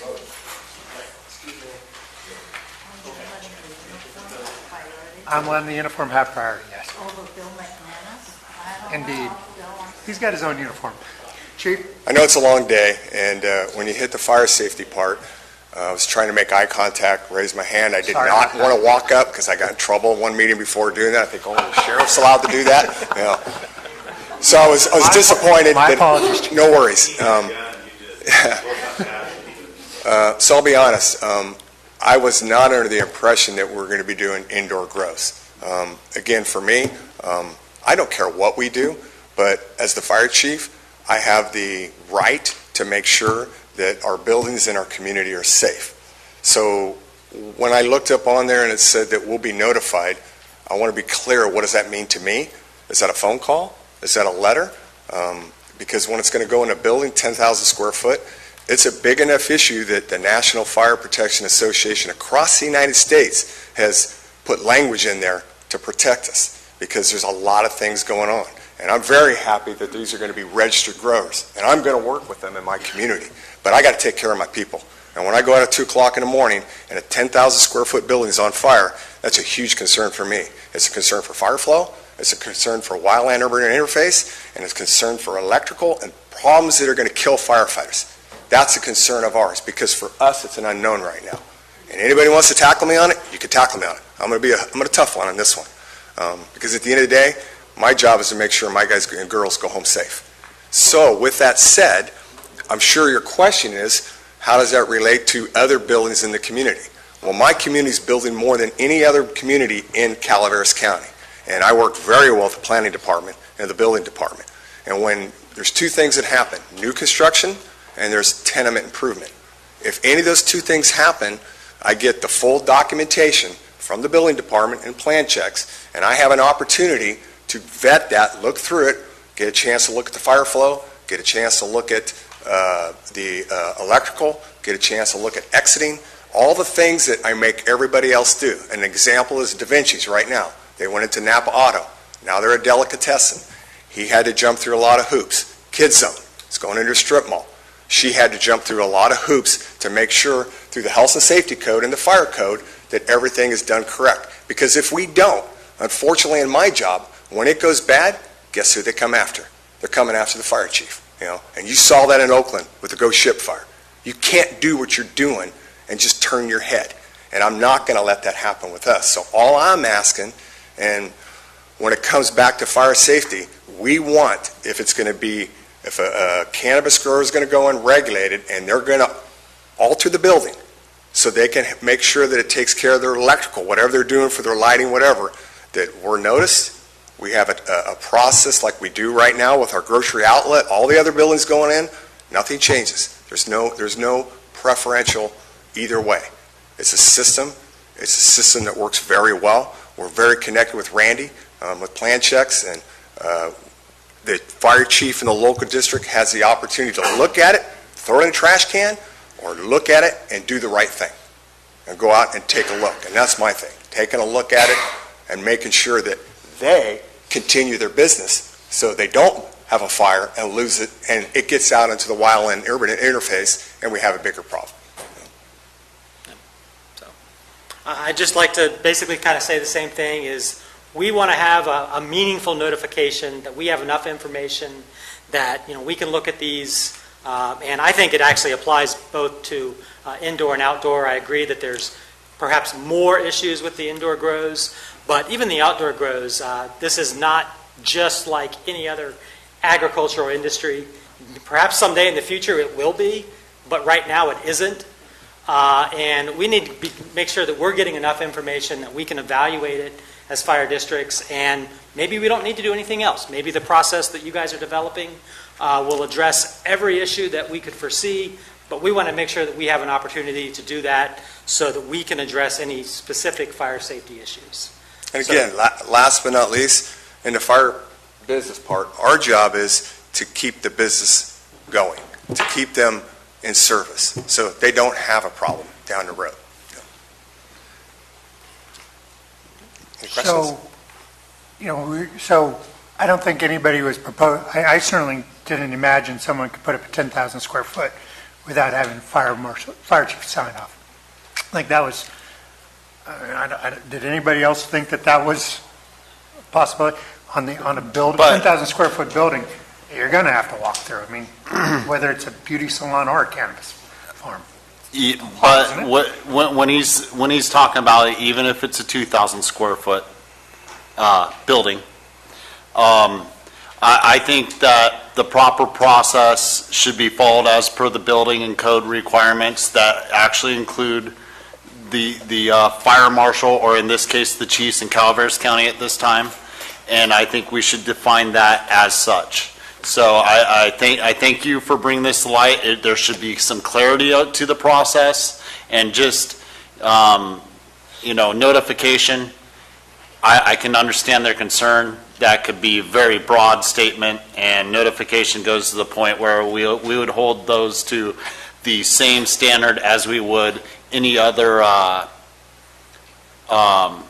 new business. New business, or even a building that was a business before that needs to go through a structural retrofit or electrical retrofit when it goes into building or code. That's exactly right. And that's the example of Napa Auto Parts that changed over to Da Vinci's. And if you talk to Mr. Trotter, he had to go through a lot of things to get that building. I think everything there's in place, sir. We just need to provide that clarity as we move forward with the ordinance, and I believe we have a consensus here to support you. Is there anybody who thinks it should be under a different set of codes and directions? I am wondering why we're even talking about this on indoor growth. The process should be the same, whether it's Napa Auto Parts, the deli, or the beauty shop. So I don't think we should have to, the process isn't going to change. So we're just going, I don't know why we would need to explain that in an ordinance, because we're not asking the building department or planning to do a carve out. And I understand that. I just wanted I've been here all day, and I wanted an opportunity to speak on behalf of the fire districts. And I did not know we were going to indoor grows. Again, my job is, you call 911, we come every time. We don't judge. But when I saw that up there, I just wanted an opportunity to go, we're okay, right? I'm going to get the notification. I'm going to get my stuff. Because I didn't want it to be, we both talked, I didn't want it to be, I get a phone call that cannabis went into service, they didn't make any changes on the building, and they're at walk and don't walk. Yeah, Chief, I don't think there's anybody up here who's seen that. There are some items on when we notify you, when the cannabis grower notifies you about an outdoor grow as well, according to state rules. And Julie, you've got a little research on that. You want to talk about that? Just so you know, we've got the building, but you need to know what's coming on the outside stuff. The board could require and I think I think we probably would have just done this as a matter of course, even as just sort of a procedural thing, that the growers would submit a copy to us of what they've submitted to the state, including a diagram. They have to submit, per regulation, CDFA regulation 8105, a diagram to scale that includes the boundaries of the premises where any cultivation activity is taking place, all perimeter dimensions, all entrances and exits to the premises, all entrances and exits to the property. If premises is less than the property boundary, they have to show where the premises is in relation to the property line, what the rest of the property is used for. So we can require that the cultivation permit applicants to submit that same diagram to us locally and then provide it to the fire departments, if that would be helpful. That would be great, because again, we're dealing with two things. We're dealing, which is going to be positive, the regulated grows, but at 2 o'clock in the morning, I got the other grows too. So it's sure nice for me to know I got all the information, all the combat intelligence I need, because when I'm going out the door at 2 o'clock in the morning in the middle of July, I'm thinking of edge fire. And I don't know there might be a grow. I mean, I'm pretty good on my grows, but it's just good combat intelligence, and it gives me situational awareness that I know exactly what's going on in my 165 square miles in my district. Yeah, it's a lot to cover. Does anybody have any objection to sharing? I mean, they're turning into the state anyway. As part of notification to share those plans? I don't have any objection to that. I think they should reciprocate to us. I mean, if they can, anything provided's easy. They just do 2 copies. Supervisor Mills? The more we can share with the fire districts, the more information you have available, the less likely you're going to come into a confined spaces problem in an open area. And that, to me, is the greatest fear of the fire districts, is suddenly your whole tactic will change, and the amount of manpower and what you're going to need to make it work will change. And it's sometimes you didn't even know that was there. It's that sudden surprise that you didn't have in your pre-fire plan that can create the destruction and the damage to the injuries to personnel. Thank you. Thank you. Supervisor Callaway, any objections to this? I think we're good. I think staff has direction. I appreciate it. Thank you. Thanks for your patience all day. Thank you very much. Thanks. Now we will move on to public comment. I would ask, first I want to compliment everybody. Everybody's been really great today and being respectful of each other. It reflects very well on both you and the county. Thank you very much. Let's keep it up. People are getting tired, but let's keep it up and let's be respectful. And I think you guys know where I stand on sniping. So, Bill, lead it off.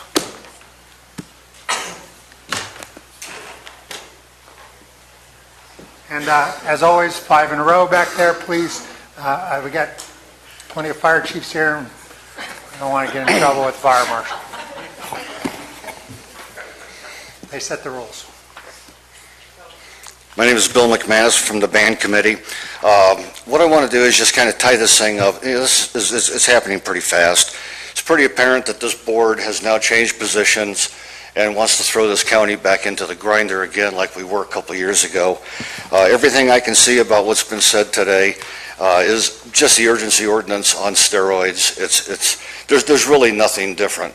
What I would say that this is such an important topic that I am extremely disappointed in my supervisor for not being more prepared to address some of the topics. When you talk about why can't people have different licenses and all that, read Prop 64. It's called vertical integration. When you talk about can we have one plant in the backyard, read Prop 64. No, it has to be indoors. There's no outdoor growing with Prop 64. You continuously make comparisons of, well, with cannabis and vineyards, cannabis and my liquor license, cannabis and every single one of those comparisons, on one side, all of the activities were legal. Cannabis is still federally banned. Why you want to do this in the face of an EIR from a year and a half ago that resulted in the alternative, the preferred alternative being a ban, is absolutely beyond me. There shouldn't ever be any commercial cultivation in a residential area. I don't care if it's RRR, RA, R10, R6, I don't care what it is. It doesn't belong in neighborhoods. The document that I passed out to you is my last futile attempt to present another idea, which is indoor growing only, and 90% of what you did today would be out the window, would be totally unnecessary with indoor growing. So much easier to control. And no matter what happens, no matter how bad the ordinances that you come out with, no matter how badly you want to screw this county up and serve someone else other than the residents of this county, when you get this regulation, I dare you, I double dog dare you, to put it on the ballot. Thank you. I'm sorry, Bill. Please. I know, you're No throwing me off. That's laughing, okay, that's all right? okay. Respect. I'll finish, I can finish, Thank you, Bill. Sorry. even with interruptions. I double dog dare you to put it on the ballot alongside of the ban and let the people of this county decide this issue once and for all. I'm sick and tired, and the people of this county are sick and tired of every 2 years going back and forth, flip-flopping on this thing, depending on who got elected, who put who in office, and everything else. This has got to stop. It is tearing this county apart. Every time we change directions, the fabric of this county is being ripped apart, and I'm tired of seeing it. Put it on the ballot, let the people decide. This issue, like the boards before you said, never did it. This issue is too big for 5 people to decide. And if you think that you represent the people of this county and you're going to allow Thank you this... very much, Bill. Well, and I was just trying to make up for my interruption. But hey, saved you time. don't worry about it, Jack. Thank you. Trent? I'll try to keep this short because I know you've done a tremendous amount of work, and I may not agree with you on everything, but I appreciate the work that you put in. But this gets confusing because just a couple weeks ago, we just spent just a few hours on saying that we shouldn't have a certain type of cannabis because it would attract crime and illegal grows, that it would affect other agricultural businesses, that it would have an impact on our water use and our environment, and it was a public nuisance because of odors. So we put a moratorium, said you can't grow that. And here we are spending, 6 hours now talking about bringing back a cannabis that has all the same problems plus more. It doesn't make sense to me. The best thing to do is keep the ban in effect. It's really not a ban, it's strict regulation. People can still grow their own private stash and what they need. But how can you 1 week say that one type of cannabis, because it doesn't have THC, it doesn't get you high, we can't have that. But the one that gets you high, the one that's going to impact our children and have a negative impact on them, and more research keeps coming out on the effect it has on them, but we want that one. And then I appalled that one of our supervisors kind of flippantly says, well, we don't need fences to keep kids out because they can just buy it in front of the school. That's ridiculous. We should be focused on protecting our children. They're our next generation. They get their hands on this stuff, this high THC stuff that's being produced, it has a negative impact on them. They have proven that it affects their brain development, it affects their IQ development, it increases schizophrenia in people that are prone to that, it causes psychotic episodes in people that, because they don't know the amount they're getting. It's just, I guess I'm shocked at some of the conversation. And then we don't want to listen to the people that provide safety in our county, our sheriff's department. He's saying, I need background checks. Well, we don't need to do them on the local level. I want to tell you something about businesses. There are businesses where you have to have multiple background checks to do your job. I was worked for a company for doing material testing where I had to be background checked. I had 3 different background checks from 3 different school districts. I had to go get fingerprinted 3 different times because they can't share information. I had to go get a federal background check to go do testing on Beale Air Force Base. I had 4 different background checks. As a pastor, I had to have a background check to work with kids, and I had all my workers background checked to work with kids. That's just part of doing business. I'm just appalled that we think we need to throw stuff like that out the window. But I want to thank you, for the hard work you did, and continue with the hard work, but consider going back to the ban. Thank you. Thank you very much. Sir? Hello, staff, board. A little nervous here. My name is Ricardo Morales, and I have property up at McCullamy Hill, but I want to state that I'm a medical patient, I'm a veteran, and I have a bunch of my friends, I have older friends, 75, that use cannabis, oils, all kinds of different rubs, and I want to be able to supply them. Okay, I want to be able to help them out like I've been doing for a long time. I've been in a medical since 1996 when it first started. And I just want to continue what I'm doing. I don't sell it. I help my friends. I make topicals for them. And it does take more leaf, more marijuana to make these different chemicals of rubs for arthritis, for all kinds of pain. And I just want to be able to grow my property. My property is clean, and my property you can use for an example. I only have just under 5 acres. I could buy the acreage next to me, and which will give me 9.2 acres, which still, not there. But I want to be able to do what I want to do, and hopefully you guys will let me do it on my acres that I do have, which is 4.51 acres. I'm out of everybody's way. I actually help out over there. I mean, I'm trying to make the roads for fire department to come easy, because right now on a couple of those street bends, they can't turn those big trucks. So I'm doing it. I bought a tractor. I'm building a house. My house is almost finished. And I just want to be able to grow and, help my friends out. So that's it. Very much. Thank you very much.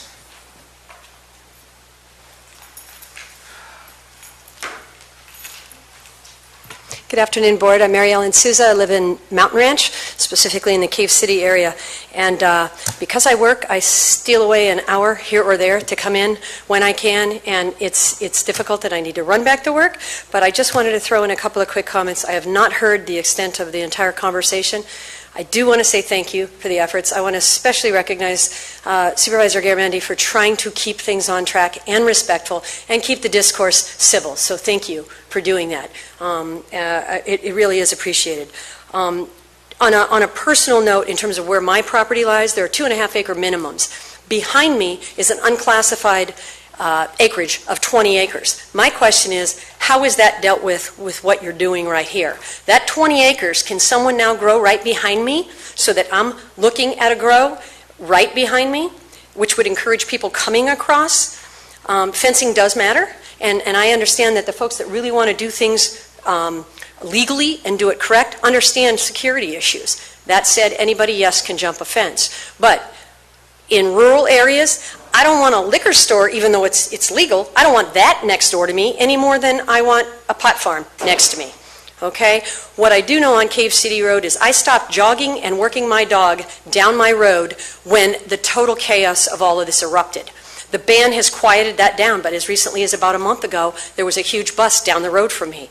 I am extremely cautious because I'm not going to be a victim. I'm not going to allow my dog to be a victim, and it affects my neighborhood. So has life been calmer since the ban has been in effect? Absolutely. I don't grow it, store it, transport it, eat it, drink it, smoke it, or whatever else you want to do with it. But I respect people's individual rights to do things that do not stomp on my rights. So I would urge you to look at those situations, because they're out there, like my property that butts against a 20 acre. I have no idea if somebody can come in and grow there, and I don't know if you all know yet. So I appreciate you taking a hard look at that. Again, I know the ban has worked for me personally. It's also worked for what I do for a living. I work with adults with developmental disabilities, and I can tell you for a fact that marijuana has an impact, often different than expected, on people with autism and people with underlying mental health conditions. I've seen it, I've lived it with them, and it's not pretty. So again, I'm going to respect individual rights, but I also want to let you know that this is not a can of beer we're talking about. Thanks so much, and again, appreciate the civil discourse.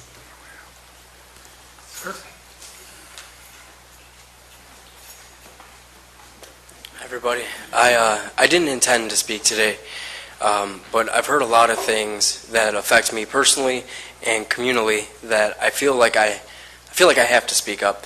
I feel like I have to stand up for the little guy.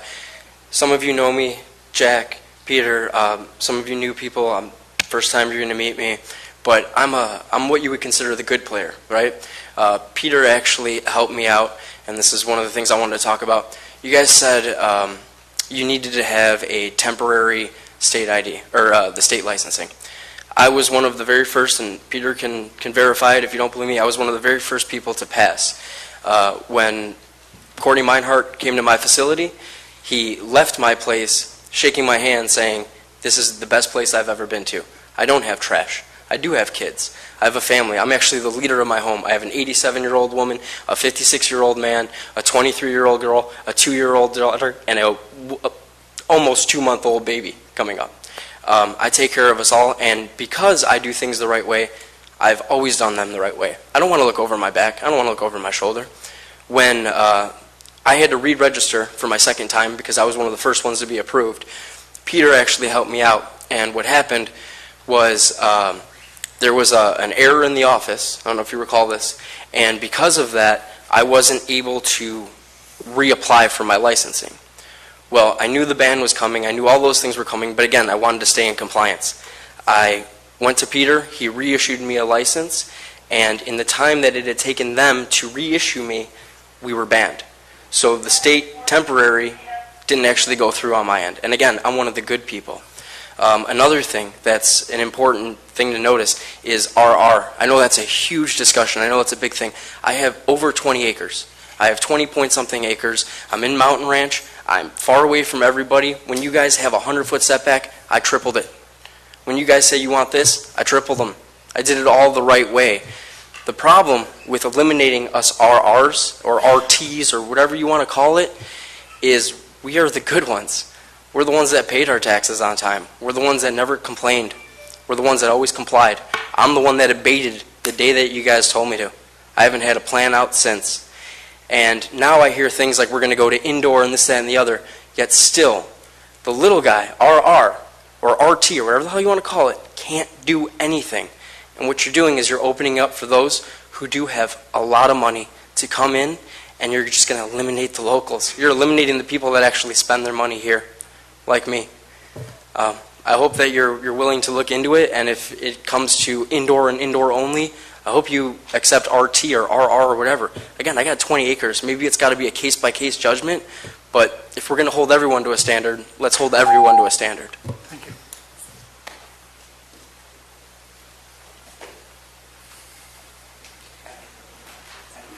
Good afternoon. Did you know the lingering, powerful, nauseating stench, skunk-like smell of marijuana farms can carry over half a mile? That's 2,600 feet and beyond, forcing neighbors inside their homes. I wanted to talk about code compliance. My neighborhood has been working with code compliance since April of 2016 to get a couple of properties where people are camping to deal with those issues. As of today, and these places, these properties in my neighborhood have no house, no water, no well, no septic, no electricity, and as of today, they're still living there. And it's a few different properties. And I have called code compliance along with neighbors multiple times, written emails, sent complaints over the last 3 years, and they're still there. So for those of you watching at home, don't be fooled thinking code compliance can take care of those issues. The other thing I want to talk about, which nobody talked about today, is the water tables. The water tables in Copperopolis are low to none. Drawing the groundwater near our residential area could severely impact the local residents' wells. We don't have city water available to us. We are dependent on our wells. And of the houses in my area, a few of them run out of water during the summer already. That's how low the tables are. So, per the EIR, A 22,000 square foot outdoor grow requires 400,000 gallons of water. So we're upping that now to 1 acre. That's 800,000 gallons of water. And each parcel can have 5 grows. So now we're talking about 4 million gallons of water per parcel with 5 grows. That's enough water to support 27 people for 1 year. You really need to address this issue before you come up with a permanent ordinance. Somehow, some way, it needs to be in there where you take a look at the water tables, and if they don't support that kind of activity, then the permit cannot be issued. Thank you. Thank you.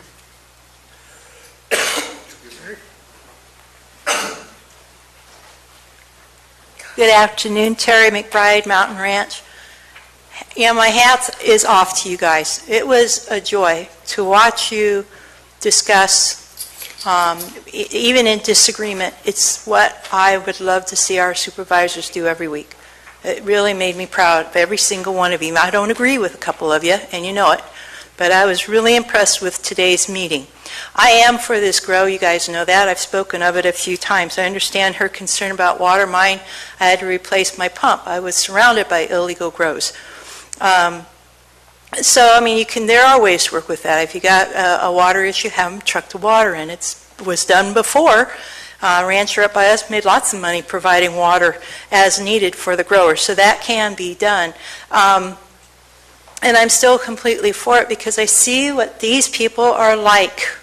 I see them as family folk. I see them as people that love this county. I see them as people that are going to let our local businesses cash registers start ringing and bringing in money and bringing on hiring because we have some of the highest unemployment in this county, and it's going to help with that.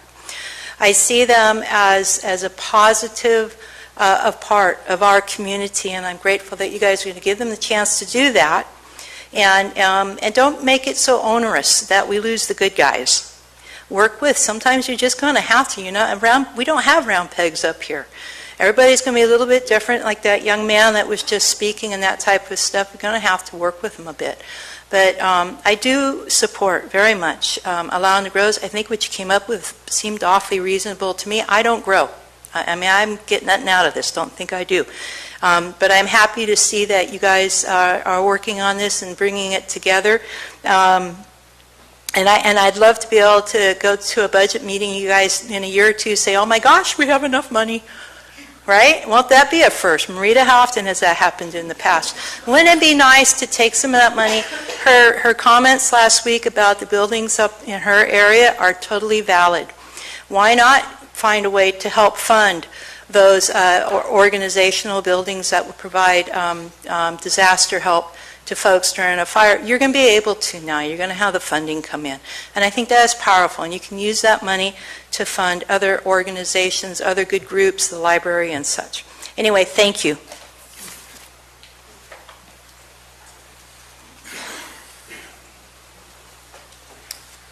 Hi, my name is Jason DeSalvatore. I just want to say I support the direction that the board's going in. Watching all the comments and the discussion today, just a comment regarding the distribution, which came up. There was debates about different license types. There's actually multiple different tiers of distribution licenses through the BCC in the state of California.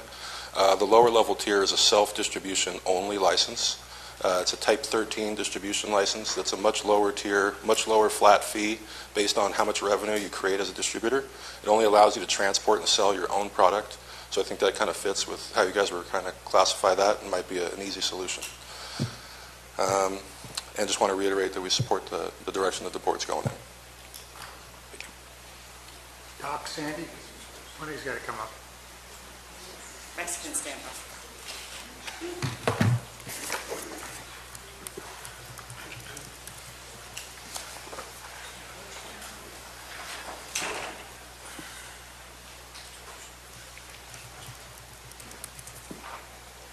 I can't get my PC to unlock.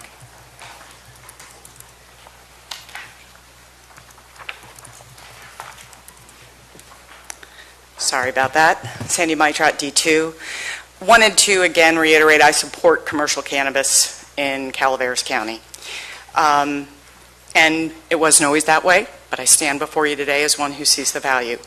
My gravest concern, and I wanted to bring that forward, is overall county capability. And that's on multiple levels, and I'm not saying that we can't do this, but I'm saying we might want to consider approaching it a little bit differently than we have in the past. As a seasoned program and project manager, I stand before you today in support of a controlled deployment associated with a new regulatory program, and I think that's how we are proposing approaching this. But what I want to toss out there is whether or not the county could possibly consider using an iterative model when crafting the program deployment strategy that you use. So let me take a few minutes to explain, and it maps to the handout that I very quickly crafted. It's called an iterative model, and it's an implementation approach that focuses on an initial simplified implementation, which then progressively gains more complexity. After an initial planning phase, a small handful of stages are repeated over and over. You get better and better at what you do, with each completion of the cycle incrementally improving or growing that iterative process. Enhancements to the program can be quickly recognized and implemented throughout each iteration, allowing the next phase loop to be at least marginally better than the last one. So when you look at the handout I gave you, the phases include planning and requirements. You map out the high-level project. You do that in an initial stage of planning. You establish clear requirements, and you generally prepare for the upcoming stages when you do that. Then you step into analysis and design, and some of that involves nailing down the phase content and the details required for each stage of the project. You then establish technical requirements that can be utilized in order to meet the given needs of each iteration that you ultimately plan out. Then you work towards implementation, and that's when you actually do the work. You test, and by that I mean you come back and you say, what worked well in this phase? What do we change? What do we modify? And then you do an evaluation of the overall deployment at that level. The thing that I'm asking for is that we start small and somewhat controlled, create phases, clear timelines and schedules, and enhance the current iteration when the county feels they can truly support it. And I think that was the biggest problem with the urgency ordinance. Thank you very much. Thank you.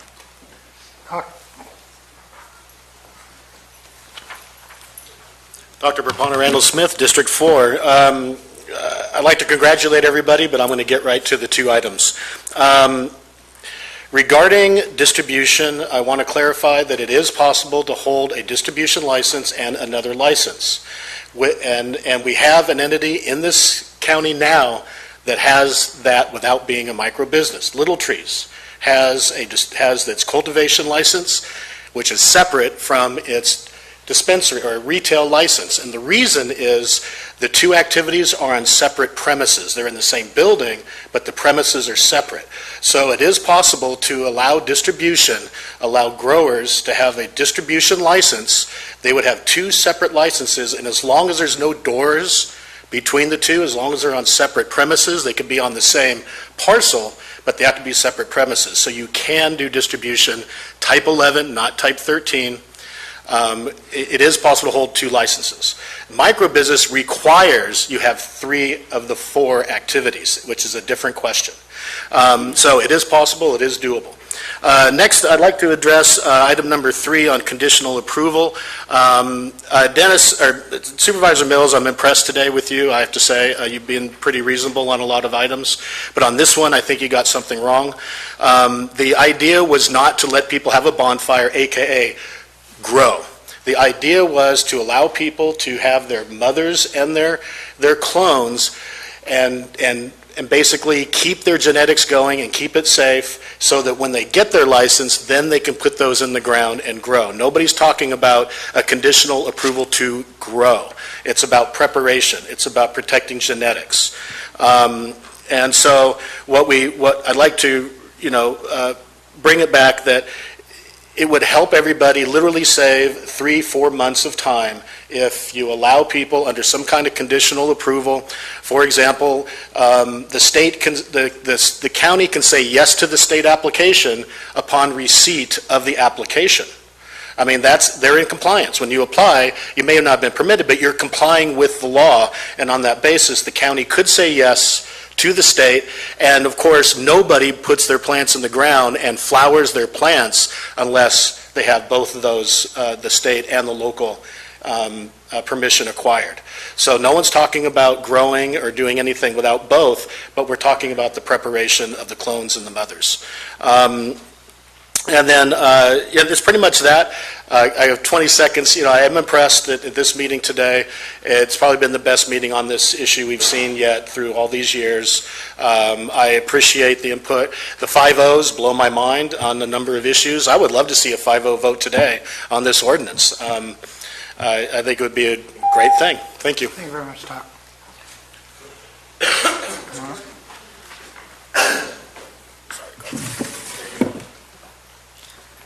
Hey, good afternoon. Carlos Boyle, District 1. I want to reiterate what Doc Smith was saying. I'm really impressed with the conversation we had today. Everyone kept a really open mind. I think we're actually talking about real issues now, and we're being receptive and trying to make good common sense solutions to a lot of these problems that we've been dealing with. That being said, I want to just point out some things that were said today, and in defense of the growers. I guess one of the first things that was mentioned was how we were dragging out the permitting process during the UO, and I know a lot of this is really unnecessary to say, but I just have to say in defense to the growers that the UO was really a mess. There was no real clear direction. So if things were dragged out, they may look like they were dragged out, but we were told we needed permits for some things, and we didn't need permits for some things, and it may have looked like we were dragging them out, but we were all just trying to stay alive, trying to stay afloat, and trying to get our ducks in line without getting swallowed up by the program that was just trying to figure itself out, really. So just keep that in mind. We weren't really pushing this. It's really sad to see RR go down. I know the biggest problem is odor and traffic, and if that's really a big problem, I think we really need to look at that through a different lens. Odor and traffic really are things that I think we should be able to deal with. The odor really is only bad for 4 weeks out of the year. Realistically, it's only 4 weeks out of the whole entire year. If you really have an issue with it, keep your windows closed. When we have fires and there's ash and smoke all around, we keep our windows closed because we can't take that smell, and that's just part of life. We're living with other people. We don't live in a bubble. So not to take away from the importance of that, but just different perspective there. Setbacks. We're dealing with these arbitrary numbers. I think what the woman said earlier. This smell does travel. 75 feet, 100 feet, 1,000 feet isn't going to do anything. So, these numbers are arbitrary. We're just picking them out of thin air. I think if you're ag zone and you're surrounded by other ag land, having a 75-foot setback is kind of silly. There's nothing there that you're backed up against. So, other than that, I think we made some really good progress today, and I really appreciate us being able to move forward here and try to put something together that makes sense and works for the majority of people.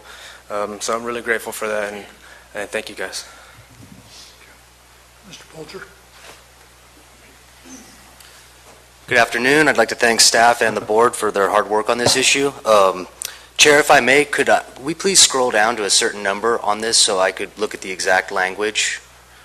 Number 15, if that pleases the board.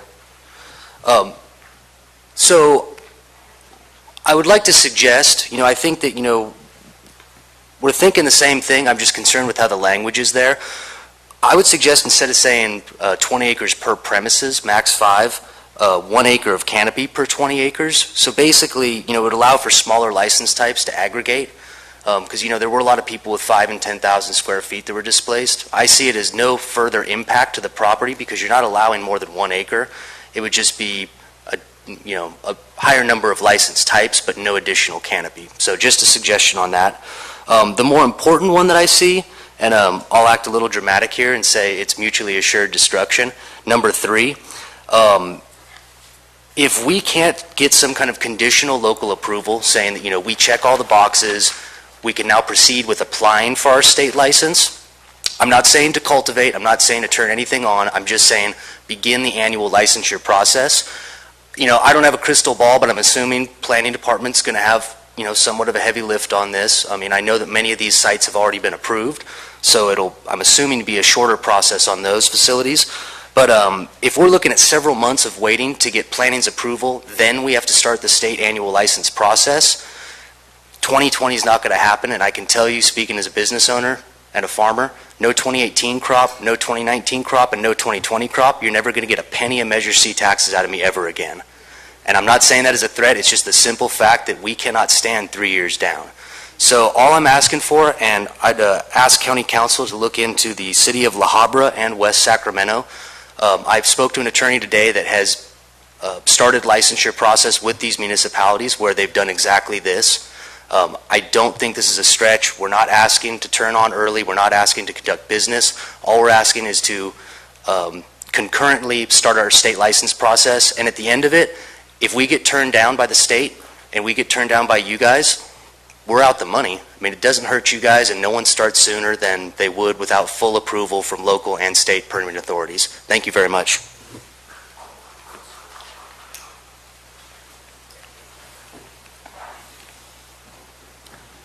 Good afternoon, Board of Supervisors.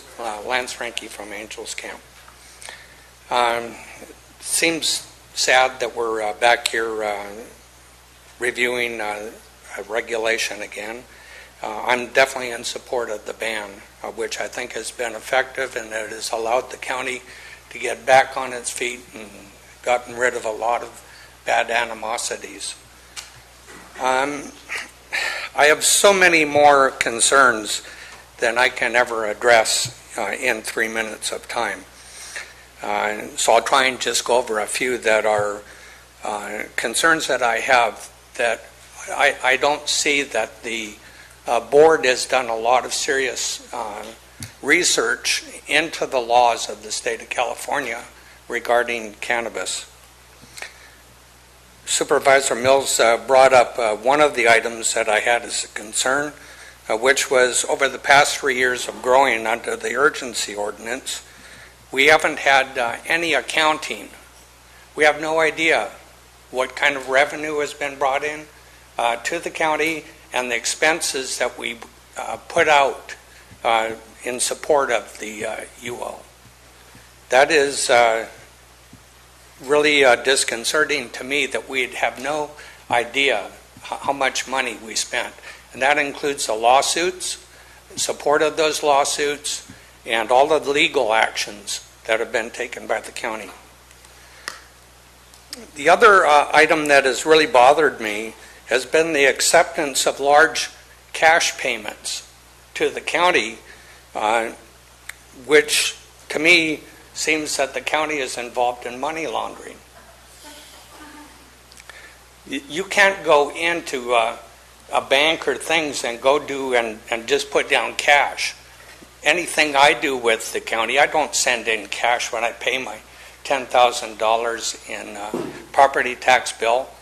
I write a check. Everything is tracked. They know where that money comes from. When you receive cash like that, you're putting a liability on the county. Other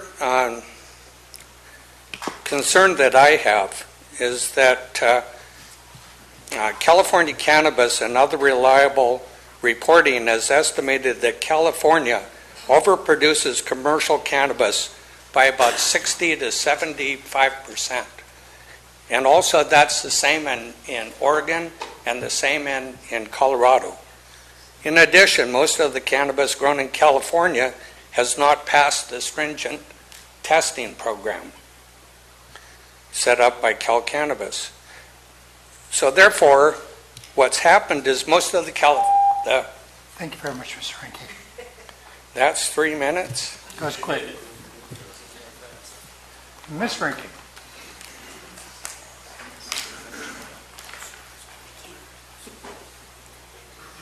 Good afternoon. Vicki Ranke, Angels Camp.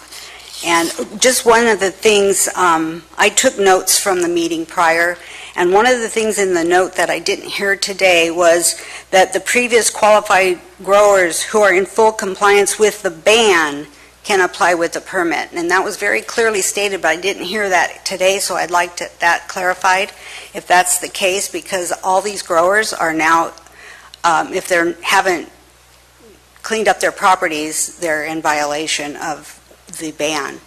And of course, I'm here to say that I also represent Crackham, Calaveras Residents Against Commercial Marijuana, and we are against this. We are in support of the ban. And the ban is here. People today are talking like we have no ban and that they're all getting ready to go to regulation, which has not been approved yet. So I'm here to say that we need to continue the ban because, you know, what makes us think that it's going to be any different this time when you start trying to regulate again and letting people know that we're open to regulation, we'll be flooded again with probably a lot of illegals and people trying to be legal. The Sheriff Department continues to eradicate illegal grows even though we have a ban, but at least they can determine what is an illegal grow because right now we have a ban. With regulation, you know, I'm sure we'll get more illegals coming back in, hiding between the people who want to be permitted. It's just the nature of the game, and we don't want it here. I will remind you again about Measure D, which I know Marita knows very well because she was one of the signers on that proposal, and that it failed in our county. The people said no to regulation. I know I've gotten up here and said this a million times. The marijuana industry turns a county into a place that is not safe for people and kids. And we're talking about 190 permits that were given out, and then you keep saying, well, we should start little. So what happens when some of the growers are allowed to grow and some are said, well, sorry, but you're not going to get to grow? What do you think is going to happen? What do you think lawsuits are going to come flooding into this county again, costing our taxpayers the money to pay for all these? Again, very upsetting because from the day one we've all said no to this industry. We haven't gotten to vote on it except on Measure D, and nobody will. We were stopped twice on trying to put a ban, and those were stopped by the marijuana grow organizations because they knew it would pass here in Calaveras and we would be done. We would have had a ban. Anyway, very much, thank you. Thank you.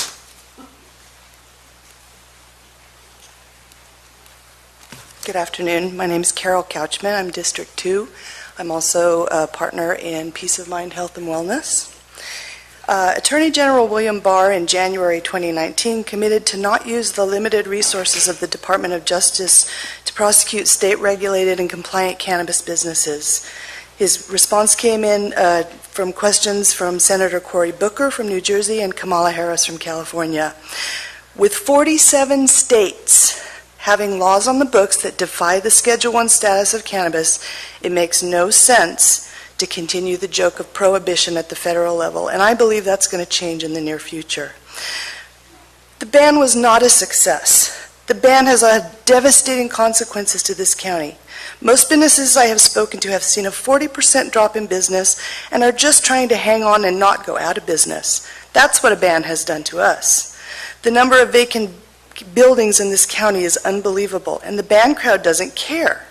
They are wrong on so many levels. They're very vocal, but they are in the minority. Most residents in this county support a cannabis industry, but the scare tactics and bullying that have been used for the past 3 years have made everyone sick and tired of the whole thing. When they're talking about odors, I had a squab farm. I had odors. I lived by dairies. There were odors. I have cows on my property now, and they poop and they stink. Odors are a fact of life when you are in the agricultural industry. Get over the odors. Good gracious. State regulators have voted to allow delivery of cannabis even in banned counties and cities. You're going to have delivery services coming in from other counties to deliver cannabis products, and this county will get nothing. No tax money. I'm encouraged that you're looking at setting up regulation today. Many of us are just hanging on by a thread, and we need to get back to work. We want to be good neighbors, and we placed our garden in a location that is private and not bothering anyone. We have spent thousands of dollars to comply with the urgency ordinance regulations. There are lots of ways to get this industry launched again, but if it becomes too expensive, many of us won't be able to make it. And like Mr. Bolger said, we can't run a business and not be able to do business for 2 to 3 years and have a business at all. We have to get back to work. It's also imperative that we have all levels of the industry in this county. All my business needs is an infusion and packaging license. I just take cannabis oil, infuse it into an herbal base, and make topical products out of it. I don't need a manufacturing, I just need infusion and cannabis. Thank you. Thank you. Tom? Good afternoon. So far this has been a really positive study session. Glad to be here. Especially Supervisor Callaway, I appreciate your position and conviction on personal cultivation, and I hope you can bring 2 more supervisors along before it's over. In the meantime, thanks for biting the bullet and supporting the lesser of 2 evils so we don't all get deprived of personal in the county-wide, since that was the other option. And since you left it open the board left it open for future discussion, I just kind of want to quickly mention setbacks.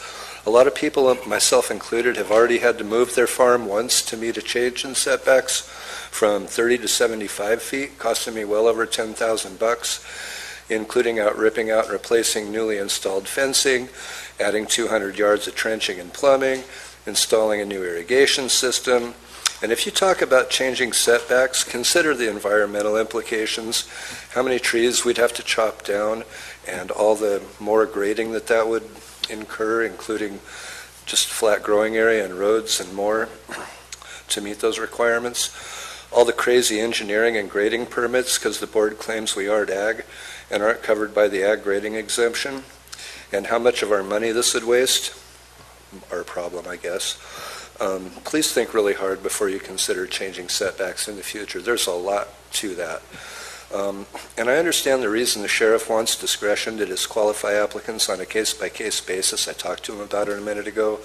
And this is not a criticism of his fairness. It's acknowledgement that he's human.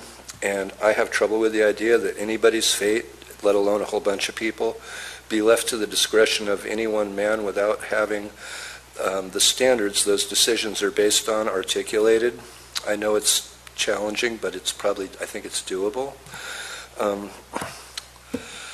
This is the essential difference between a ministerial and a discretionary permit process. You can't have discretion and call it ministerial. I want to acknowledge a misconception on my part when I wrote an email to board members last night. I was in error about the county's role in background checks for employees, inhibiting our ability to move quickly to mobilize labor. That's a state issue. I was mistaken. My bad. And having said all that, with a couple of minor caveats, which other people have already brought to your attention, I just want to congratulate you overall on a job well done and say this was the least crazy cannabis regulation board deliberation I've ever witnessed, and I've witnessed them all. Thanks. Sue? How many other speakers do we have? Kevin? Patricia?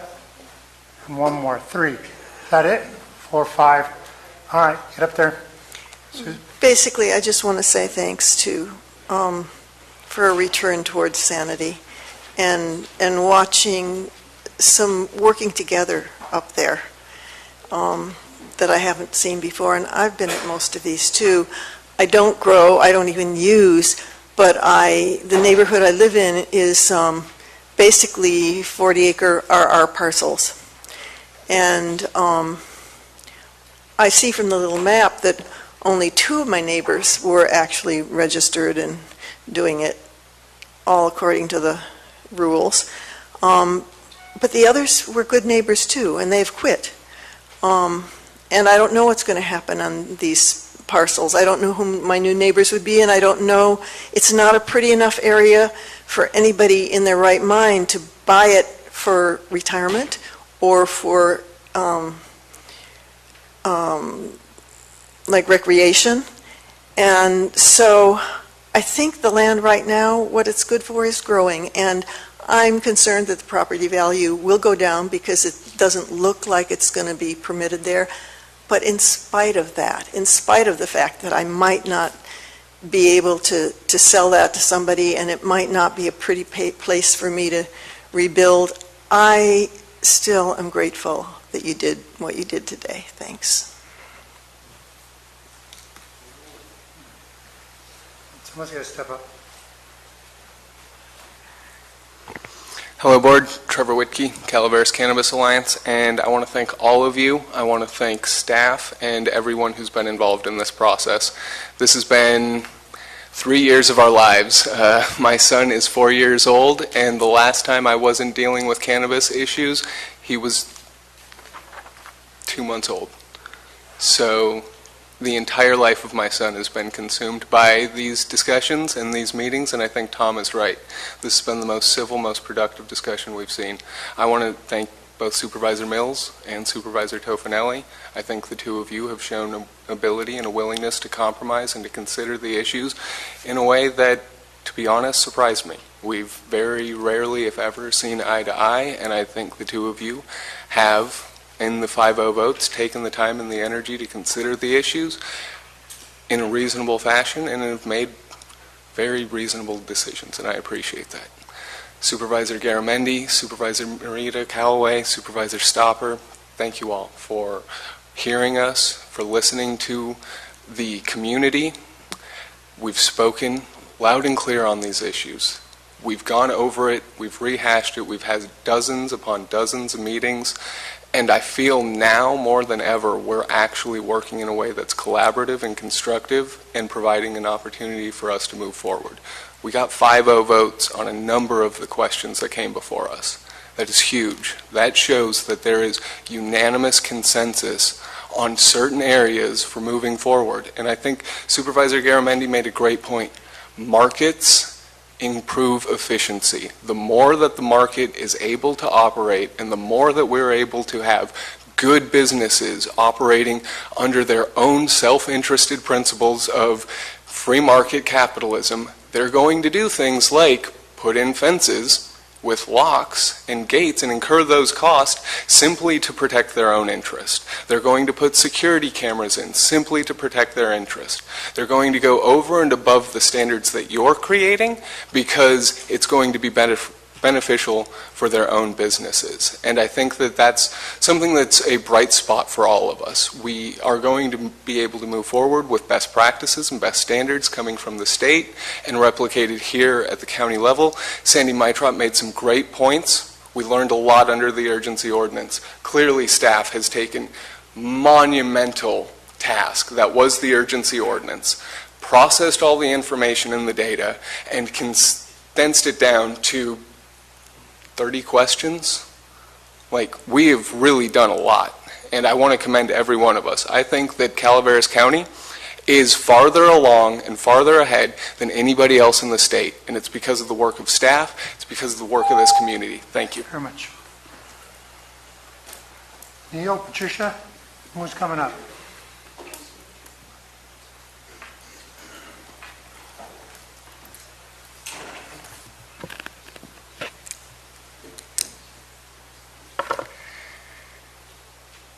Water prices are being subsidized by water rate payers because CCWD sells it back cheap.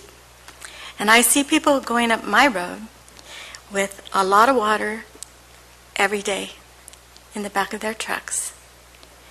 I don't know what they do with it, but I also see trucks going up my road that have barrels that are laying down as they go up, and they're food grade, and when they go back down the road, they're upright. I don't know what's in those barrels. One time I smelled something like butane or propane or something, and I reported it. But anyway, and then there's the shooting. They're shooting on one side, they're shooting on the other side, they're shooting all around. And why? I don't know. But to me, it's kind of like they're warning you, don't go close.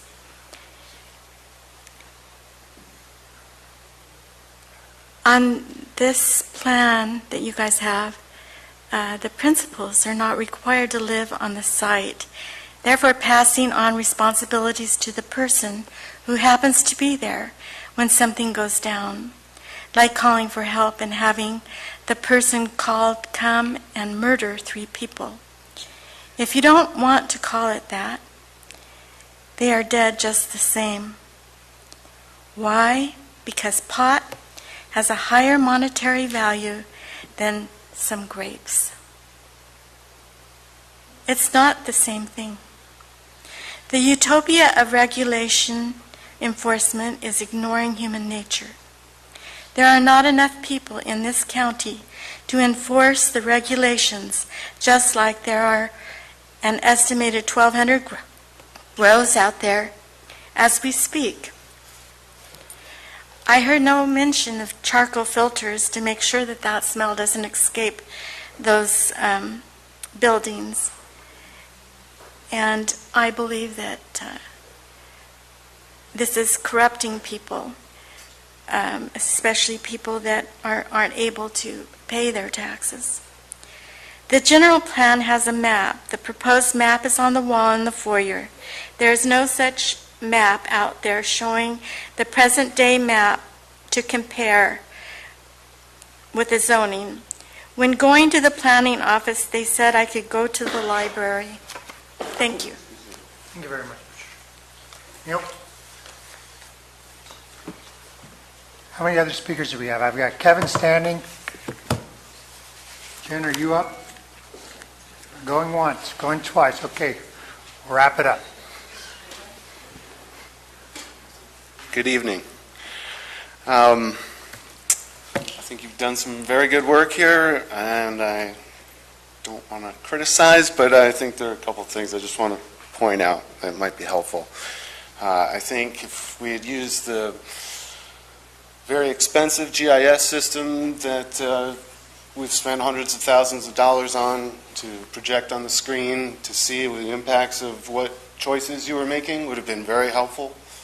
But that my recommendation wasn't listened to on that one. So we move forward. 68% of total farms are in D2. I know you know that, Jack. 29 farms in D2 are between 5 acres and 20 acres. And between 10 and 20 acres, there are only 7 U and 2 RR. There are no farms in Copperopolis, so we don't really have to worry about the water table over there. There is one 18.8 acre farm in Wallace, 2 farms in Angels Camp that are 19.83 and 19.99 acres. I think that, we know that the rezoning is going to follow the general plan update, and this can resolve much of the haphazard zoning that exists now. To force us to spend an additional $390,000 to rezone will only overburden staff and prevent them from doing the rezoning that they're supposed to be focused on for the general plan update. Ministerial permits seem to be the most efficient means to administer the program. I think CUP is more than necessary at this point, and most critically, there needs to be the dual track. To get this done, as you are finalizing this, to allow us to get state approval, not to, as everyone has stated, not to start, but to get everything done so it's done before the end of the year. Because come the end of the year, as far as my understanding is, we lose our provisional license. And then we go to the back of the line for 6,000 applications that are ahead of us, and they're only processing 40 a week. I mean, that's years. And I think that's the majority of it. Oh, I just learned this past week that Calaveras County sprayed 347 gallons of glyphosate over 231 acres along 500 miles of roadway, and the total acreage of commercial cultivation was only 58 acres. It's just an interesting comparison to who's really poisoning our county. Thank you. Kevin?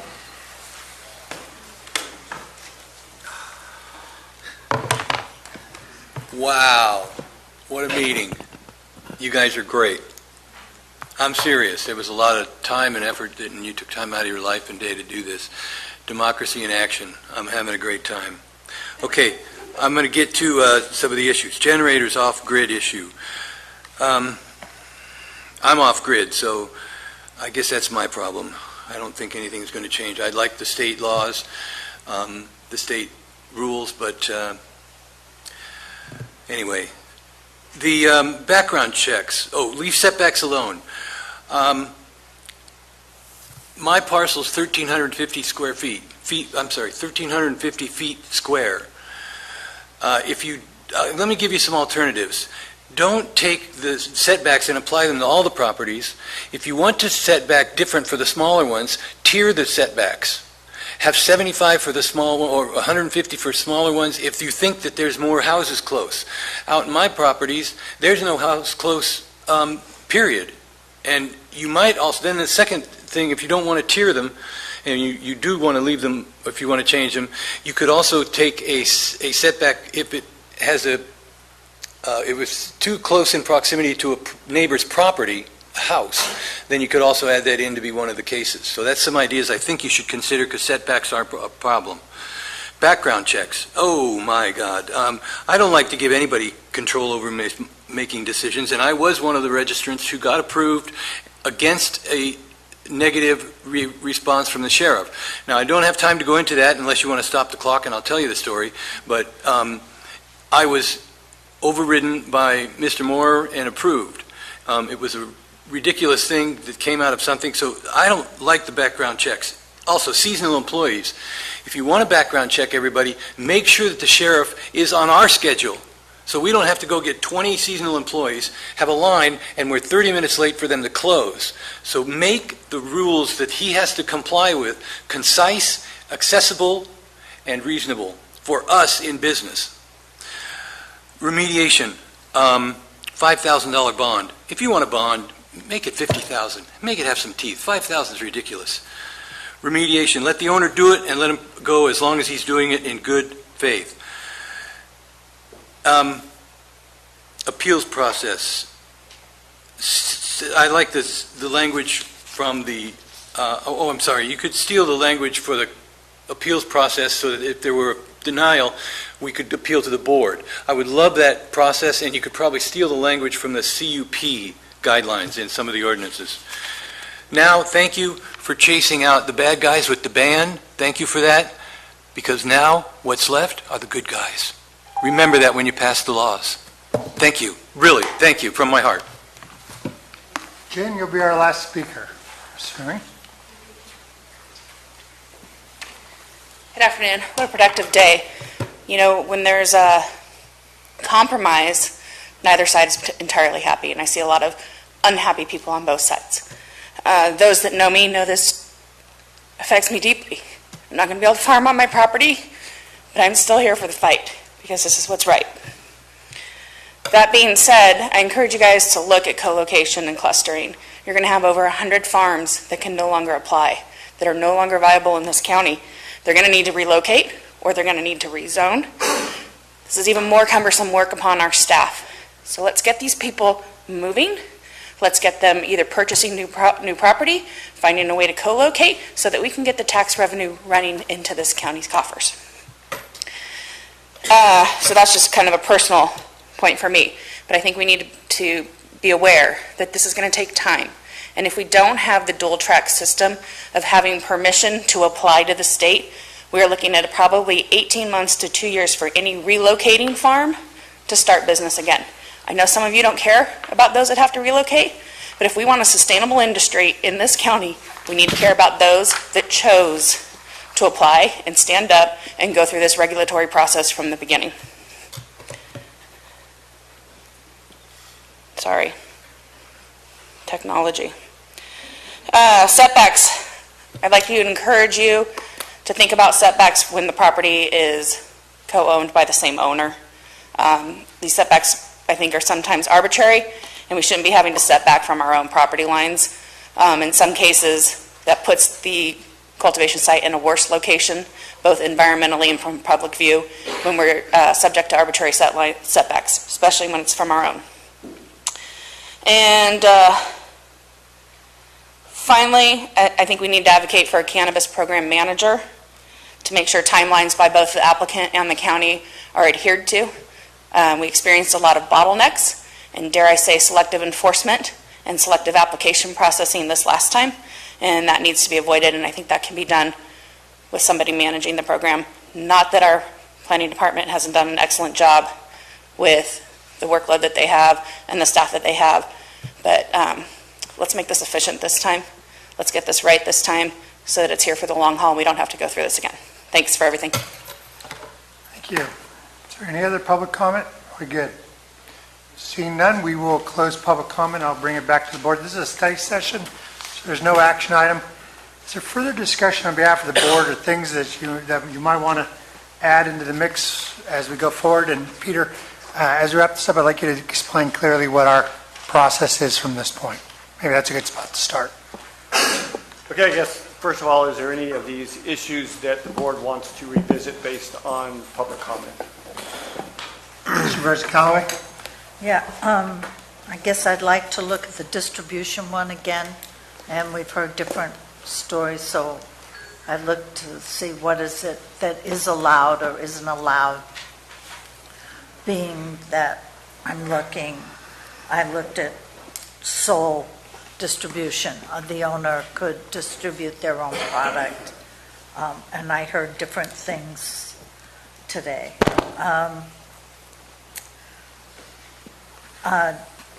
From several people, we've heard about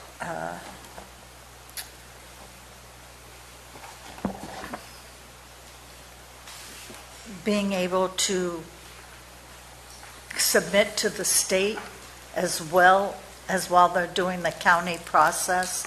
I mean, either we're going to hold people up, and because it is critical, that's one of the reasons that we're sort of pushing for it now, is so those people who had their temporary license and were banned can now go back and get their provisional license, and if they have to wait to apply for that while waiting for our process to start, then we could reach the end of the year. And I think we should consider that. The woman that spoke about water tables, I thought that was a valid concern, but I understood that the State Water Control Board had to get permits from them anyway. Is something changed on that would deal with that? So the Water Board talks about surface water runoff and pollution issues, not necessarily groundwater supply and availability. Okay, so when we do a subdivision, people have to prove water and the water table. And if the famous one in Gary's area, where there was going to be a huge take of the groundwater, and that was one of the many reasons of turning down the project, is that an issue that we should be dealing with in this case? We allow groundwater use for golf courses, for other ag products. Is there something different we should be doing here that we are or are not doing elsewhere? Well, these are policy calls by the board. If that's something you want us to include in an ordinance, then we would need to know. No, I guess my question is we already have like a system in place. Is there any need for us to do something special? There isn't a system in place. If you're building a house and you are serving the house by a well, you have to demonstrate that you have potable water. But we do not have a minimum standard as far as the amount of water. You can do storage. So when we do a subdivision, for example, or some other larger discretionary permit approval, we do look at the likely capability of groundwater to serve the project if that's what's proposed. It's very difficult to actually prove that there will be sufficient groundwater over time to serve the project. We can do some, in some areas we have actual groundwater table that you can do some testing and look at drawdown. But for the most part in the county we have a fractured rock system that testing won't necessarily provide any data as to the long-term effect of a well on someone else's well versus how long that groundwater source may produce at the level that a pump test would create at that time. And one more item I have, if I heard correctly from public comment, I think we should consider allowing starter plants if they've gone through the process. But I heard a commitment from those people that spoke that there's no turning on the lights or planting them in the ground, but the possibility of at least getting started for what will take a few months to go through the county and maybe longer for the state, I'm not sure. So those are my 3 areas of things I'd like us to consider. Okay, we've got 10 minutes left on the DVD, and then we're going to have to break and reconvene. Are there other comments from the board? So let's be real quick. That's where we're at. Otherwise, if we don't get it done in 10, we're not going to be done until 30. And speaking to the water table issue, I was in a conference with DWR up in Placerville here within the last 30 days, speaking to the issue of ag efficiency, and that the state is not going to relent on that one. So where there is no proven water or there is a questionable water source, that is going to play into some decisions that are going to be made here in the near future. Secondly, I think that the bonding, as we look at it, I don't know if you have the ability to get insurance on your car or bonding for something. Oftentimes $1 million bond is the starting point. It's not the end point. And so maybe a $5,000 bond for a potential future cleanup is way too low in this discussion. So those are the 2 things I think that really kind of hinge. Also, very quickly about money laundering. If the county wants to receive money, maybe they set it up in advance to do it so that there's no cash received, so that we can actually go through it and follow federal regulations in the receipt of money, so we don't have to deal with why I voted no on returning that money last time. Thank you. Supervisor Stopper. Just number 3, I brought up when applying to the state for a permit, applicant shall be provided by the county a conditional local authorization letter to facilitate the state licensure process. One of the comments had brought up La Habra in West Sacramento as using that process. I had been able to also find that through a simple Google search. So if you could look into that as we proceed into the future, I would like that to be considered. Thank you. Seeing no further lights on, Peter, why don't you tell us what our next steps are and how this is going to work out? So then it comes back to staff. I'll be working with county council to craft a draft ordinance.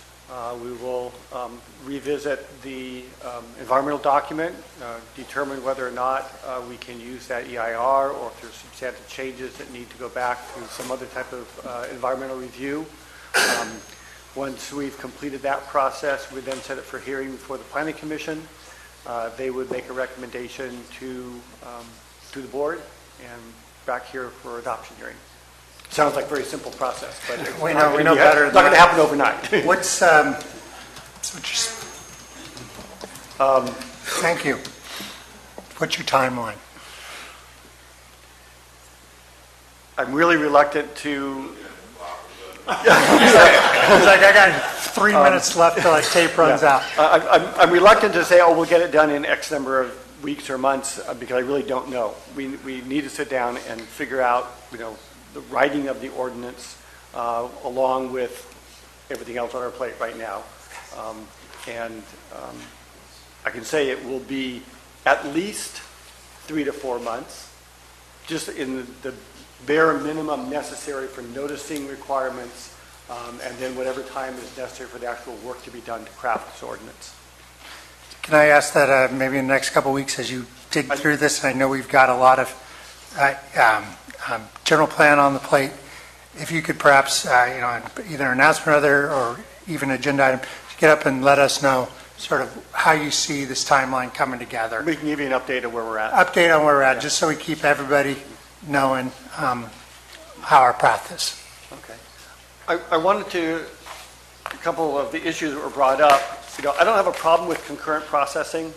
I don't know that the state would allow it unless we actually give them an authorization, but if that's something that the majority of the board wants to allow, there's really nothing that would prohibit us from letting someone applying to the state at the same time. I just don't know if the state would allow it. The state would accept an application that we're just saying, there's an application in process here. But I'd have to do some more research on that. Supervisor Toffenelli? I would be in favor of that, that's fine. Supervisor Stopper? All right, Supervisor Mills? Supervisor Callaway? I'm a yes too. So 4 and I'm going to bet Supervisor Stopper. I will not speak for Supervisor Stopper. I will wait.